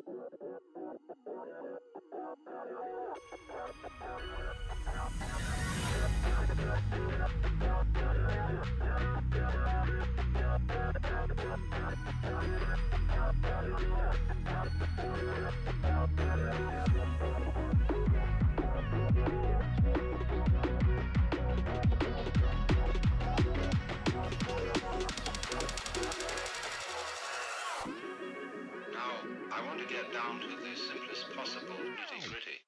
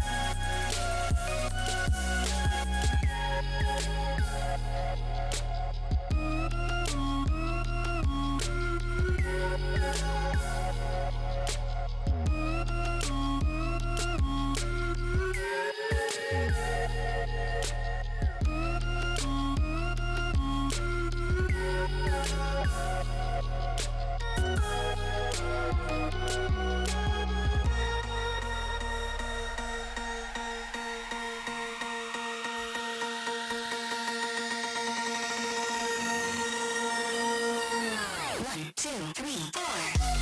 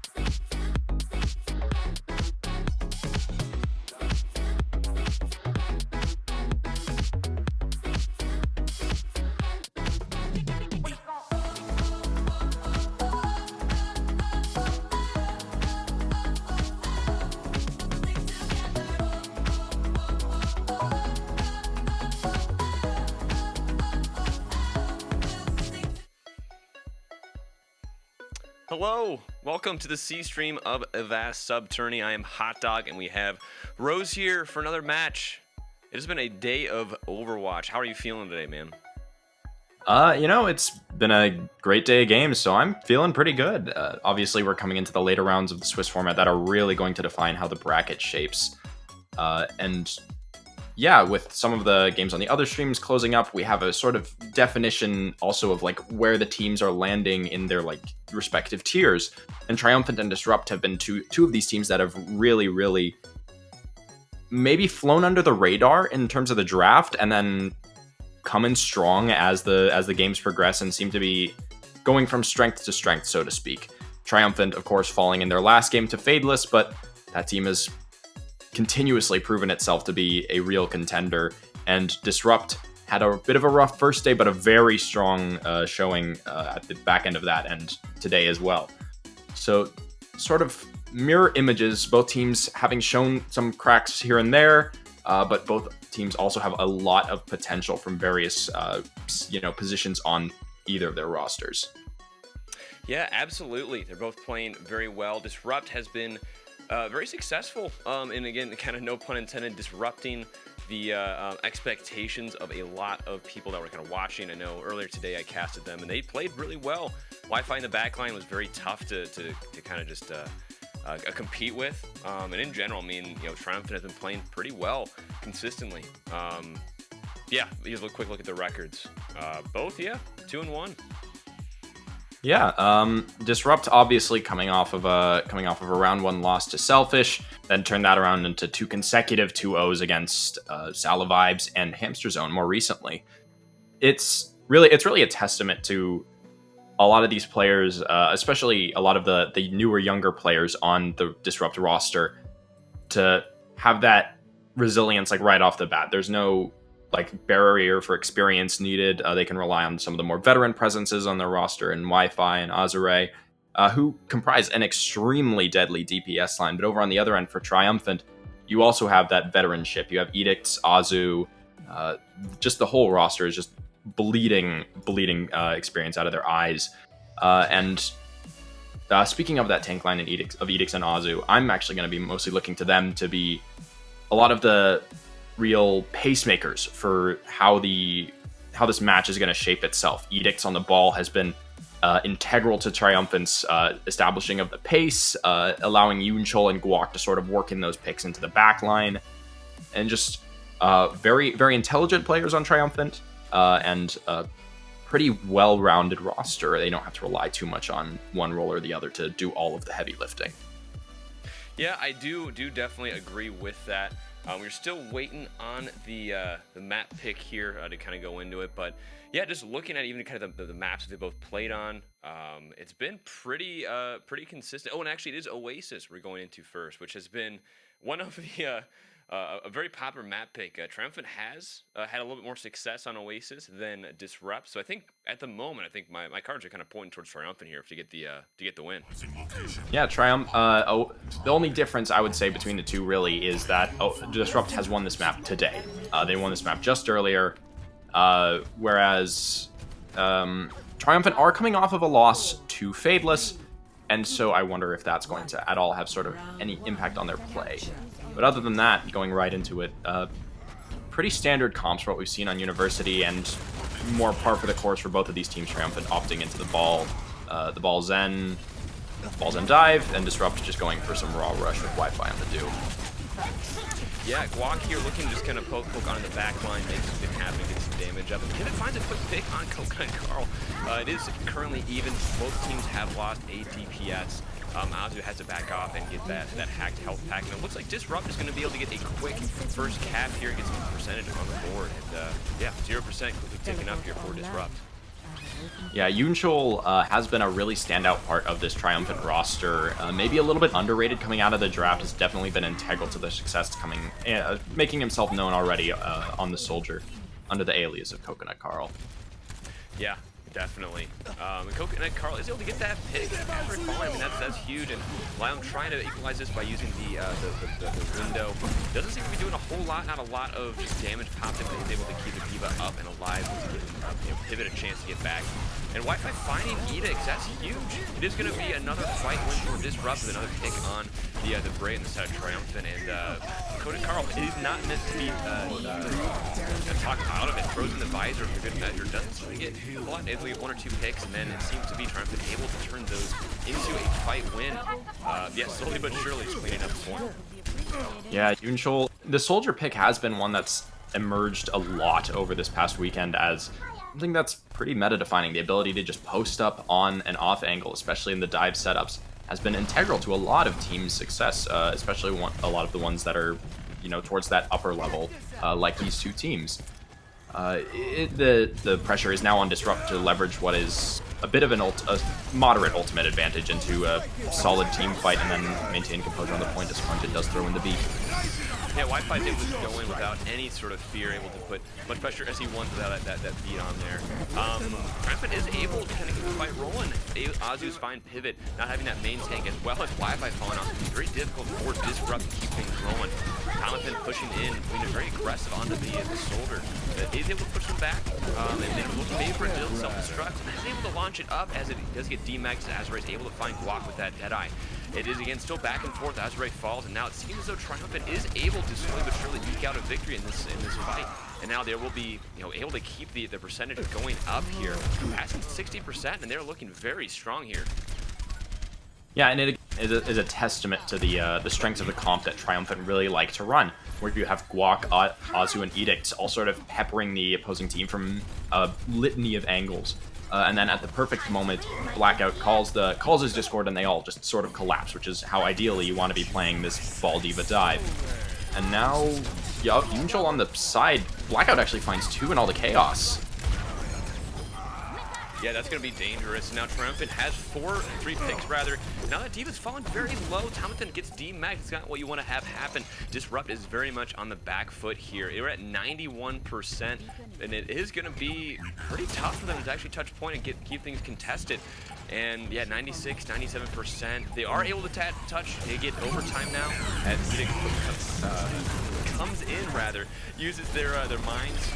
More of a zoning ult more than anything. It is able to fall to that as well as walk throwing in the EMP. Seems to be a fight win for Triumphant, and now it's just clean up and it seems to be just one more pick. There we go. He made me eat my words. Kill after kill. It's been it was a pretty dominant round, a pretty dominant opening round for Triumphant. You know, they lose that first cap initially to Disrupt, just barreling in on the rush, establishing tempo really early on, but Triumphant just peel back, let Guac and Yunchol get plenty of scouting, let Yunchol post himself up on that off angle, and just work down the back line of Disrupt to the point where the tanks sort of all have to collapse, they all have to condense on one point, and then the tanks and Guac will roll right in and clean up their mess.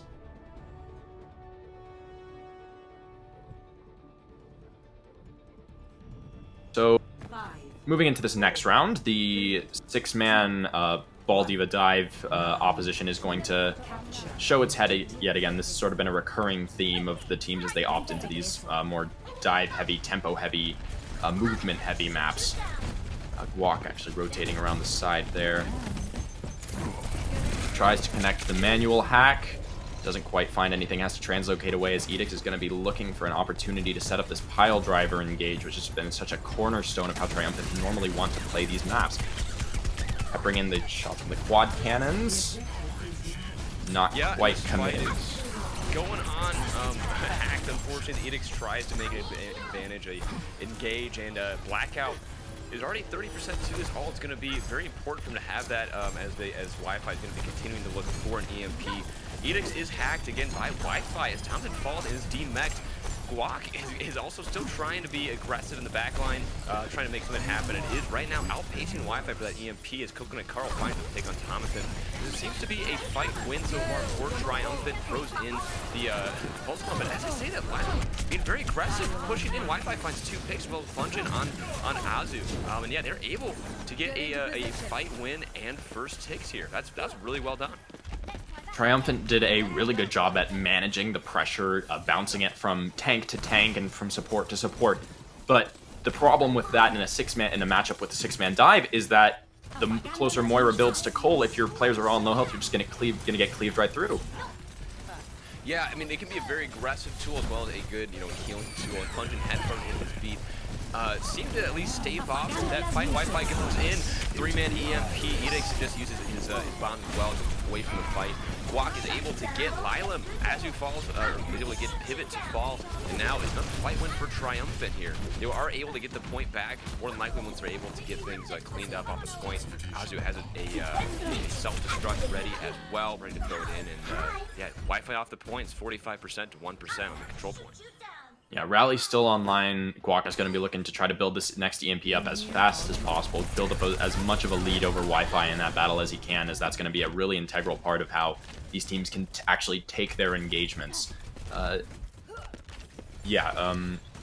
believe it's Will on the brig for Triumphant has the Rally, is going to be waiting for that Cole engage from Disrupt. That is inevitable at this point with Lilam being so close to it. Absolutely. Pivot being very aggressive here. It has to pop the Primal Rage, stay alive. Azure! Blackout. That's gigantic. Not having the Zen on the back line. I mean, that's a lot of utility you lose. Throwing the Rally for good measure on Triumphant, trying to keep this fight alive. They do not want to lose a whole lot of percentage. But as you finds too, that could be just the Doctor order Coconut Carl falls inside of Disrupt. Seems like, yeah, Triumphant able to get a fight win here. Now they tied up the percentage on the point. This was a very well done fight. Jonathan's forced to go and play in the... Sorry, not Will. It's I believe it's SBT. He was managed to dodge one. Well, reading like a PSA, the kid from the Bad Boys of Disrupt goes out, plays in traffic, and look where it gets him. It's the danger. They're vicious machines, those cars. Yeah. Back to reality though for a second. Guac with EMP. Like, as soon as is. they push in, it immediately pushes off. Guac does get a few people EMP there. Edix is stuck as well on the opposite side, half health, trying to find a way to get into this fight with the mine. Isn't able to really do a whole lot. Has to push back and peel back for his team. Triumphant is able to get 2 picks though. It's 90% rather on the side of Triumphant. Disrupt has not been able to get really much of a fight going. It's been very dominant on the side of Triumphant. Yeah, Disrupt, especially the DPS, which have been such a highlight of this roster, have had such a rough time trying to sink their teeth in and actually connect with anything. Wi-Fi repelled by Guac on the flank again. Yeah, this is going to be a blackout, having to use the Transcendence to stay alive, and now it's just trying to keep the fire burning at this first point. Now Lucio is picked off as well as the wall, and Triumphant able to get a 1-0 lead on Oasis. Very well done. Edict's ball has looked so good in this tournament. Absolutely. And on the other end, Azu also doing such a great job of managing pressure and peel, the push and pull, as their play of the game is going to get stolen by Wi-Fi at the last minute. But regardless, yeah, despite Wi-Fi getting to play the game here, Disrupt, one of the initial questions that I personally had is how they were going to really utilize their tank line, being one of the more questionable pieces of their roster. So far, it's worked out for them really well, but Edict's got so much more value than Pivot in that direct head-to-head. Obviously, not entirely comparable, playing different heroes for the bulk of that, but still, the setups, the engages. Yeah, the setups, the engages for Triumphant were far and ahead of what Disrupt was able to put out. Yeah, Edix was able to be consistently right where he needed to be. I mean, he saw him looking for a bomb, and he's like, hey, wait, no, I don't need to be here. I don't need to engage. So something's already happening. So he peeled back, was able to support the team to negate the threat. So just in general, I mean, Triumphant is just playing well. Disrupt was able to get 40% onto the board. They're looking pretty solid still. They've been a consistent player in each fight, but it feels like Triumphant just has a little bit more consistent of an idea of kind of what to do. So they're able to kind of engage and make these fights go at their pace, which is just kind of pushing Disrupt on their back foot. Yeah, one of the things that Disrupt in their loss the other day to Selfish Gaming had a really tough time doing was sort of asserting themselves when Selfish Gaming were in that first day were so bold to just set the pace and set the tone of the matchups where fights were going to happen and everything. And Triumphant really asserted themselves in the much the same way. Again, it was that DPS line that Disrupt relies so heavily on wasn't able to really find any purchase because the fights just weren't set up favorably for them in the beginning.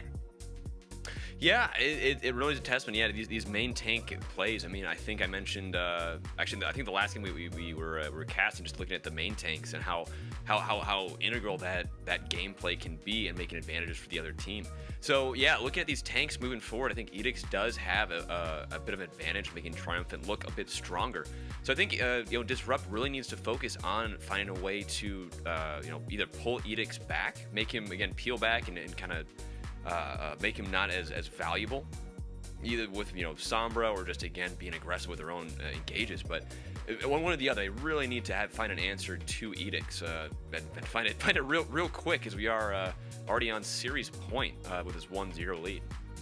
Of course, Triumphant looking to assert themselves as one of the more uppermost teams in this tournament, and no better way to do it than beating a team that has been a bit of a encroaching dark horse, in the standings, sort of slowly working their way up after a disappointing first day.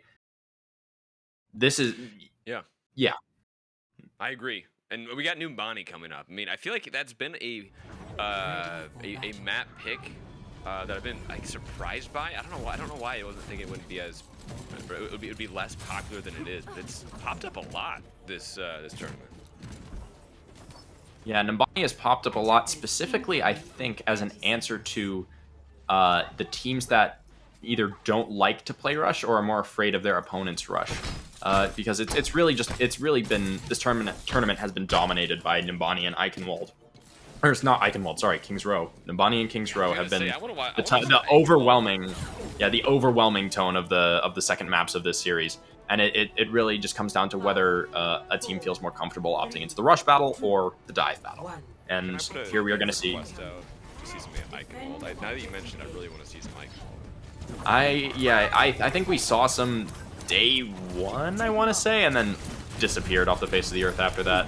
Simply does not exist. Wi-Fi here, getting damage boosted by Ducks. Looking for a way to just pepper in a bunch of damage to get even quicker up to that duplicate. Such a strong ultimate. On the other side, Milam pushing in with the, just as Ana trying to get a nano monkey as soon as possible. Again, a very strong ult combination, but it looks like Disrupt is able to get a couple picks here, be aggressive. They're trying to get that D.Va out of mag. Are successful. That's going to be one less very key danger to Wi-Fi off the grid, and now being aggressive, pushing in, gets the pick on the Zenyatta. Now as he just needs to get picked off, but he's able to get They just back. let That's not good. They just let them remech. Azu was just chilling on the point for the entire time it took them to get remeched, and that's going to give Triumphant at least enough time to maybe stage another engage on this point. And they're able to. Gurgler pops in. He was popped out for mag tackle onto the monkey as opposed to the ball. And yeah, that was they almost was able to give them a chance to recontest there. But yeah, just not quite enough.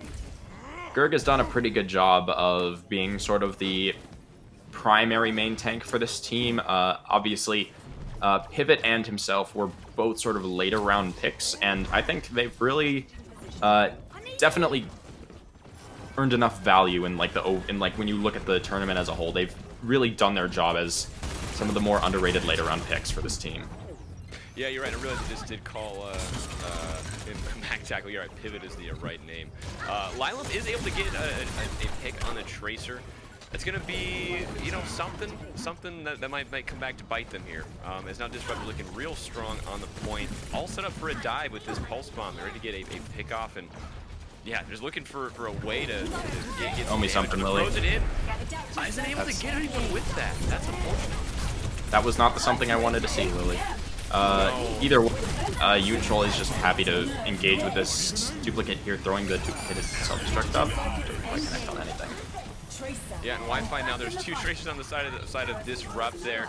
Edix is unfortunately able to find Gurgler. Not having that main tank on the side of Disrupt is going to make it very difficult to get any sort of consistent pressure. And yeah, Wi-Fi falls. It's going to be another fight win for Triumphant. They're looking very strong. Not many teams are able to get a solid defense on Streets phase of Numbani. Being able to stop it here puts it in a weird spot. And I think, honestly, at this point, I mean, they've got the upper hand here, Triumphant does. Yeah, it's gonna... While Disrupt can really set the tone of this fight, Tomathan eats the bomb, and Tomathan eats the bomb and instantly slept up, forcing the recall. Chimerin has been... The effectivity that the Tracer's gonna have in this fight is next to nothing at this point.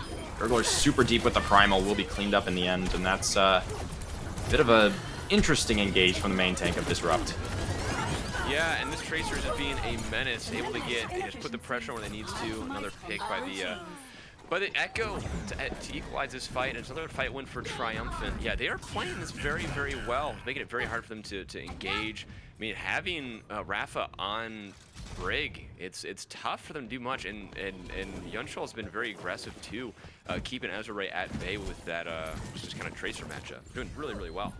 Yeah, Triumphant have done such a good job, whether it's Guak or Chimerin, just doing a great job of marking the Disrupt DPS and preventing them from really getting a lot of that value that Disrupt really, again, so heavily relies on. Ozray will land the stick onto Rafa, though. Nice. I mean, there it is. That's the opportunity you really need. That's the go button. Azure now he's the one chasing people down. Lylan backs up. A nice Transcendent instead of Blackout, keeping the team up. Coconut Carl is able to find Thompson, not having the Diva alive, and their mech is going to make it very tough. And now it's a sea of blue. Triumphant is able to get a bunch of picks. Disrupt is having such a hard time getting on the point. That was gross. Pushing down that Ana, chunking her down. It is the 2 minutes on the clock now. It's a really good stall, really good defense. You don't normally see a lot of holds end here on Streets phase, but Triumphant is looking pretty comfortable. Ozzy's actually going to be so close to being demeched. They will barely escape with their life, but that's going to be a lot of ult charge for the supports of Triumphant. Absolutely. Triumphant, I mean, they're 50% to rally. That's going to be a huge advantage there. Actually, matching Ducks, Disrupt and Triumphant are looking pretty even in terms of their support ult. Jumping in, Edix is getting pushed down. Anti-2, it's going to be gross. It doesn't get anyone with that bomb. The bombs! I mean, Wi-Fi's able to get one. Edix falling. I mean, that could be the opportunity that Disrupt need. They need to clean out this point and fast. That was their Achilles heel last point. They didn't clean up the point fast enough to really get back, and it seems likely to be able to win this, but they need to get that Tracer dead, and yeah, there we go. Point 2 for Disrupt. I mean, two bombs proving to be better than one there. The first one pushes the supports back into the tunnel, and the second one, which lands in the tunnel, cleans up the supports. It's, Echo's certainly a character. Yeah, looking into this next fight, Disrupt will have both support ults online as Lilam just instantly 5-orbed by Blackout from across the map. Yeah, Blackout has been such a standout player from this flexible position for Triumphant. Not talked about enough. You're not wrong. Blackout has done a lot. But they are still going to push in. Disrupt his side. They want to push the gas pedal down, and forcing out the Transcendence. Blackout is forced to use his ultimate as Edix goes in. He uses the bomb. Does not use the bomb. I'm not a pile driver. Chimerin! 2 picks. That's going to be a fight win, I think, for Triumphant. Now it's just going to have to be again, cleanup and without dying. But unfortunately, the Echo on the side of Triumphant did not win that matchup. And Blackout does get a vengeance for him, and now it's a fight win. Triumphant looking very good here. Despite the immaculate pressure that the Disrupt has been applying to Triumphant, they've just been so resilient, so good about holding their ults for the late fight. That really late trance coming in from Blackout, even after they lose 2. Blackout holds it to the very last minute, gives Triumphant enough oomph in their step to be able to win out in the trades. Yeah, and they are opting to go Rhine comp here. It is very strong on this point. Yeah, Cassidy gets 1 clip, just gross. 2 picks though. Tomathan! 3 picks. Tomathan gets 3 picks. 2 on the self-destruct and the 1 on the remake, and 4. That is what you need to see. Disrupt putting a lot of pressure now, right where they needed to go. Keep great peel as well, keeping Lilam alive. This is going to be last fight, 43 seconds on the clock. This is now something very winnable for Disrupt. rush comp switch did so much work for them. Disrupt were able to shake off maybe the anxiety and the little bit of pace that Triumphant were putting over them and just put their foot down, hold down the W key, and, well, run right over them as a huge play will come through from Tomathan. Blackout engaging here, trying to keep the team alive with that Transcendence, as well as a rally from Rafa. Both support alts are out. Chimeren keeping the backline at bay. Oh, does not get anyone, but does get someone without using that pulse bomb. And now it's Triumphant, Sea of Blue in the kill feed. This seems to be a fight win. 2 meters left in the clock. Only a couple people left on the point. Gurgler falling, and now it's 2 minutes. 2.15 meters left. 2 points to Disrupt. Score. Yeah, so the comp switch, while it did initially work out, Triumphant, with their ults in hand, because of the fact that they got effectively wiped by Tomathan with that play, they were able to just fully reset and just swing right back into a final fight territory, in what was a final fight territory already, just able to swing back in with the ultimate advantage.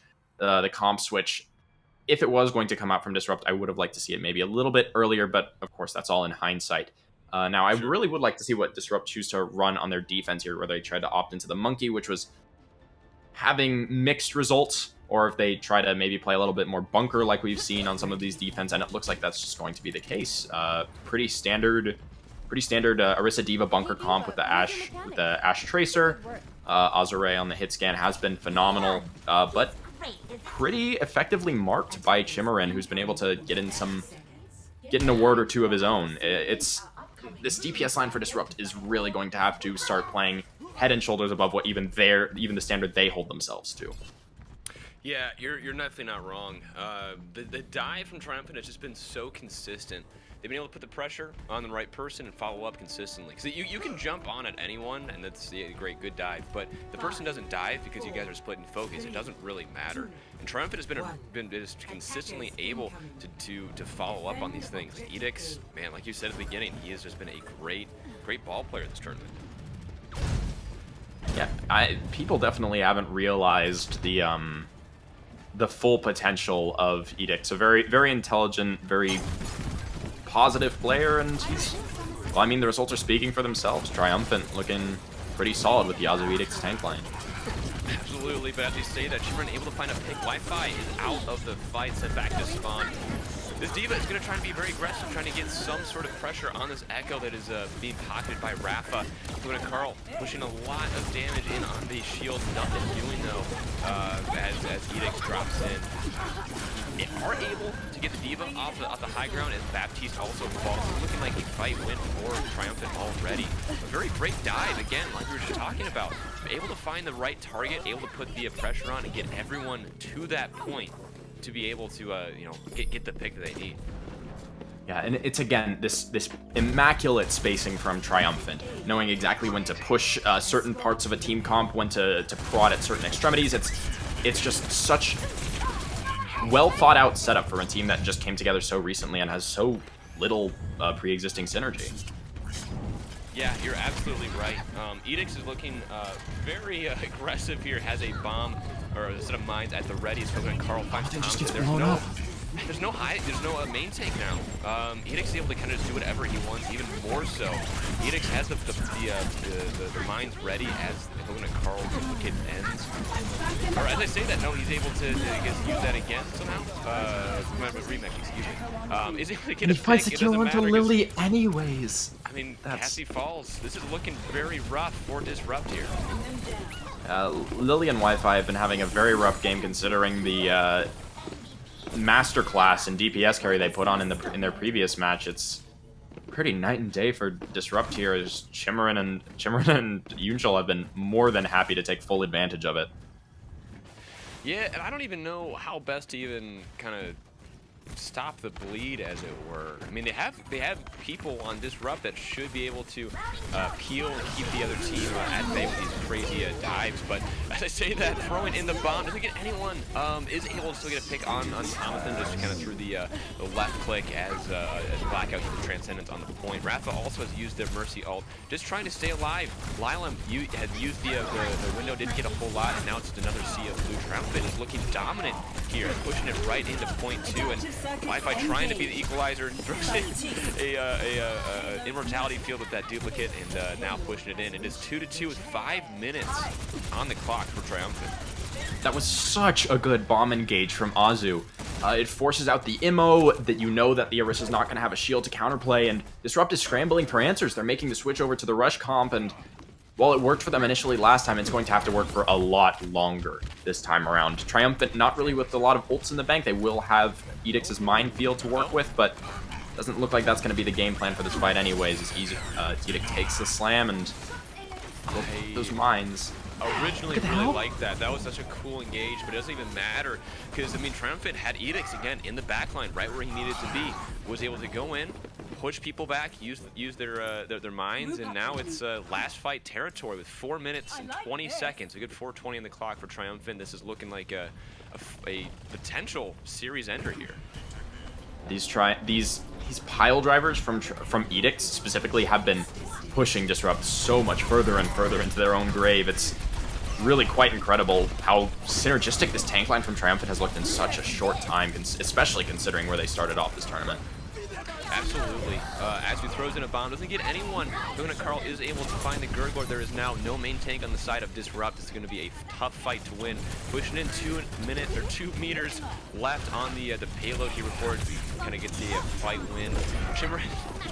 Wow. Okay. Able to get Lylan. Nice job with that pulse bomb, and now it is just cleanup. Triumphant with a dominant 2-0 victory on Disrupt here.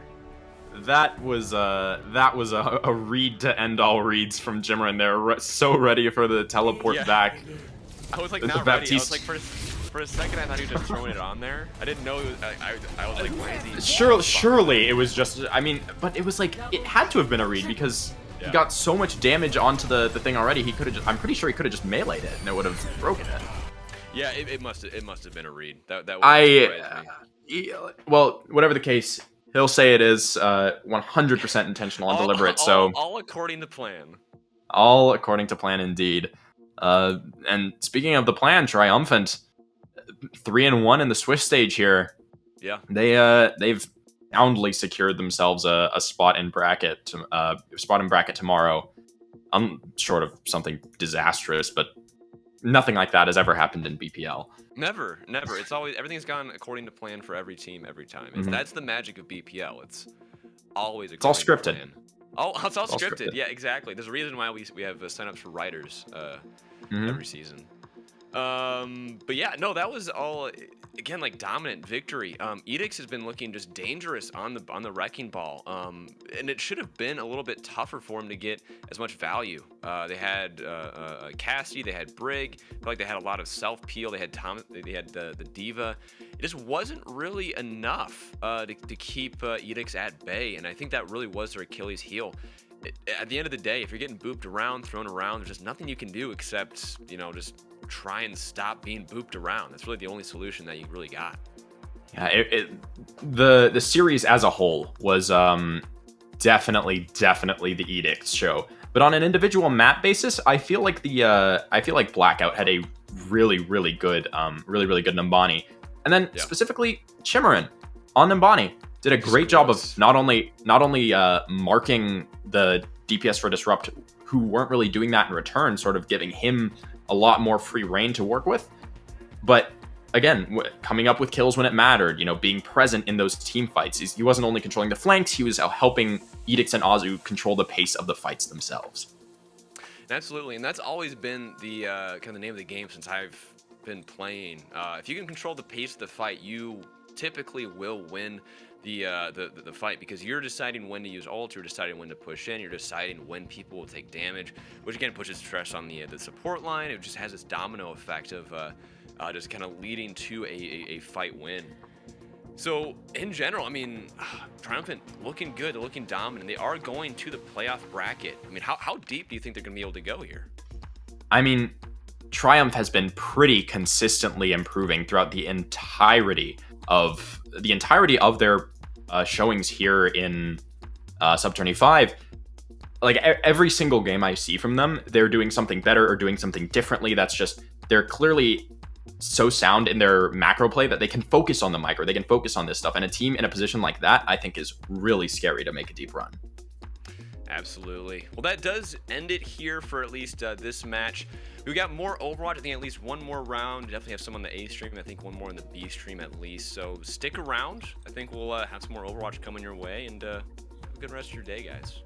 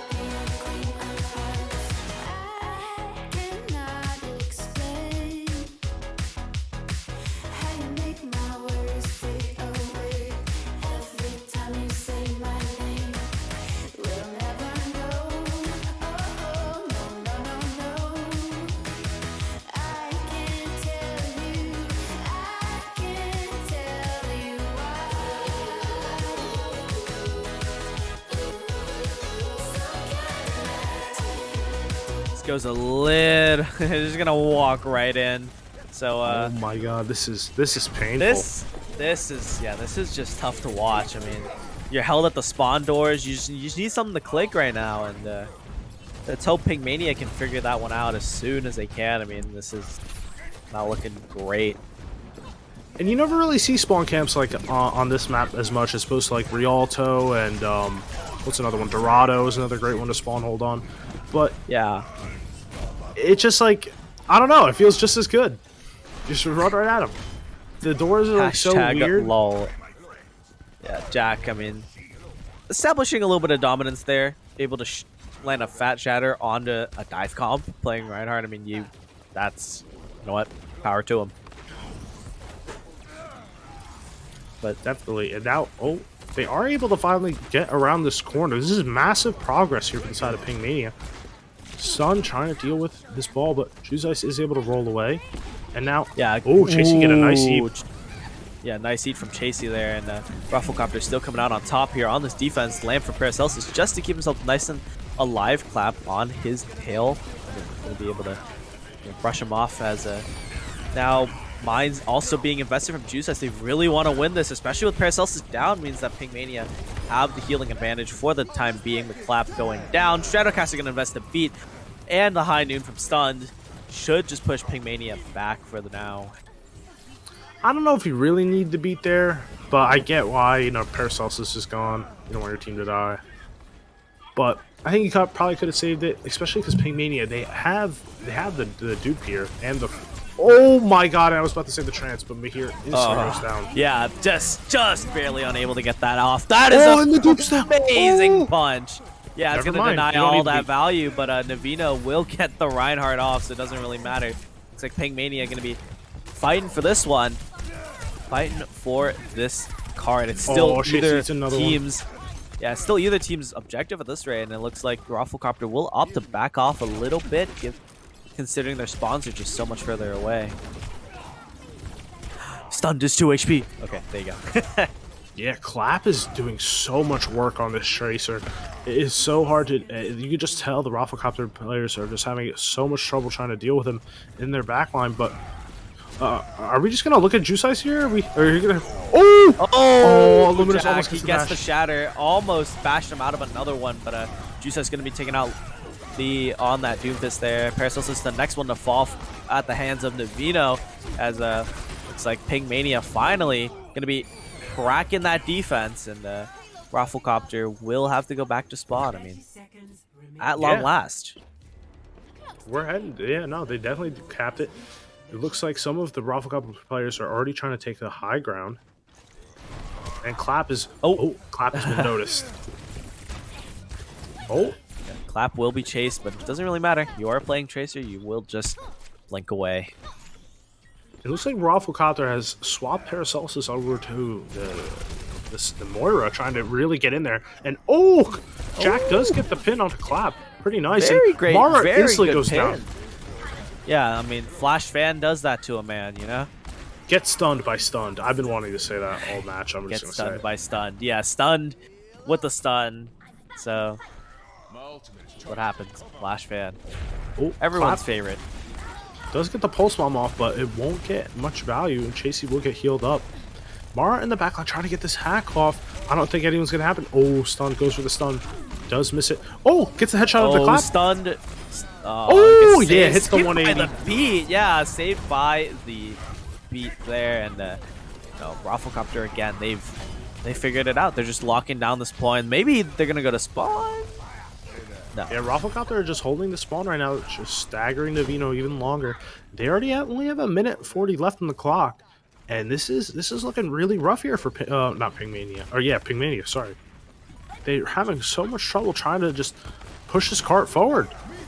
Yeah, I mean, you see Clap just try to get in there, immediately has to leave, immediately Great Form's out, and as V goes in with that Meteor Strike, they're going to effectively kite away from it. We'll see what Pigmania are going to do to reciprocate.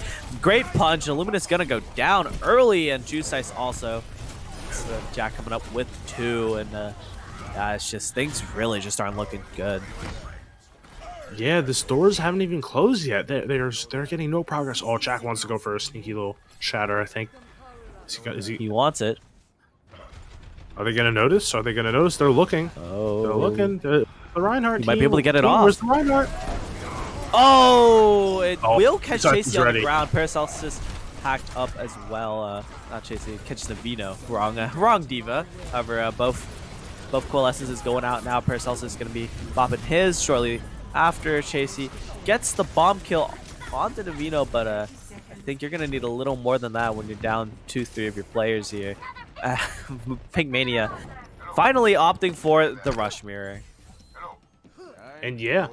And Ping Mania, they're doing, honestly, that's you should have just stuck with it from the beginning. I keep stuttering because, like, it seems obvious when you're, you know, watching it from a third person, but I can tell you it's not as simple when you're on the team. But they want to go for this somber rush kind of style. Oh, Juice Ice is in there.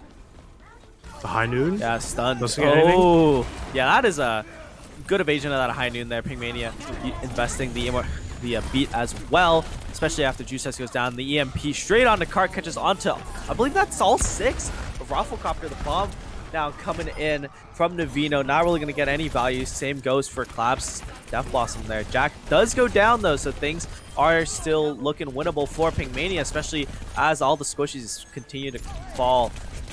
Yeah, you have Stratocaster trying his hardest, but Ping Mania might be, yep, there they are. They have finally capped it. And yeah, this is just looking honestly decent for Ping Mania. You know, they have a minute 20 on the clock. It didn't even look like they were going to get much further on first point, but they're making this progress. And ROFLCOPTER do have this beat and the Doom ult. Meanwhile, Ping Mania are just trying to get this Coalescence as quick as possible because it's almost a one fight if you do. Oh, the Mahir goes down. I casted him again. You caster cursed him. The landing right on top of Mahir, and really just going to take him out immediately with that Meteor Strike, and does trade his life for it. We'll see what happens. ROFLCOPTER with the beat just to continue their aggression. I mean, but Jack does go down, so do have to tread carefully here, Ping Mania, as they walk forward. Yeah, looks like they're going to be able to. Yeah, Jack coming back as soon as possible. Almost both Reinhardts have the Shatter. This should be, you know, a real turning point here on this match. They see the Sombra. Oh, and they know the Shatter's coming. There's not much you could do after that. Yeah, you get the EMP Shatter. Not really a lot you can do to counter that unless you stop that EMP from happening. As Ping Mania pick up those kills. Clap looking for the spawn angle. You know, camping that corner like he's playing Valorant. See if he's going to be able to get any value. Does not appear so. Jack comes back with the Shatter. He's going to be walking in. He gets moved away. Oh, great heads-up play from Illuminous just to make sure Jack cannot get any value with that Shatter, but it does not matter. Stun has taken out Juice Ice, but Clap, again, does pick up one with the Death Blossom this time. The bomb from Navino, unable to get any value as people fly all over the screen every which way. Mara goes down on the side of Ping Mania, so things aren't looking too hot for the attacking team. This might just be it for Ping Mania. 64 meters might be all they're gonna get here on Route 66 on third point. Oh, Clap is back though. Nah, this is done. Maybe. Clap, maybe. We've seen Clap clutches before. We'll see if Clap can pull it off once again. Mara also has the turn. Shadow almost has beat. Yeah, Shadow has the beat. Are we gonna beat? Beat. There it is. Yep. Just to seal the deal. A beat, a Shatter. The ROFLCOPTER finally.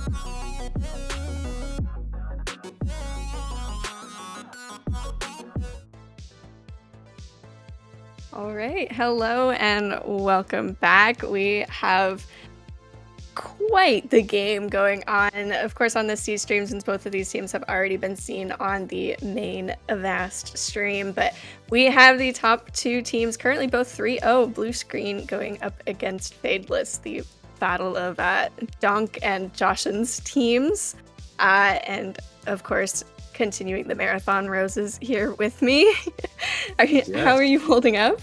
I'm doing just fine. I'm excited to see a matchup which is supposed to be the best of the best, but obviously as it goes on, we'll see how that shakes out, because if there's one thing that is consistent about Avast Sub Tourneys is that there is no such thing as consistency. Yeah, I think we could all kind of agree a little bit on that one from all the shenanigans we've been seeing throughout these games.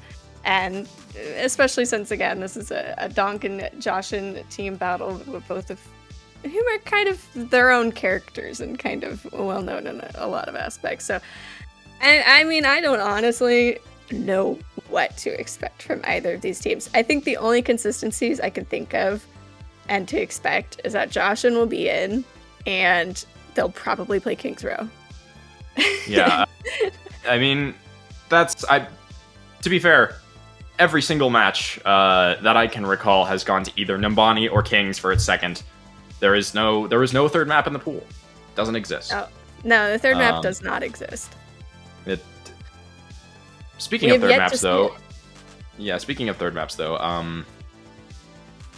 Blue Screen has done a really fantastic job of winning just this last match against ROFLCOPTER earlier today. Third map 3 on Numbani. That was a powerhouse matchup. And if you look at the overall strength of the teams that these teams have been going up against historically, you sort of have to believe that Blue Screen is the stronger team on paper, just for the caliber of the teams that they've been beating, the win rate of the teams that they've been playing against. But Fadeless has had a pretty dominant schedule, only dropping one map in their first game against Salavibes, and none since, including a victory over Triumphant, who recently just themselves secured their bracket position. So there's a lot of contention here as to whether Fadeless, is really on that super high level of competition, or whether Blue Screen's up to it as well, because considering how some of the teams that Blue Screen have faced off with have fared after their initial encounter, the question remains: are we in the clubhouse? Yeah, I mean, I guess we'll find out. It's hard to tell, I guess, exactly how these two teams will stack up against each other, because, I mean, they've faced different opponents, and again, consistency is not the most, consistent thing here in the Sub Tourney. We've seen teams drop maps after beating what is expected to be high tier opponents, and then they turn around and lose to a team that has lost previously, and so it's a little hard to judge. So I think seeing the two top tier teams here playing against each other, we'll see. Maybe they're very even.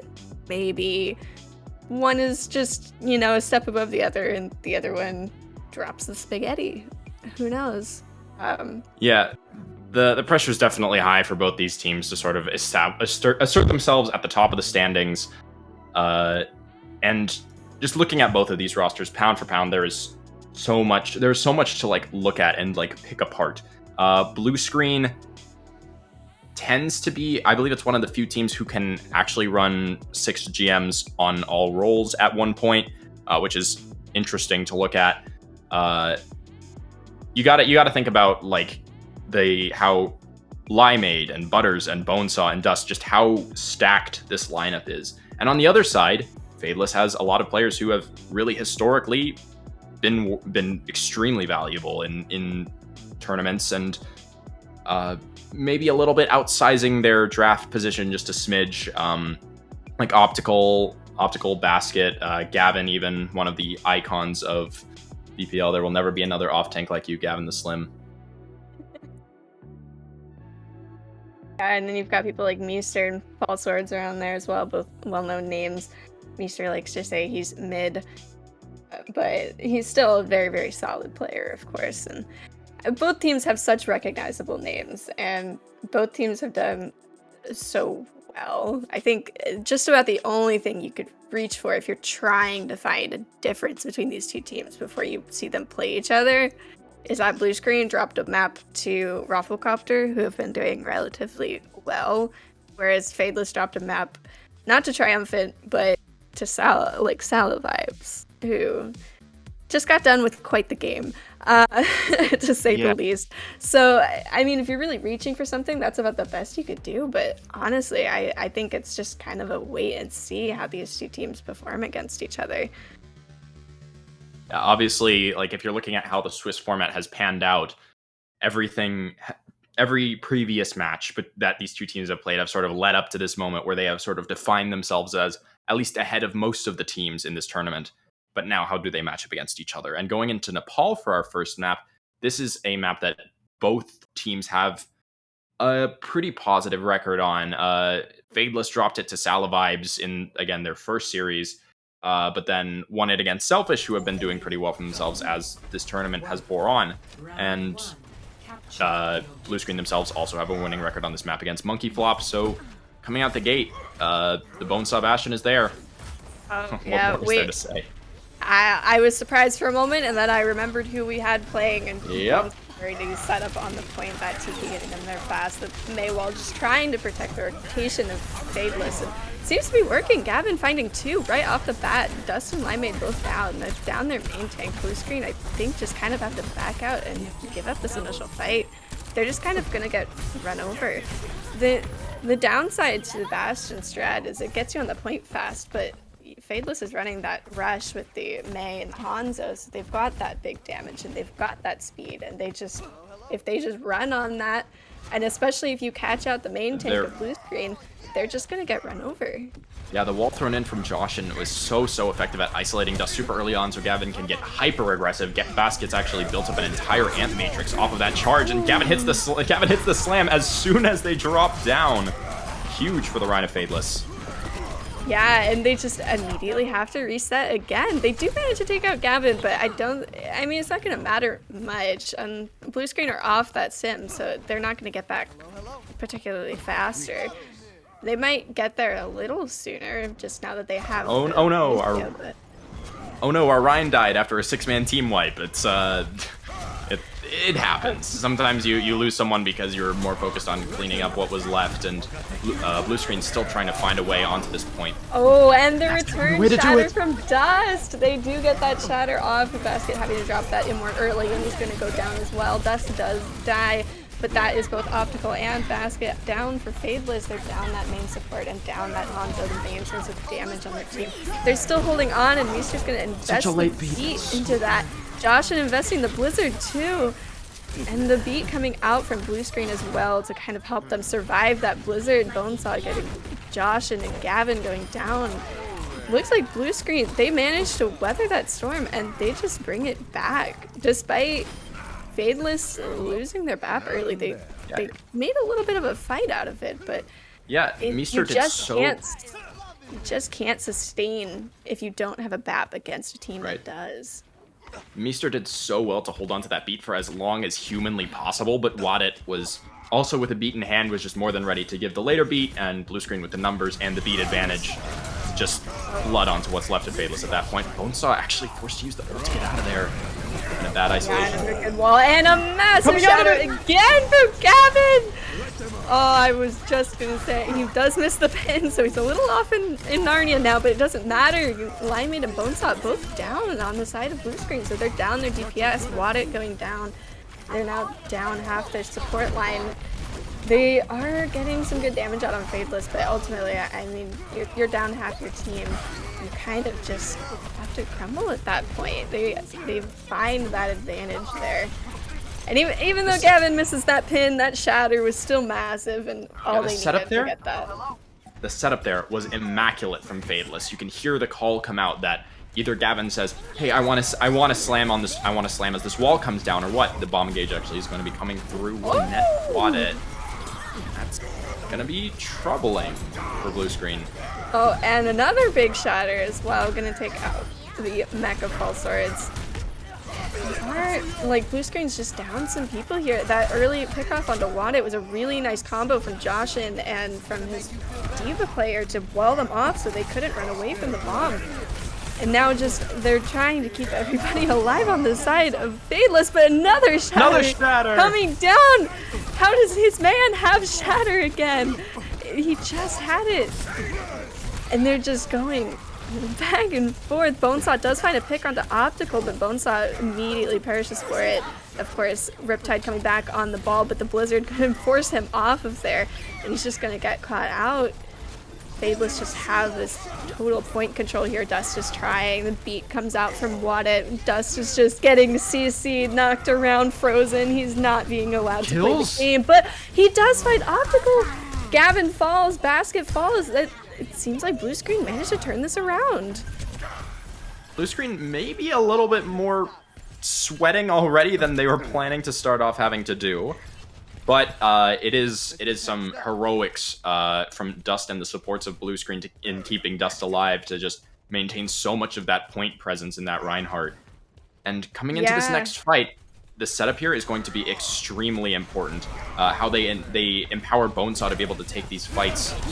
The punch is going to go in, not quite netted as the Meteor Strike pops. Oh, Wada does go down. Dust does find Fall Swords, though. Perishes for that. He has Gavin another goes... shatter! The shatters, another shatter in that fight! Oh, Meester drops the beat, though, and there's only 3 of them there. That only really catches onto him and Joshin, and I mean, it keeps him alive for a little longer, but that beat would have been crucial for the upcoming fight, and you can see the Altakani on the side of Fadeless, they don't have anything. Blue screen has the window to try to keep him off the point from even really contesting, but neither team particularly has ults. Joshin has to build this Blizzard, and he has to build it now if he's going to get anything done, but his team is just unable to really do anything with that, unfortunately. Aww. the tactical crouch from Dust signaling the end of the round there, and really back and forth and really fast in terms of tempo. Neither team let up on the tempo. Neither team took very long to really sit and prepare. They just held the gas, held W, and just ran on the teams. They ran down each other back to back. This is these are 2 of the teams with some of the bigger personalities we have in BPL. There's going to be a lot of ego, a lot of energy put into this match. It is going to be one of the less calm. I can already imagine the calms starting to break down a little bit as shouts are just going to be all over the place, but the Rush Mirror is going to continue on to the second point of Nepal. Except for Bonesaw on the Junkrat, as opposed to Fadeless, who opted for the Mei, but both teams keeping the Stim coming into this, so Sim Rush coming out. On this point of Nepal, as we've seen, blue screen opting to go for top. Bonesaw in the back line immediately pays for it. Maybe a little too eager there.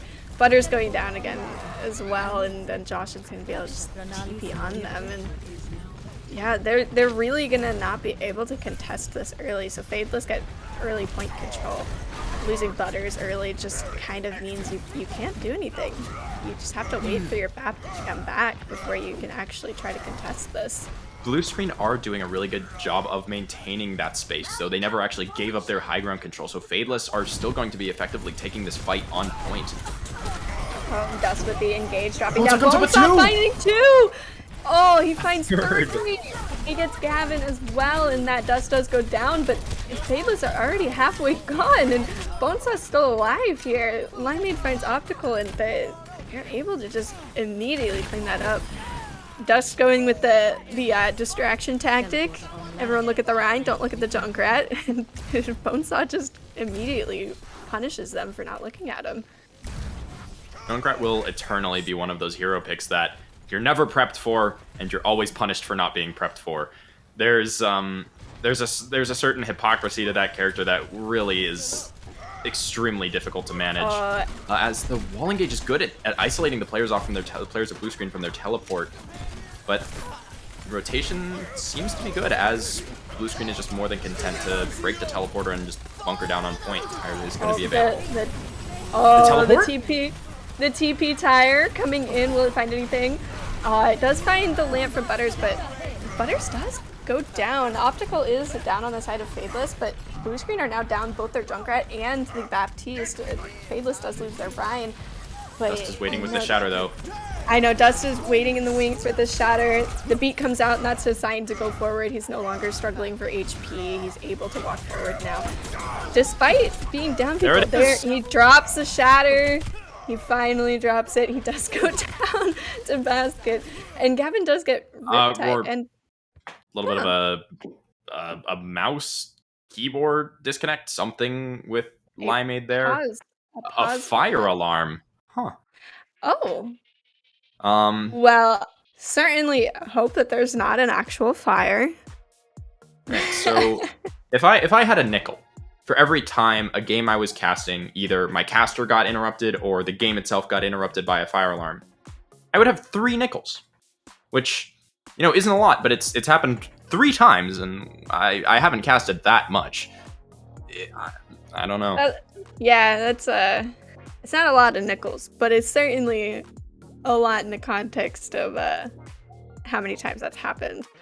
So, well, hopefully there's not an actual fire. That would be incredibly unfortunate and a little bit more important than silly Overwatch. What would that? I was gonna say, what would a fire in Limeade's home dorm, whatever? What would that do to our gaming schedule? Why won't he think of the people? Just play through the fire. Come on. Yeah, just tell the fire to go away. It'll come back later. It'll respect. It understands the grind, right? Like, of all the natural forces, I would expect fire to be the one to understand the grind set of the gamer. Yeah. I'm sorry. I'm the 2 hours of sleep. It's wearing on me. It's wearing on me. You're a little out of it, but it's okay. Gavin, just a little bit. Searching in that water bottle for something. He's looking. He's really looking for something in there, Gavin. He's found something. He's found something. I wonder what it is. I don't know what it is, but I'm glad you found it. Well, you've seen a rabbit be pulled out of a hat, but never whatever it was out of why ever it was in Gavin's water bottle. Yeah. But yeah. Touching on the actual game we've been seeing, the it seems also far away now. But the little niche compositional choices that Bonesaw has been opting into, not only throughout this tournament but throughout his entire history as a player, have really allowed Blue Screen to sort of catch Fadeless off guard with when and how they're taking their fights. You know, you're not expecting the Mei to move a little bit more towards the front line, throw up the wall, or for a sim to telegraph, or even fake a telegraph with the teleport. Instead, you just have a Junkrat dropping on your backline, killing 2.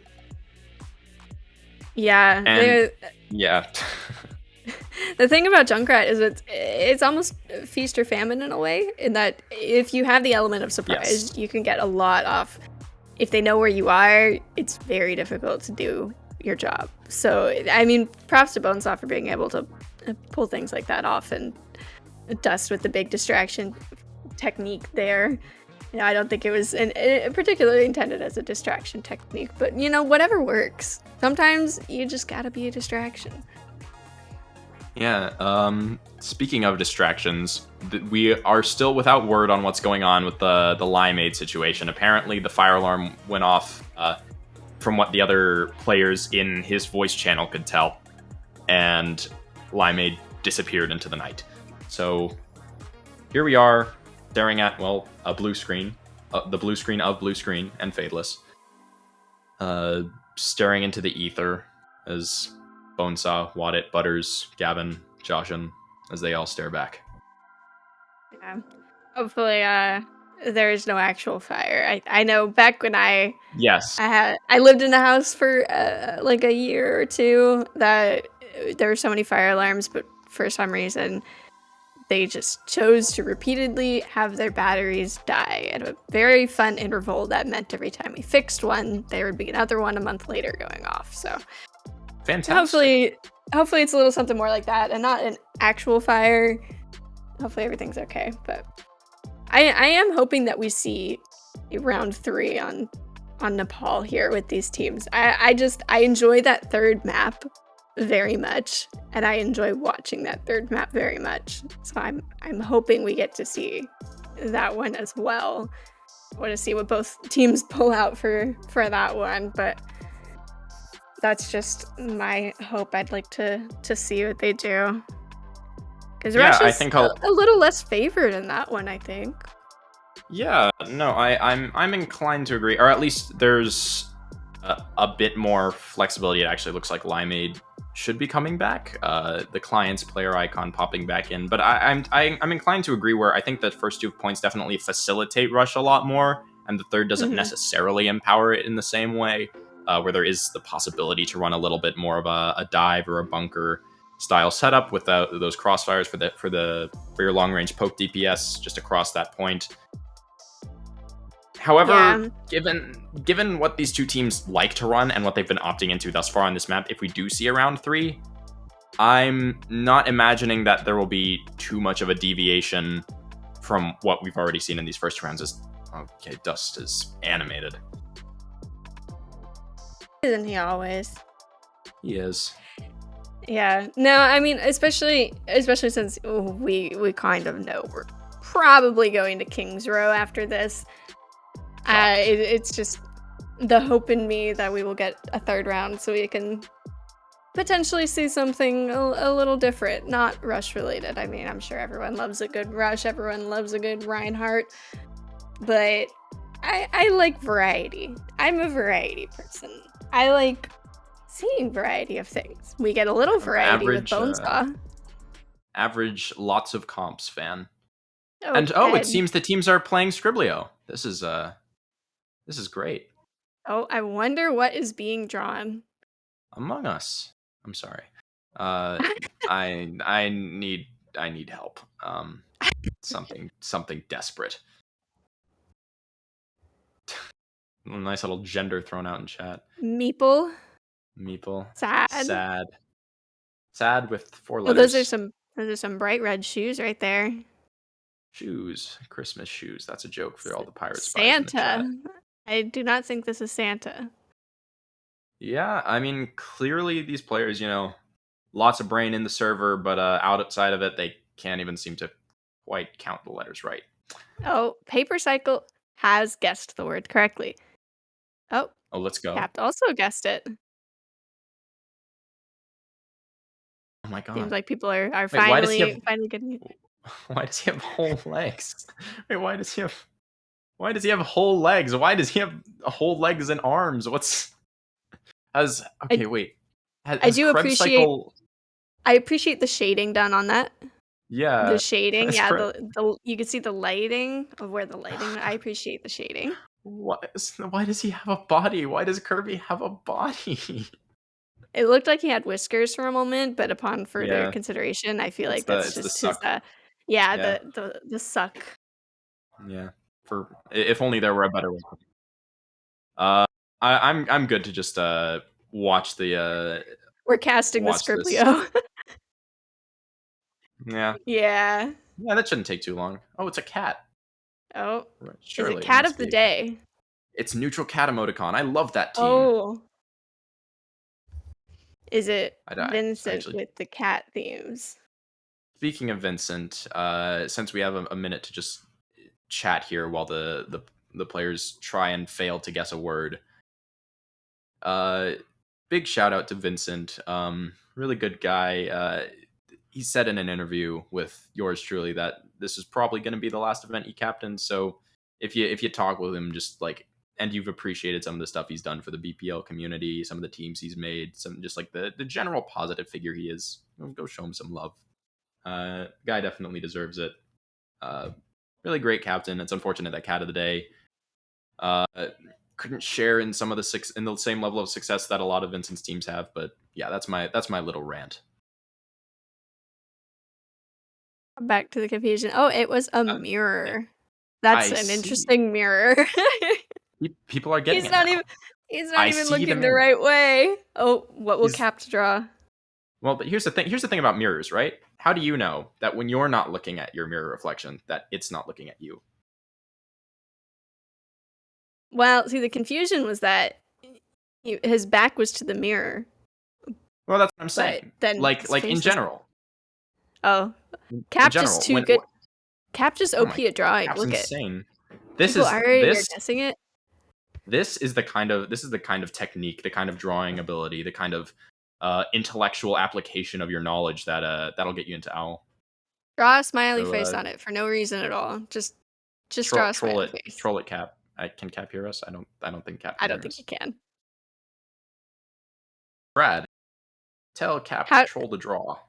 How did two people not guess that? It's it's pretty niche. It's pretty niche. You know, have you ever seen a submarine IRL? No, I can't say that I have. Neither have I. I've seen many a cartoon drawing of them, though. Oh. You see, I've never seen a submarine in my life. I didn't know what that was, actually, until just now. Oh, a giant red circle. Is this Japan? It is not Japan. They're drawing something else. I've been joined by my dog.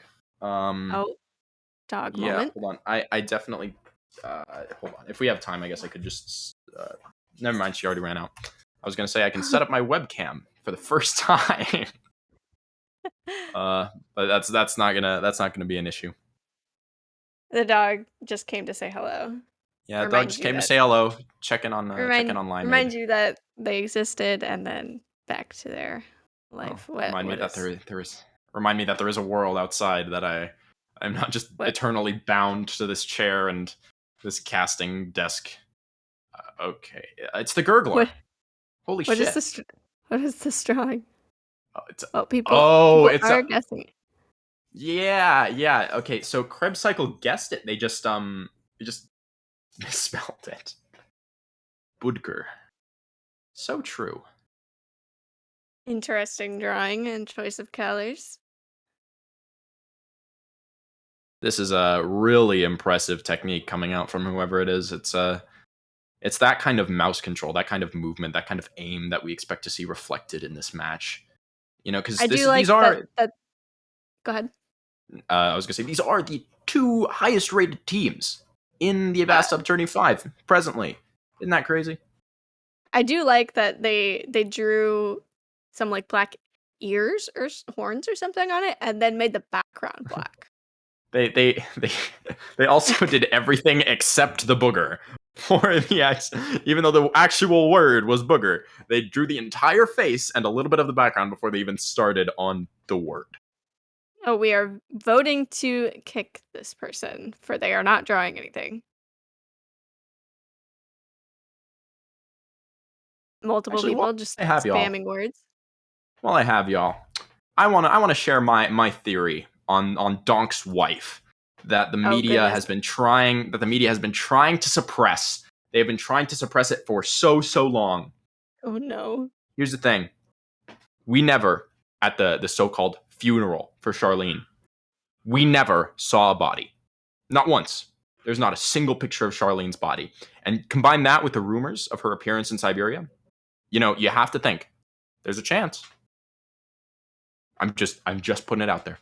Just putting it out there. Do whatever you want with that information. It's a free country and all that. But yeah. Still no word on the fire alarm result. Hopefully not an actual fire.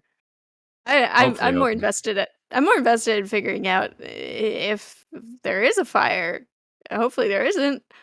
But I'd like to know. Hopefully Limemade's okay. Yeah.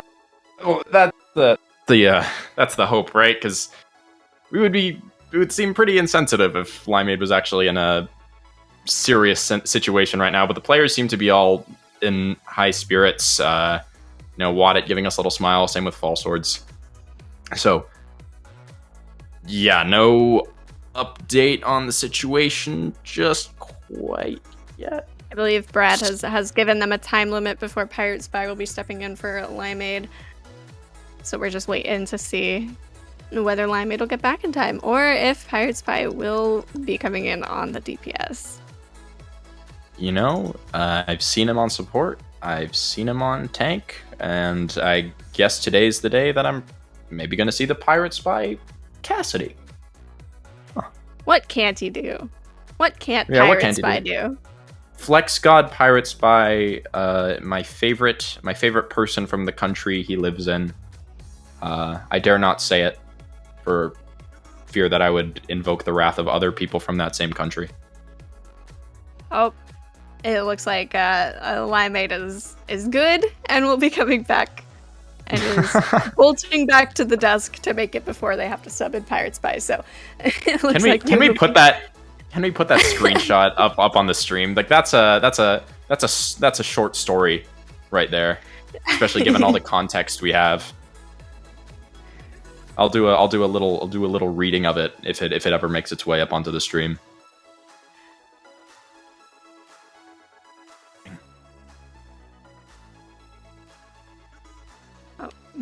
All right. So we have received word that Limeade is in fact back. Limeade is back. Limeade is alive and okay and not on fire. And it was just a drill. It was all just a drill. It was all just a dream. Sometimes fire alarms are a little finicky, but you know, at least they're good. It happens. At least we're all good up there. There it is. Yep. I'm good. I'm back soon. Wait. We have 1 minute. We have like 1 minute before we gotta sub me in. Skull emoji. Run. And there it is. Thank you for that dramatic reading. Thank you very much. The tale of blue screen chat. All right. Yes, Limeade with the classic "I lived" bitch. I lived. Yep. Let's go. All right, and now we can finally get back into this match. I forgot where we were at this point. It feels like we've been in this. The fight. Yeah, we are fully broken down. We are just in a fight immediately to go. Man, okay, so Optical's down, and he's respawned at this point, but I mean, Bap does not have lamp on the side of Fadeless at this point, but they are getting the point presence. Around the corner, Shatter. He does catch somebody with it. Somehow does not catch Dust with it, but he does catch Dust in general. They're gonna drop the bomb on the side of False Swords, but it somehow catches is two. That's big for them, and Bonesaw going down on the side of blue screen. So Fadeless keeping, I'm not sure which, point control at this point in time, and just racking up that percentage again. Blue screen did their best to sort of extend their cap for as long as possible, but their team was coming in at all different timings, and Fadeless was basically fully regrouped just outside the point, so it was just a matter of pressing W, and tank ult's thrown in as well as more of a coup de grace than anything. The teleport tire... whoa! And it finds basket? How did it find? It found the BAP! And that's the pick that they needed. And I mean, Dust takes out Gavin, and once you're down, you're BAP, you're Junkrat, you're Baptiste. What are you supposed to do? This is just not real. Bonesaw does fall for it, but I mean, in the grand scheme of things, you still win that 10 out of 10. Like, I mean, you're down is only gonna do so much. They are trying so hard to contest this point, the TP coming out, but they're not going to be able to touch it in time. And blue screen will take the first map there. Well, that was, if anything, that was anticlimactic. You know, I'm just going to say it. That was anticlimactic as shit. We waited so long. And for what? A very silly little teleporting tire basket not being ready for it. And then that's it. That was it. It's okay. It's okay. We're now back. Limeade's house is not on fire, and we've still got another map. Right. Limeade, I'm sorry for making a bit out of what was undoubtedly a pretty stressful situation. But blue screen, pretty. I would say it was a pretty close rush mirror. A lot closer than they may like, because you see the caliber of the caliber of player that Dust is, and then Gavin just did not care, more than willing, more than ready to just charge right into that Rhine duel. And I'm pretty sure in terms of like your quote unquote MTD moments that Gavin went pretty even with Dust in the end, which is a pretty impressive feat for a very solid player.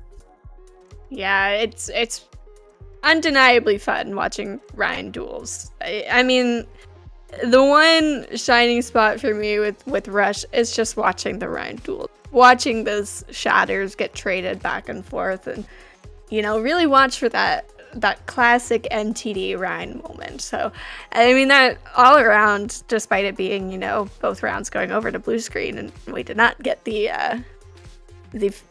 fabled third round on We talked about it so Control. much. Yeah. I mean, it was a hope. It was a hope. But despite not getting that third round, and despite it going 2 rounds over to blue screen, it was still very, very close. And we still got to see lots of Ryan duels. And oh my goodness, we are not going to King's Row. We actually have something other than King's Row. Still not whatever the third map is, but we do have New Bonnie instead of King's Row. What do you mean a third map? There is no third map. There is Smile. no. It's just New Bonnie or King's Row. You only get There to is pick one no of the third two. map. There is no third map in ST5. There is no third map in ST5. And now but yeah. Pirate Spy coming in on the side of blue screen, not on the DPS. On a role he actually signed up to play for, so there you go. There you have it. Blue screen coming into this map looking pretty strong. It looks like they're going to be opting into the Monkey Diva dive, and Bonesaw and Limeade, just you cannot account for whatever Bonesaw is going to be throwing out. Limeade giving us some semblance of sanity. As Swords hovering the Hog and Joshin hovering the Genji on the other side, Fadeless look ready to have a for fun comp come out here, unless I've been baited. In which case, the divey dive matchup is going to come down to how well blue screen can keep Bonesaw alive, as Fadeless are going to try to punish him as hard as possible with that Echo pick. Yeah, both teams mirroring everything except their sort of flex DPS choice here. Of course, Bonesaw always with the unconventional picks. Joshin just doing some poking from a distance, as the Echo does. Monkey dive onto the backline. Gavin kind of misses and then immediately perishes to Bonesaw. That is unfortunate. Pirate Spy just fully bashed off the ledge there. As Gavin flew overhead, Pirate Spy just leaped off a flying dive off of the high ground there. And was actually going to chase down Limeade in the back line. The Tracer duel in the back line. Now that means that Optical is set up behind blue screen, so he's able to take those off angles. Joshin once again just with the poke. Now that they know Bonesaw is there, they know who to target. Joshin going very low from that. Butters with the nade will take out Optical, and Bonesaw taking out Gavin once again. And eventually we'll take out False Swords as well. And you know, they just have this very, very solid defense. It's hard enough diving up there when there's a Brigitte to protect the Ana, but then you add the Bastion into the equation and then the Diva, and it's such a hard defense to break. The Brig Ana BAP line is so strong in dive comps because of how hard it is to pressure out. But then you add in, like you said, the durability and constant threat that a Bastion applies, and it's just like, you can't dry fight into that defensive setup. You're going to have to hope to create an opening with your ultimates, or a miracle pick from one of your DPS. Yeah, and then the Nano Monkey coming in. They're looking for the Bastion, but the Bastion is nanoed himself and takes out that Nano Monkey. He does get antied, but nobody's able to follow up on it. Once again, Josh is duping he duped the Monkey, but he also got taken out. He does take out Pirate Spy, but Bonesaw just immortal up here. He gets the DMech, and False Swords drops the bomb for that too. It's just, oh, he does get knocked off the high ground, so they do have a small moment of opportunity. He does get stuck. Nice, Optical does take him out. Gavin taking a nap in the middle of the enemy team, not where you want to be taking a nap. And went to go back, saw the bomb, and went the other way. So he's deeper in the enemy team. Has to drop the primal in order to stay alive back there. Now juggling the supports in the room, as you do. Riptide's mech does get taken out, but the rally coming out from blue screen does keep them alive. It looks like Basket charging up that nano very, very fast. It does look like blue screen do have control at this point. But they have forced the Bastion away. Fadeless are going to give that up. Yeah, Fadeless doing a really good job of just continuously applying pressure, just throwing everything they have to dislodge Bonesaw, and once that Bastion falls down, Optical hits a really great stick and stays alive on what it was like single-digit HP. gets away, finds a mini, and then is able to reset in the fight and just win out in the long game from there. Yeah, the biggest thing is getting rid of that Bastion. Bonesaw, of course, going to be heavily targeted here. Does get antied, but he is fine. He has that self-heal. Once again set up. It looks like the Nano engage this time from blue screen. Optical once again. Oh, Riptide with the massive pulse bomb eat. That's the kind of reflex you want your D.Va player to have. That saves Bonesaw right there in a split second. And Bonesaw is able to just keep pressuring them out. The Nano Monkey comes in, but he gets slept. He's Bonesaw popping the ult. I mean, it's not like it's a bad ult. Pirates Fight and Dust do go down Dust though. falls? Yeah, Dust falls to the bomb, and that's bad for them. They have to back off now. You don't have your main tank and you don't have your Brigitte, so you can't protect the Bastion as well. Riptide does find Optical. Optical probably a little deep in there. Gavin just going to bully blue screen in the back line with that primal. Just harassing the enemy team, keeping them away from the point, which should just secure it for them. I don't think that they're going to be able to contest off the back of that primal. Yeah, it's again this space so effectively created by the tanks of Fadeless and the DPS. Super eager to just jump in there. Optical getting so far into the thick of the fight, and Gavin and Josh and nice little wrecking crew there on that. What was a pretty rushed, but still could have been very deadly hold. Yeah, Dust with the sneaky backline attack here does get slept, nanoed, antied, and is in the back line. He does have Primal just in case he needs it. He probably, yeah, he'll have to pop it here after all the damage coming in from him. He's not getting anybody with this, and he does eventually have to try to get out, and he's in a bad spot in that room.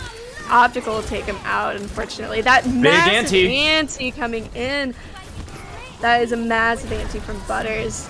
Optical with 2, taking out the D.Va and the Brigitte on the side of Fadeless. Optical doing work here, creating so much space and staying alive doing it. The Tracer, kind of a very, very squishy target, but I mean, when you've got kind of a stationary comp, I guess, on the side of blue screen, you don't... I mean, you're great at protecting your team, but there's not that many people, I guess, looking for the Tracer. They're too busy focusing on keeping the Bastion alive, and that's a very solid time bank for the side of Fadeless. There was so much weight on Riptide's shoulders there to be able to peel for the backline, but then also have like a separate entity to have to peel for. You no longer have a self-sufficient like off-angling character that you would otherwise have in like a Hanzo or an Echo.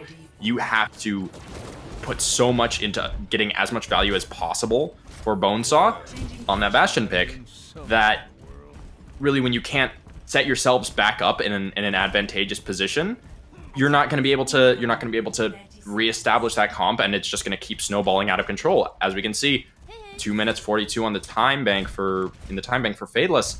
Really solid Nabani attack. Yeah, blue screen just were not able to recover their footing at the end there. Once that defense was broken in the first place, it just kind of continued with the ult cycles. Fadeless were able to keep that tempo up on blue screen, and they just were not able to recover their defense from that. And the macro play from Fadeless to manage the dive while still getting cart push on that third point was also really impressive. I just had to get that out there before we get right into this round. Yeah, we've got a little different. I mean, again, mirrored with the exception of Bonesaw on the Genji, of course. Always on also a different pick. Main tanks. Yeah, they're Fadeless opting for the Orisa instead. Bonesaw does go down early, but Optical does perish for that. Dust having to back out. Riptide also having to back out. This casting the backline from Josh and just putting out a lot of damage, and nobody can really look at him at the moment. They don't have a flanker, and he's safely behind a lot of his team, so nobody can really look at him. They are. Butters has also farmed up so much of this nano early on. Blue screen will be able to engage maybe a little bit earlier than Fadeless were anticipating. Basket, however, has done really well to match that charge. Only 20% away from that Ant Matrix, and that 20% can go in a blink.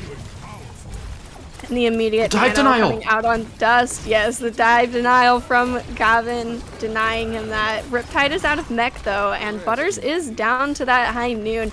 Dust clinging to life with a sliver of HP, somehow lives there, but Limeade will fall for that, and Optical looking to see if he can catch any stragglers, but does look like Blue Screen will be able to just back off. Riptide gets the mech back, and they just have to reset here. Bonesaw did swap over to that Hanzo. Decided Genji was not the play, we're gonna go with the other brother instead, and bring out the Hanzo for that spam damage into the shield. Concerned about here is that Blue Screen really aren't setting up their comp in a way that is going to break this bunker setup. There is no crossfire being established. They're just, look at them. They're literally 4 stacked up in this top right position, and well, they're getting shredded by the combination of the amp matrix and just all the damage the Echo can put out. Yeah, and then the dupe onto the monkey coming in. It's just rough for them. They're gonna get primaled in this small room. Gavin does drop the bongo, not necessarily needed. But what does bongo do these days anyways, you know? They do take out Pirate Spy, and once again, Blue Screen are just gonna have to reset. Now, the time is actually starting to become a serious issue here for Blue Screen. Even if they set up these next fights extremely fast off the back of the support ults they have, if that fails, you're looking at 1, maybe 2 good fights left. Oh, the nano engage coming in very quickly. They do find Meester very, very early, pressuring down this BAP, having to force out the lamp. The lamp going down means this BAP is a free kill. If he can catch up to him, he does. The rest of Fadeless just kind of falling from the rest of the team. Dust did his job chasing down the supports and the Cassidy, and the rest of his team will just fall around him, and they do manage to catch the point. They're a little under a minute, but they do manage to catch it, so they will be able to start the escort portion of the map. Yeah, short of an absolute collapse on Fadeless's end here, Fadeless will have the superior time bank going into extra rounds, if that even transpires. If Fadeless can hold Blue Screen on second or third, it'll be a great way of answering back into this series, as Bonesaw's going to throw the Dragon Strike, having not really taken these off angles frequently, but more just run at them in the front line. It does force them into the line of sight of that bomb. They do manage to get around the corner early enough, but it does force them into that area. So once again in the back line with that Primal, just harassing both the Echo and the Baptiste in the back line. It does get out. He almost got the mid-air kill. He almost did. Unlucky. Limeade getting the best of Josh, and now High Noon. Will he get that? That's gonna work out the way you want, Gavin. Yeah, the damage from the first shot just shatters that shield instantly, and Gavin will fall. That's that's point 2 right there. I mean, point 2 Nimbani. It either is a snowball or it's difficult, but mostly it's a snowball. It is a bit of a limbo point, isn't it? We have a few of those here in this beautiful, beautiful, wonderful game. As Bonesaw just fully out in the open will get picked off by Josh, and with the help of the supercharger from Gavin. Looks like the monkey Dust once again going in, but he doesn't have the primal, and he's getting burst down so quickly. He got shredded so fast. The rally on the side of Fadeless able to keep them alive through that dive, and they're able to just get the picks that they need to secure the fight. You've got a 300 HP Echo with 100 of that armor, and a beam in your face as a low HP monkey. You're not going to win that without primal. All I can say about that last engage was Dust forgot the second part of the adage. To dust you shall return. And Dust doesn't have primal. He had it. He was up to like 80. I don't know if he swapped or if he dropped it and got immediately burst, but it's gone now. And Optical with the dupe on the D.Va, looking for that charge so you can drop that bomb in the back line. There it goes. There it goes. Dust does fall. Dust has just been getting so consistently isolated as these dives come in. It's really questionable where the follow-up is from Blue Screen in a lot of these mid to late fights, and whether or not Dust is getting the adequate information that Blue Screen isn't going to be able to follow up. Yeah, I mean, granted this is very difficult without the cart around the corner because it provides so much cover for the defending team, while also, your tank has to dive in that back line, but you're diving onto a double shield defense, and it's so hard to get that follow-up. The rally will help them around that corner, so they do finally have the room to work, but Josh with his High Noon they do figure it out, they do hide from it, and they are able to survive that. It does look like Dust trying to dive in again, does force out the lamp, and Optical does fall to the high noon from Limeade.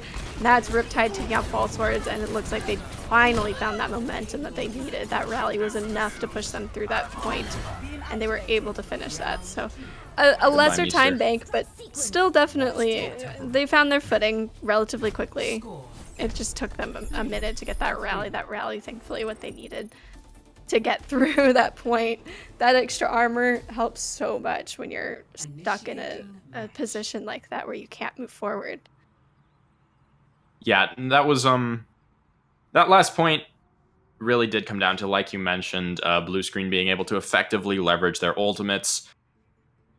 But still, even in the more neutral fights where you are still trying to get an idea of how your opponents want to play this slightly altered defensive setup, there was almost like a lack of thought into how these fights were going, because Dust would go in either first or cross and then wait for his team to engage a soft engage on the other end and then walk in with the nano. But in both situations, Fadeless would just carve out a section of the map in between Dust and his team and say, well, you made your bed, now lie in it. It's really uncharacteristic rather, oversight from a team with a lot of really veteran players. Yeah, and we're seeing an interesting strat coming out from Blue Screen. I assume this is hopefully going to just be a one attempt, but double shield, Mercy Bap with the Sim TP Bastion looking to just collapse on the defensive Fadeless, who has the D.Va, so that will help a lot. But let me ask you this. Is it unexpected for Blue Screen? Or is this just sort of what we've come to expect from this roster? The teleport actually didn't get broken down, but also it's demeched, and Bonesaw's set up in the underground. Yeah, finding that demech. I mean, it's not what they intended, but they do also get that remech though, and Bonesaw does fall. So despite the Pirate Spy gets a kill with the blaster. Pirate Spy, Pirate Spy, second popping off. Spy just going at it with the Mercy, the surprise hero in that fight.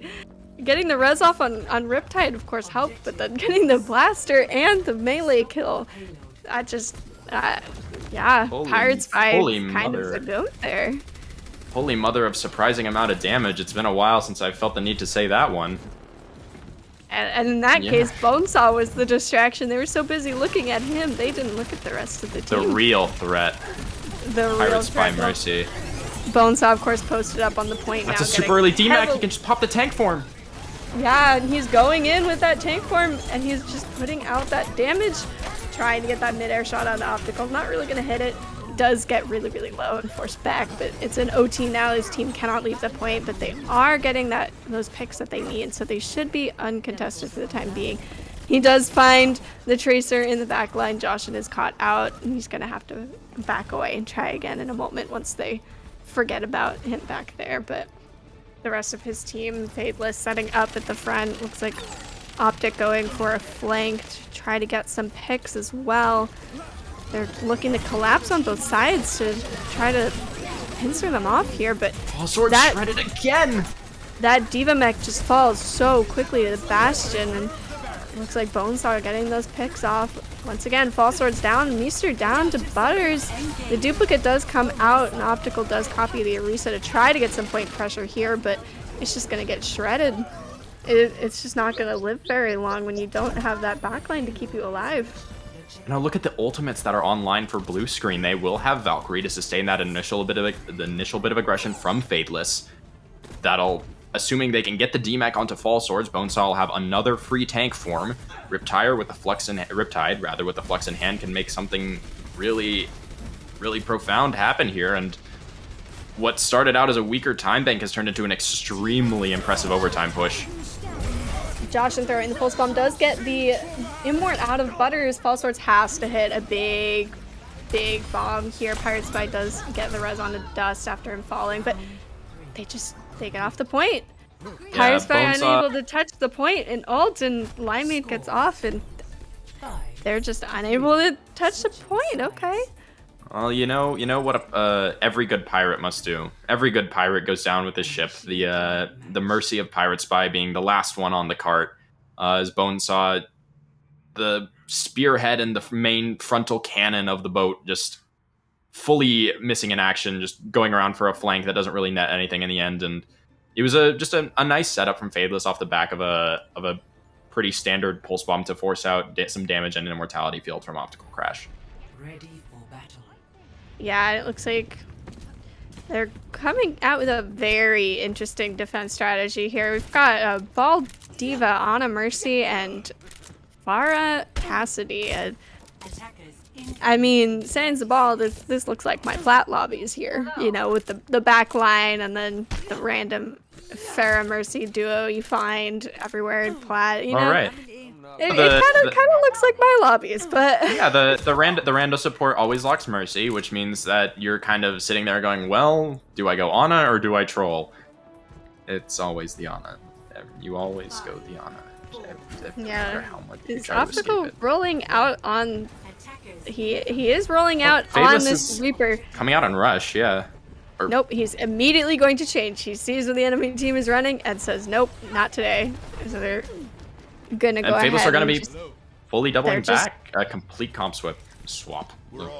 Yeah, they're complete comp swapping after seeing the Pharah and other members of the side of blue screen. So they come out on this ball comp with the legs, as well as the Tracer, just both the legs for the frontline pressure and Tracer for backline. But Optical immediately getting caught out by Bonesaw.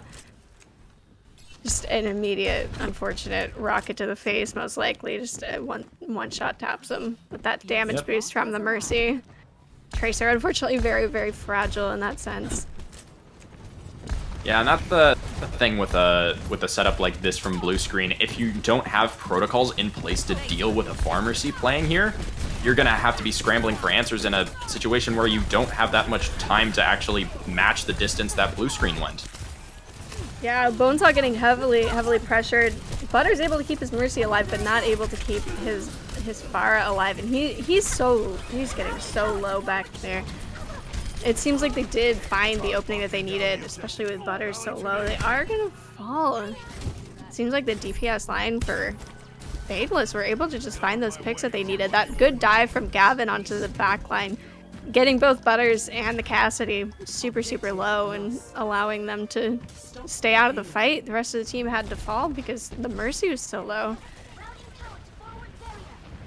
Yeah, that fight came down a lot to the pressure Gavin was able to apply onto Butters from a really early moment in that fight where he leaps up onto the high ground. Limeade is forced to come sort of back into that hallway, and that effectively takes both the safety blankets, the long-range damage and the long-range healing of blue screen entirely out of the fight. Gavin does die for it, but the numbers for Fadeless at that point are so much better. Yeah, the High Noon coming out from the side of blue screen. Not going to find anything. They do have a Diva on the side of Fadeless. Gavin does find Limeade. Bonesaw does drop the barrage. Only finds the Zenyatta. But Jocelyn with the visor in return. Pressuring immediately. Basket dropping the what the WTF in the chat. Got like 2 rockets. Still died. Unfortunate. Jocelyn with the visor going to be able to clean up that fight. Look at the state of the ultimate economy coming into what should be the final point here. And the final fight territory even. Both support ults online for Fadeless. The minefield to drop that on the back line and forget about it. The pulse bomb, which Optical Crash has been able to make so much space and do so much damage with even. This is extremely concerning for blue screen if they want to prevent a map 3. And blue screen just made a little bit of a comp swap, so Pirate Spy and Bonesaw both starting with 0% ult coming into this fight. Looks like Gavin did drop the mines right on where the point is going to be going. That bomb coming in from Riptide, not going to find anything. Optical just barely able to recall in time to not die to his own bomb, but he does catch Pirate Spy. Riptide getting the nano just to keep him alive on point longer, but... Wait, why is Meester in the back line? Meester was in the defensive spawn! Meester? What are you doing there? It doesn't look like it's gonna matter as Fadeless bring it in, but what is Meester? How did he get... How the fuck was Meester there? Look at that. He admits it. I'm in How there like did you get somewhere. so deep? you were Meester. I don't know how Meester got back there, but that just, you kind of split the team there. You've got a break in your backline along with the ball, and you kind of have to pay attention to that back there. Your backline's getting pressured by those two, and that splits the team up and gives Fadeless the room they need to really just lock down that point at the end. I'm sorry. I apologize if my mic peaked out a little bit there. I am just the carnal rage which built up inside of me from the moment I saw Meester's little silhouette dancing around the arches to the defensive spawn. It couldn't be held back any longer. I mean, I will say, yeah. Blue Screen does have the unexpected advantage of what will Bonesaw play today, but then Fadeless apparently has a flanking backline Meester. So, you know, kind of both have their own unexpected moments here, and yeah, bring it up to 1-1. And we're gonna have to go to a third map, which will be Escort. None of the Escort maps are particularly enjoyed, so we'll see which one they want to suffer the least on. Yeah, both of these teams have 100% win rate in the map 3 scenarios. Of course, neither of them have lost yet. So it's gonna come down heavily to what Blue Screen are going to try to infer about what Fadeless are going to want to play on any map that isn't Junkertown, because there is no tape on Fadeless on any Escort map other than J-Town. And the same goes for Blue Screen same goes for Blue Screen with Fadeless and Numbani, or not Numbani, sorry, Gibraltar rather, the one they just won. So with that in mind, Blue Screen can both use the lack of tape Fadeless has on them to advantage, or they could opt to use the tape that they have on Fadeless to their advantage, or both. Yeah, and it does look like we will be going to Gibraltar. Quite unsurprising. It does seem to be the favored pick for map 3 amongst teams. Kind of the lesser of 3 evils, so to say. Nobody wanting to go to Junkertown. J-Town, unfortunately, being left out of the equation here, as far as I'm aware. I haven't seen all the games because I work, but as far as I'm aware, teams have been electing to go to Gibraltar. It's kind of lesser of 3 evils. Though I enjoy Gibraltar personally. I think it's a fun map. Yeah, Gibraltar obviously enabling a lot of the dive comps, some of what we've come to, honor as like the origins of like the first real 2-2-2 meta of Overwatch, pioneered by Miro and all the greats of Winston and Tracer all those years ago. This Gibraltar should be a nice little testament to the both the versatility of the individual player on this team and how they like to approach it. Because Blue Screen has had a pretty statement win against ROFLCOPTER on this map earlier today. If this is in fact our map 3, I don't know if you were just talking. Yes, it is. Okay, yeah. Sorry. Blue Screen, ROFLCOPTER looked extremely solid on that map in their matchup against, I believe it was Hamster Zone. Just completely shutting them out with a pretty unusual comp on that extremely defensive favored second point. And Blue Screen, for the most part, just kind of blew through it. It was... So it's up to Blue Screen to really prove that they can go from strength to strength on this map, and on the other hand, it's up to Fadeless to sort of acknowledge what Blue Screen are going to try to do here and come up with the solution to it in a pretty short span of time, because obviously Blue Screen just beat ROFLCOPTER on that map.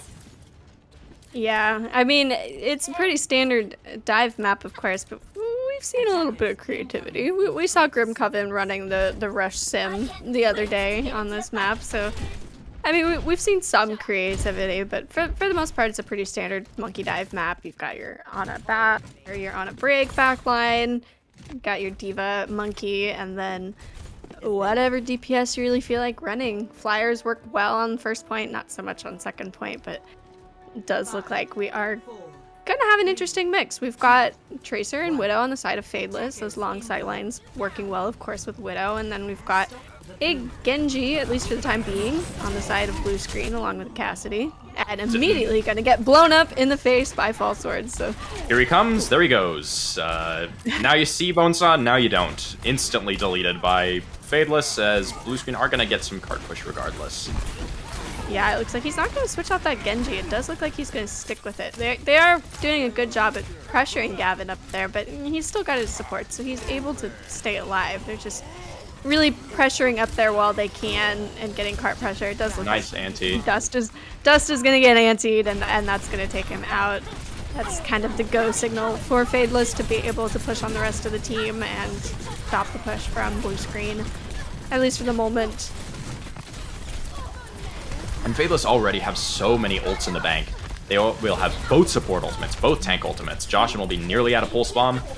And on the other side, for blue screen, Limeade switching off of the Cassidy. Butters and Waddit are coming up on the support ults, but they are lagging a little bit behind. Fadeless will definitely be able to make the opening salvo here with any of their pretty full bank of ultimates. And Basket's actually going to be slept across the map. I don't know if that'll actually be an issue.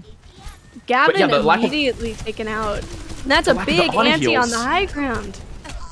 The lack of the Ana heals punishes, they choose to take the moment where they know that the Ana is out of the picture to just explode onto Gavin. Yeah, Gavin leaves his Ana's line of sight for 1 second and he gets blown up. But Optical does get the pick on the Butters, but they do currently, of course, have card pressure, and they're going to go ahead and just pressure that high ground, take care of the Brig. Potentially, no, the Brig lives. The Brig does have Nano. Brig will be fine, but now they have the advantage coming into this. There's a Nano Brig, and it's on your front line, and you don't have your Ana. There is, yeah, there's no way to respond to that, especially when, you know, the bulk of your team, the bulk of your sustain, your tanks and the Genji are both trapped in a small room with the Brig and both of Fadeless's tanks to begin with. You don't have an Ana nade of your own to support you. That pick from Optical Crash really enabled, way back in the previous fight, really enabled Fadeless to take the initiative on that one. Yeah, it was definitely a very solid pick. It didn't seem like it would matter at the moment, but as it turns out, yeah, another good sleep. Nano coming out onto Bonesaw, but he is antied. He does have the blade out, and he's going to catch Meester, but he's almost a low. squash. He dodges that crunch, but he's only really able to find Meester with it. Joshin does get the pulse bomb onto Bonesaw, and then that anti-nade taking out Dust, so it does look like Fadeless are finding some good windows of opportunity and some good defense here as well. Yeah, these antis from Basket have been so good. So good at limiting what the tanks of blue screen want to do, obviously mitigating the value that Bonesaw can get out of that Nano Blade combo. And Optical Crash peppering in these shots with the Widow's Kiss. Also been doing a lot of really important work, as Dust is actually going to invest a Primal Rage to try to get this kill. And he's not connecting, he wastes so much of it just trying to smoke out Optical Crash. Dust really said, you in particular are going to die. The Dragon actually pinchers what's left of Fadeless in that server room. Of course, they are able to kite it back and survive. But the kills. Except for poor Meester. Oh, that anti. These antis from both sides have been massive. I've seen big antis from both Butters and Basket catching out the tanks, and it's really made such a massive difference between the two. It's in overtime at this point. They do contest it, it does look like, but blue screen does have that rally online, and that's going to sustain them through this. Yeah, I mean, not much you can do there if you're Fadeless to fight back into that. A really valiant effort to just try to throw your bodies on the point, but once that rally gets popped, it's pretty much a just die on point call that's going to be coming in. And blue screen will have the blade available moving forward into this next fight, but a pick onto Joshin might also help further open things up. Joshin, a little unfortunate shot probably onto him. Bonesaw half HP does have that blade, the monkey, nano monkey of Fadeless just diving straight onto that point. He does have the primal, which he will pop in order to stay alive, but in response, the blade That rally from Meester keeping his Ana alive, and then the anti just completely denying that blade from him. He tries to run and runs right into a D.Va bomb. Bonesaw got debuffed, stun-locked twice, and then booped directly into the line of sight of a D.Va bomb. Just the life of a Genji. Yeah, and he will make the swap over to the Cassidy. No more funny Genji hero. It will swap over to the Cassidy instead. Limeade holding on to that dragon. Does look like it. I mean, blue screen do have the ult advantage coming into this fight by a long shot. And that's an immediate dive from Gavin. Gavin barely holding on to his life there, and that dive optical getting picked off by Limeade. That was such a telegraphed eat. Yeah, that was so. Well, I like the thought to invest the Dragon Strike in that scenario where they are all bunched up in ship. You have the sonar information. You can see that they're pushing out, and you just throw the dragon directly into Falsword's face, and well, Falswords is a player who's well known for his off-tank prowess. He's not gonna flip up on a gimme like that. Another big anti coming out. Gavin with the nano. Now in that backline on that rallying Brig. Brig, of course, going to live as Brig does. Just hiding him away, making sure that he stays alive, and Gavin does die for that. Falsword's kind of now on the D.Va that ended up in his backline. Riptide forced to pop that self-destruct as Joshin will fall as well. Potent bomb coming out from Falswords. Does manage to catch Dust. Somehow catches Dust in that. Both rallies have been traded out from both teams, but Fadeless still holding on to some of that rally armor onto their backline, so they're going to be a little bit more durable in this fight. But Falsword's taken so low and does get demeched. Gavin popping that Primal Rage to stay alive and create that chaos in the fight, pressuring at that Brig. He is able to take the Brig down, but he is traded in response for that. Basket once again with a Nano. Is that a Nano Baby D.Va? Nano's the Baby D.Va. Doesn't quite work, unfortunately. Butter's on the Moira now, apparently. Probably just for point contest, but does almost have that Cole already. He's already 82 to Coalescence, and Dust popping that the Primal Atlanta Rage Rain now. vibes. Optical hitting the high noon. Does get eaten by the D.Va, so not gonna find anything there. Limeade just peppering in those arrows. Does have Dragon again. Gonna Dragon the point. This time not gonna get eaten, and does catch Falswords and Basket. The nice that's little flick as well.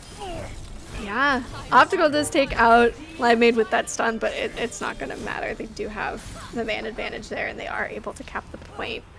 Minute 23 going into third point. Blue screen are taking this as an opportunity to, looks like they're gonna make the pivot over to six-man.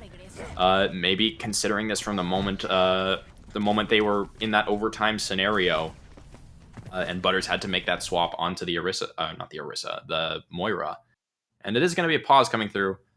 Josh and DC. It's a Josh and DC. It's not another fire alarm. Not another fire alarm. As far as we know. And Joshin DC'd, but we can still see him here. Hello, Joshin. Hope you get back in soon. But at least there is no fire this time. We are safe from the fire. Yeah, can't say the same for these teams, though. Both teams under a lot of pressure, a lot of heat. The temperature's rising, and, well, someone's got to crack eventually. Which one will be the one to drop their first loss? It is always fun to see the undefeated teams going against each other. Yeah, and that's one of the benefits of this Swiss format. You know, like we every caster on all of the streams here, I've talked about it so much. But the notion that you're always going to be playing teams are sort of on the same, at least statistically as close as they can be on the same level of competition as you, is just going to raise the quality of games so much, and that's evident in this match. You know, going to 3 maps and with 2 teams who have seemed pretty comfortable in how they've been playing the game just over these last 3 games of theirs. Obviously, neither of them have dropped a series thus far. Only 1 map for each has been dropped as well. So yeah, it's. I'm reluctant to make a pred because I'm constantly getting my expectations subverted, you know, no matter, and we're straight back into it, actually. And Bonesaw is now on the Sombra. Okay. Bonesaw is now on the Sombra Fall Swords, holding on to life here, and it is past OT. We missed cut a right little back bit to, there, I'd say. We cut right back to a Meester 4K. Okay, man. Sure thing. We'll just assume that was a very epic fight, but regardless, blue screen not able to complete that point 3. It doesn't look like they got it super far. No, they did. They got it decently far. It's pretty close. Obviously, a full cap would have been preferable, but I think that just kind of goes without saying. Yeah. When it comes down to it's okay, Fred. Yeah, it's okay. It happens to the best of us.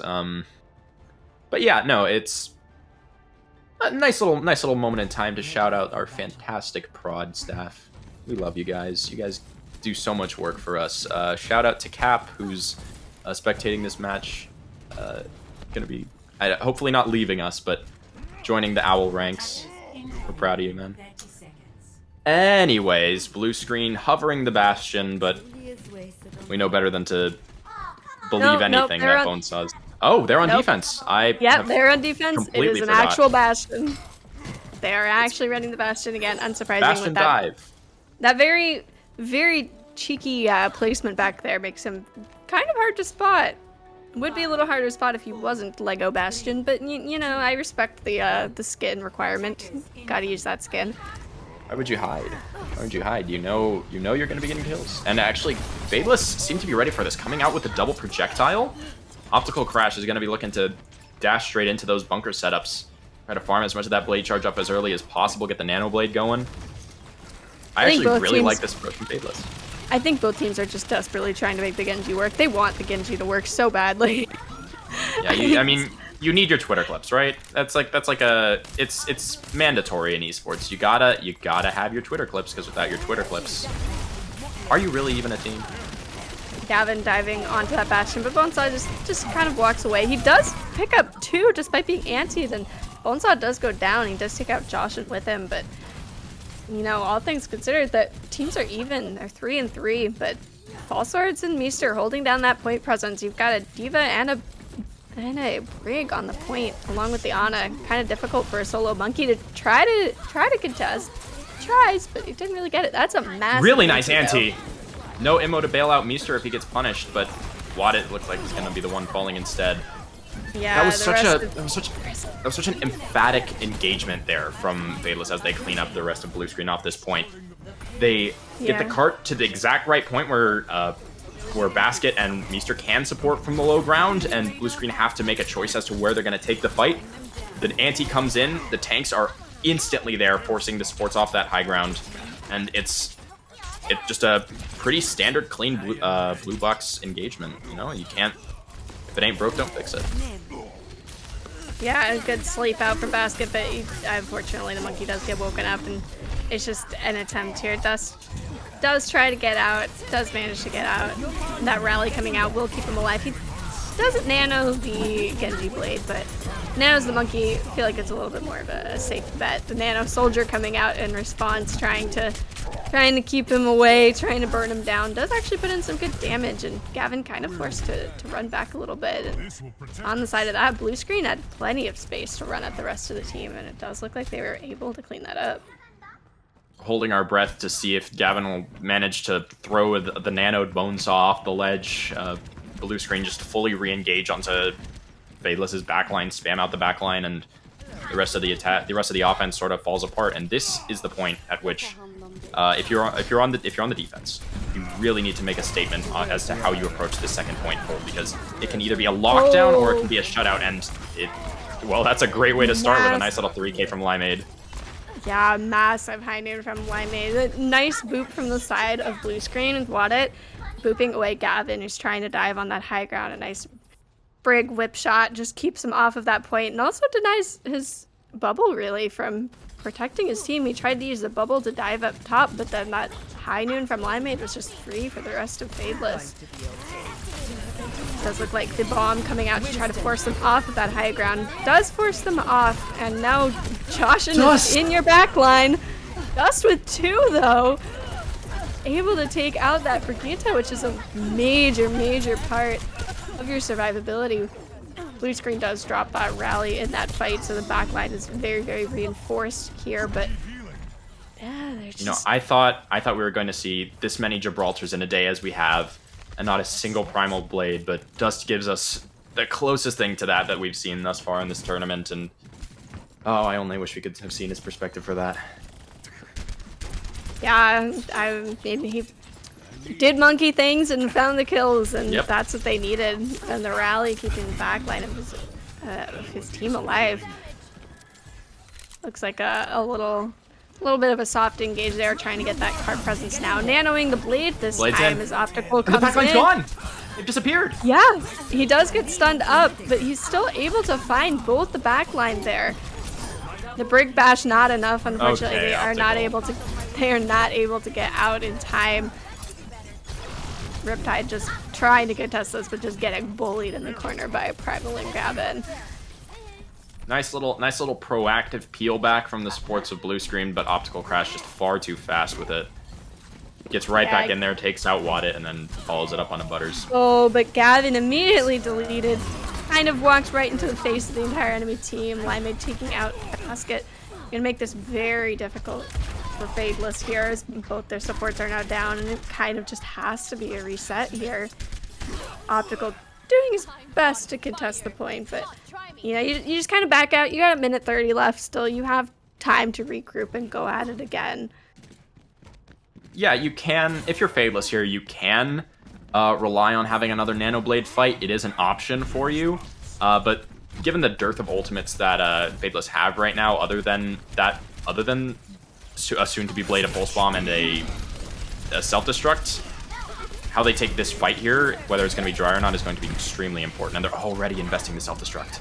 Yeah, the visor coming out from Bonesaw very early does get some good damage, but I mean, it's not going to find anybody with a Diva in your face. Optical does manage to take out Butters, and Gavin taking out Limeade. Dawson putting down the Pulse Bomb, not really going to fight anything, but is able to finish off Dust, and Optical with that blade is just going to clean up that fight.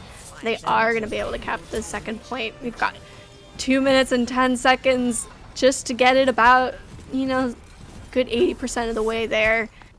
Kind of a steep ask for Blue Screen to be able to defend this. They do have some ults on their end, but you know, they're gonna get some free push here, and it's really gonna come down to this corner right here as to how they are able to hold this. Riptide's bomb has to be big here. This Primal, or this Nano Monkey has to be big. Goes in the back line immediately. Optical dodging out of it. He's gonna get crunched by Riptide. Fallswords does take out Limeade, but Gavin on Butters, and they're trading the Anas. They're trading their backlines here. Fallsword's mech, though, is gonna give them a little bit of an advantage on the side of Blue Screen. Now there's nobody really to contest this visor that's coming out from Bonesaw, so he's able to just pick up 2 right off the bat and picks up 3. Meester invested that rally, which will keep him alive, but unfortunately it's not going to do much for the rest of his team. Yeah, I mean, that was a really smart choice from Bonesaw to just fully rely on the ult to help you buy back that space, not let the armor really build up and compound if you miss even like a single bullet. And plus, a rally for a visor, that's a trade you will take every single day as the High Noon is popped from Limeade to try to buy Blue Screen a little bit more space. Yeah, they're buying that space, they're buying that time as best they can, trying to make this the last fight that they will be able to get. Bonesaw does take out Gavin so early, which is gonna immediately take out that front line from the side of Fadeless. Now they're in a really tough position. Optical close to that blade. Joshin holding onto that pulse bomb in the back line, but he is marked by that Diva. Basket falls! Oh. They won't be able to build up the rest of that Nano, and the Nano Blade is now an option that's completely off the table. It'll have to be a Dry Blade, if anything, out from Optical here. Yeah, Josh invests the pulse bomb, but doesn't find anything but a bit of damage on Riptide, which is just going to go straight into the support bank for his backline. Riptide once again with that bomb, but they do have the rally on the side of Blue Screen, so they have so much that Fadeless has to push into, and that blade might not be able to get it. Dust immediately in the back line, not wanting to wait at all. Optic does find Riptide. He finds Limeade. He does. The bomb from Riptide finds 2. Bonesaw is able to take out that Genji. And that visor coming out is just going to get eaten by the DM, but he is able to put out some damage. And Dust cleaning up the fight, and it does. Yeah, that will be it. Just ult advantage and very well played by Blue Screen. Blue Screen gonna be taking it, and they're gonna remain undefeated. So Blue Screen won this. Remember this for later. Blue Screen won this without the person who has been thus far their starting main support in Sherb. So this roster is looking terrifying coming into the rest of the tournament. 4-0 in Swiss thus far, and will more likely than not be taking the first seed spot. What a match for everyone involved here. Optical had so many pop-offs on that Genji. Sorry, Both Annas. Antis on both Annas. Just absolutely insane on this last map. I saw big antis from both sides just trading back and forth. You'd see a big anti from Butters one time, and then the next moment you'd see a big anti on the side of Basket. Both Annas doing absolute God's work in the form of their nades. And yeah, Optical had some very, very good moments. Both teams had incredible moments, and both teams not giving any rest to the tempo of the game, just hitting the go button repeatedly. I feel like normally I have a moment between fights to talk briefly, but this was just back to back to back. Both teams not wanting to give either one any resting moment, any time to think. They just wanted to hit the go button and try to catch the enemy off guard. There's so much experience between these two rosters. You look down the list of these two rosters, and I'm pretty sure it's all veterans. They've all played so many events before. They know how to play. And also, just speaking to that experience real quick, Gavin going pretty tit for tat with Dust when it comes to isolated kills, winning duels, winning spacing battles. Props to Wadet for picking up main support because Sherb couldn't play today or play for this game. And just the off tanks on both sides had so many huge moments that they would come up with a extremely clutch eat or a extremely vital self-destruct kill. That 2K from Riptide at the end really sealing the deal because it not only negated any follow-up on the blade engage from Optical, but it also put Optical so low and so far out of position from the knockback that whatever was left in the tank from the blade just turned into thin air. Yeah, it was certainly a clutch moment, exactly what they needed. The 2K from Optical, of course, clutch, and then the 2K from Riptide to negate that. Very, very intense and well thought from both sides. Exactly what you want to see from the two top competitors playing against each other, and it's nice to see them go toe-to-toe. Fadeless, proving that, they're not exactly a haha funny team. They are able to hold their own on these, and they definitely are a top competitor along with Blue Screen as well. Yeah, we're definitely witnessing a renaissance of the Fade brand, not only revitalized, but given new life in every sense of it. Revisited one of the most feels old man B-boomer brands of the Avast Sub Tournament. Blue Screen now topping that Swiss standings. A nice little opponent win record, and 8-2 in maps overall. I mean, you drop 2 maps in the entirety of Swiss. That is a statement. And the 2 maps you dropped it to are the number 2 and 4 teams. That's insane. Yeah, it's a very, very solid commanding record to have in a Swiss bracket format, of course. And you can, of course, see from the standings, you can infer how the rest of the games went today. We've got Fadeless, Monkey Flop, ROFLCOPTER, and Triumphant sitting at, very, very comfortable 3-1.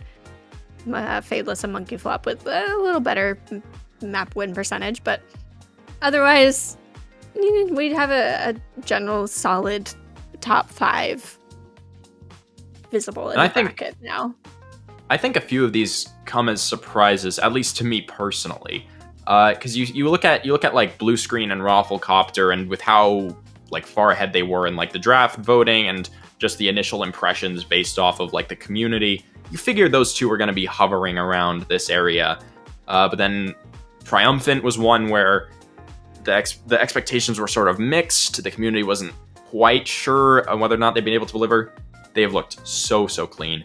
Monkey Flop and Fadeless as well have done so well to end up with a very, very respectable record in coming out of these Swiss standings. Yeah. I mean, like we said earlier, the one thing that has been consistent about Sub 35 is inconsistency, I feel like, because a lot of these, it feels like there have been games where the team that you think should win wins, and then they lose to a team that you don't think that they should lose to. And so it's been kind of all over the place, but you know, it's so much fun to watch. We've got a lot of good showings from all the teams, and this match especially was such a good one to kind of end the day on. I believe that's the last one of the day.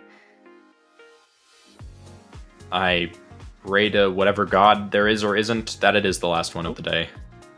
And Mr. Solomon himself is here. Hello, Solomon.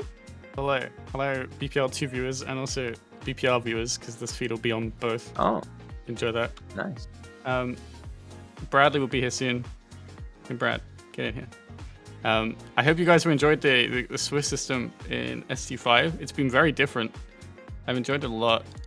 It's been, well, okay, I say that. It's been chaotic as hell, especially behind the scenes. You'll see we are a little behind schedule. Only a touch. A little bit. Only a touch. But here we are. You can see on your screens right now the Swiss standings.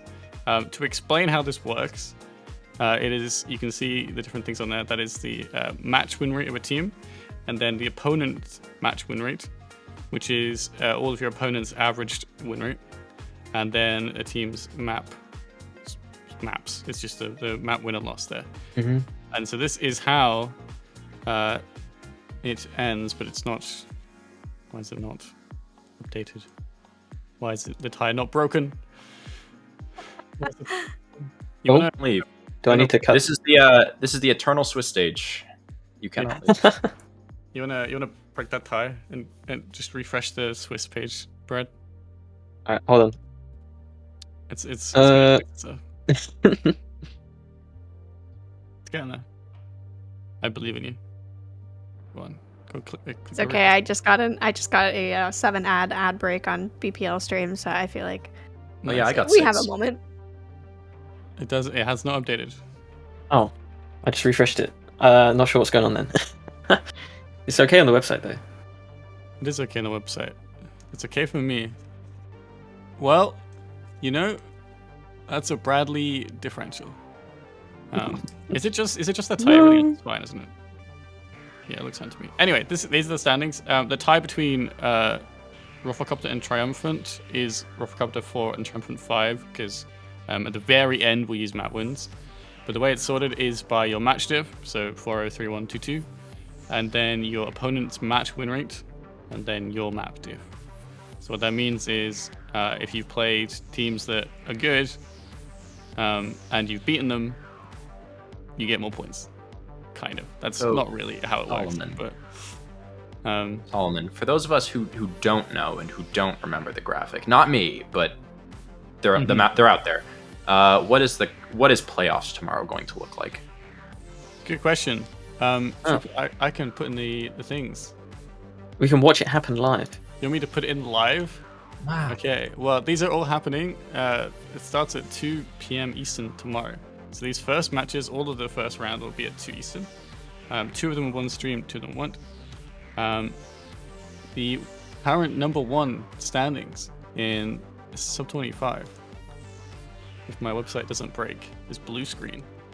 So they will be facing Selfish Gaming in that first match. The second seed is Fadeless, because they were one of the undefeated teams. Play against Blue Screen and lost that one, but a good run nonetheless. So they'll be Fadeless, and they'll be playing Stroll tomorrow. There it is, live on stream. Live updates.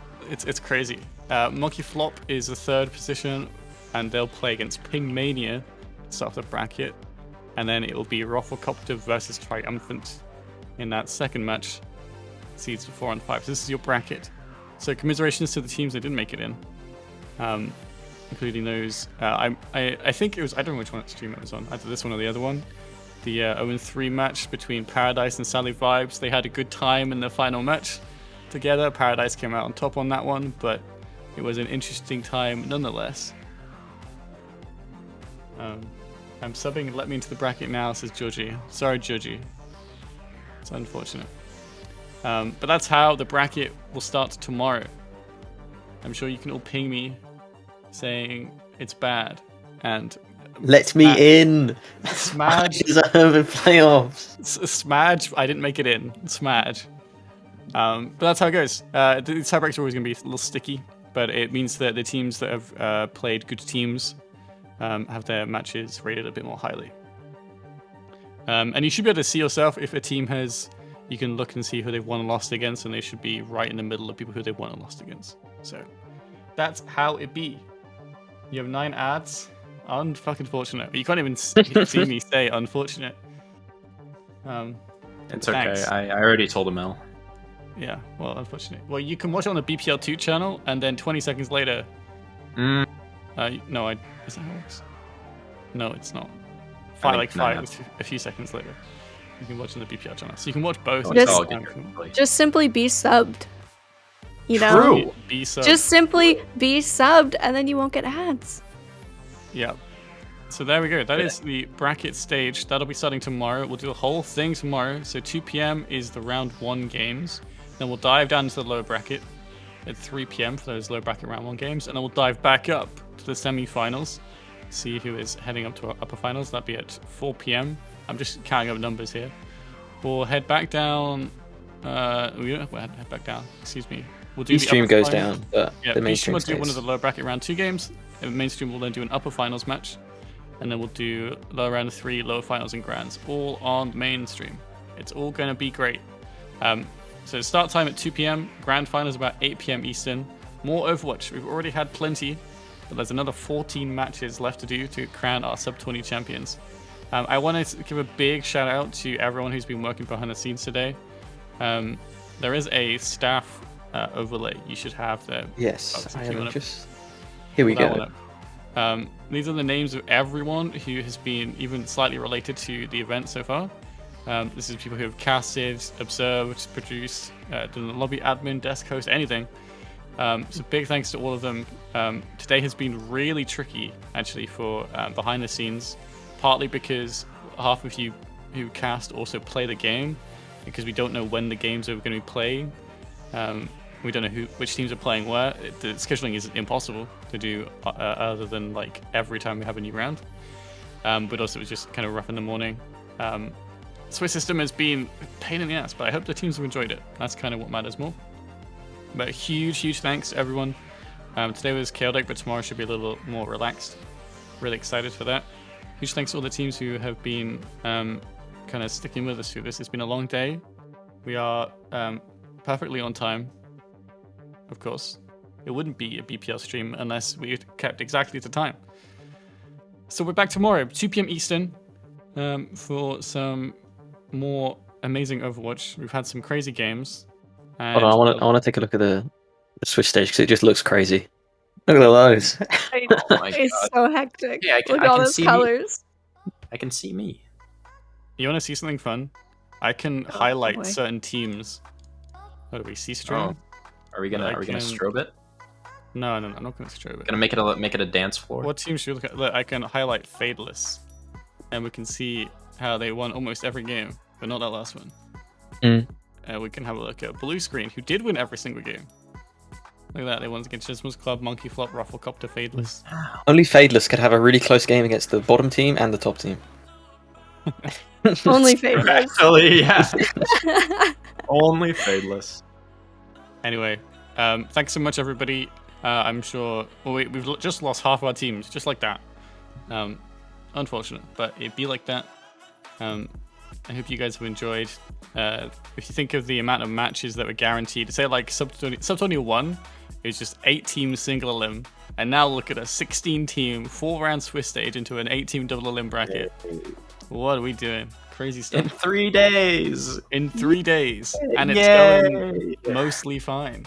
So big thanks to everyone. We'll see you tomorrow at 2 o'clock for more of the same. All right.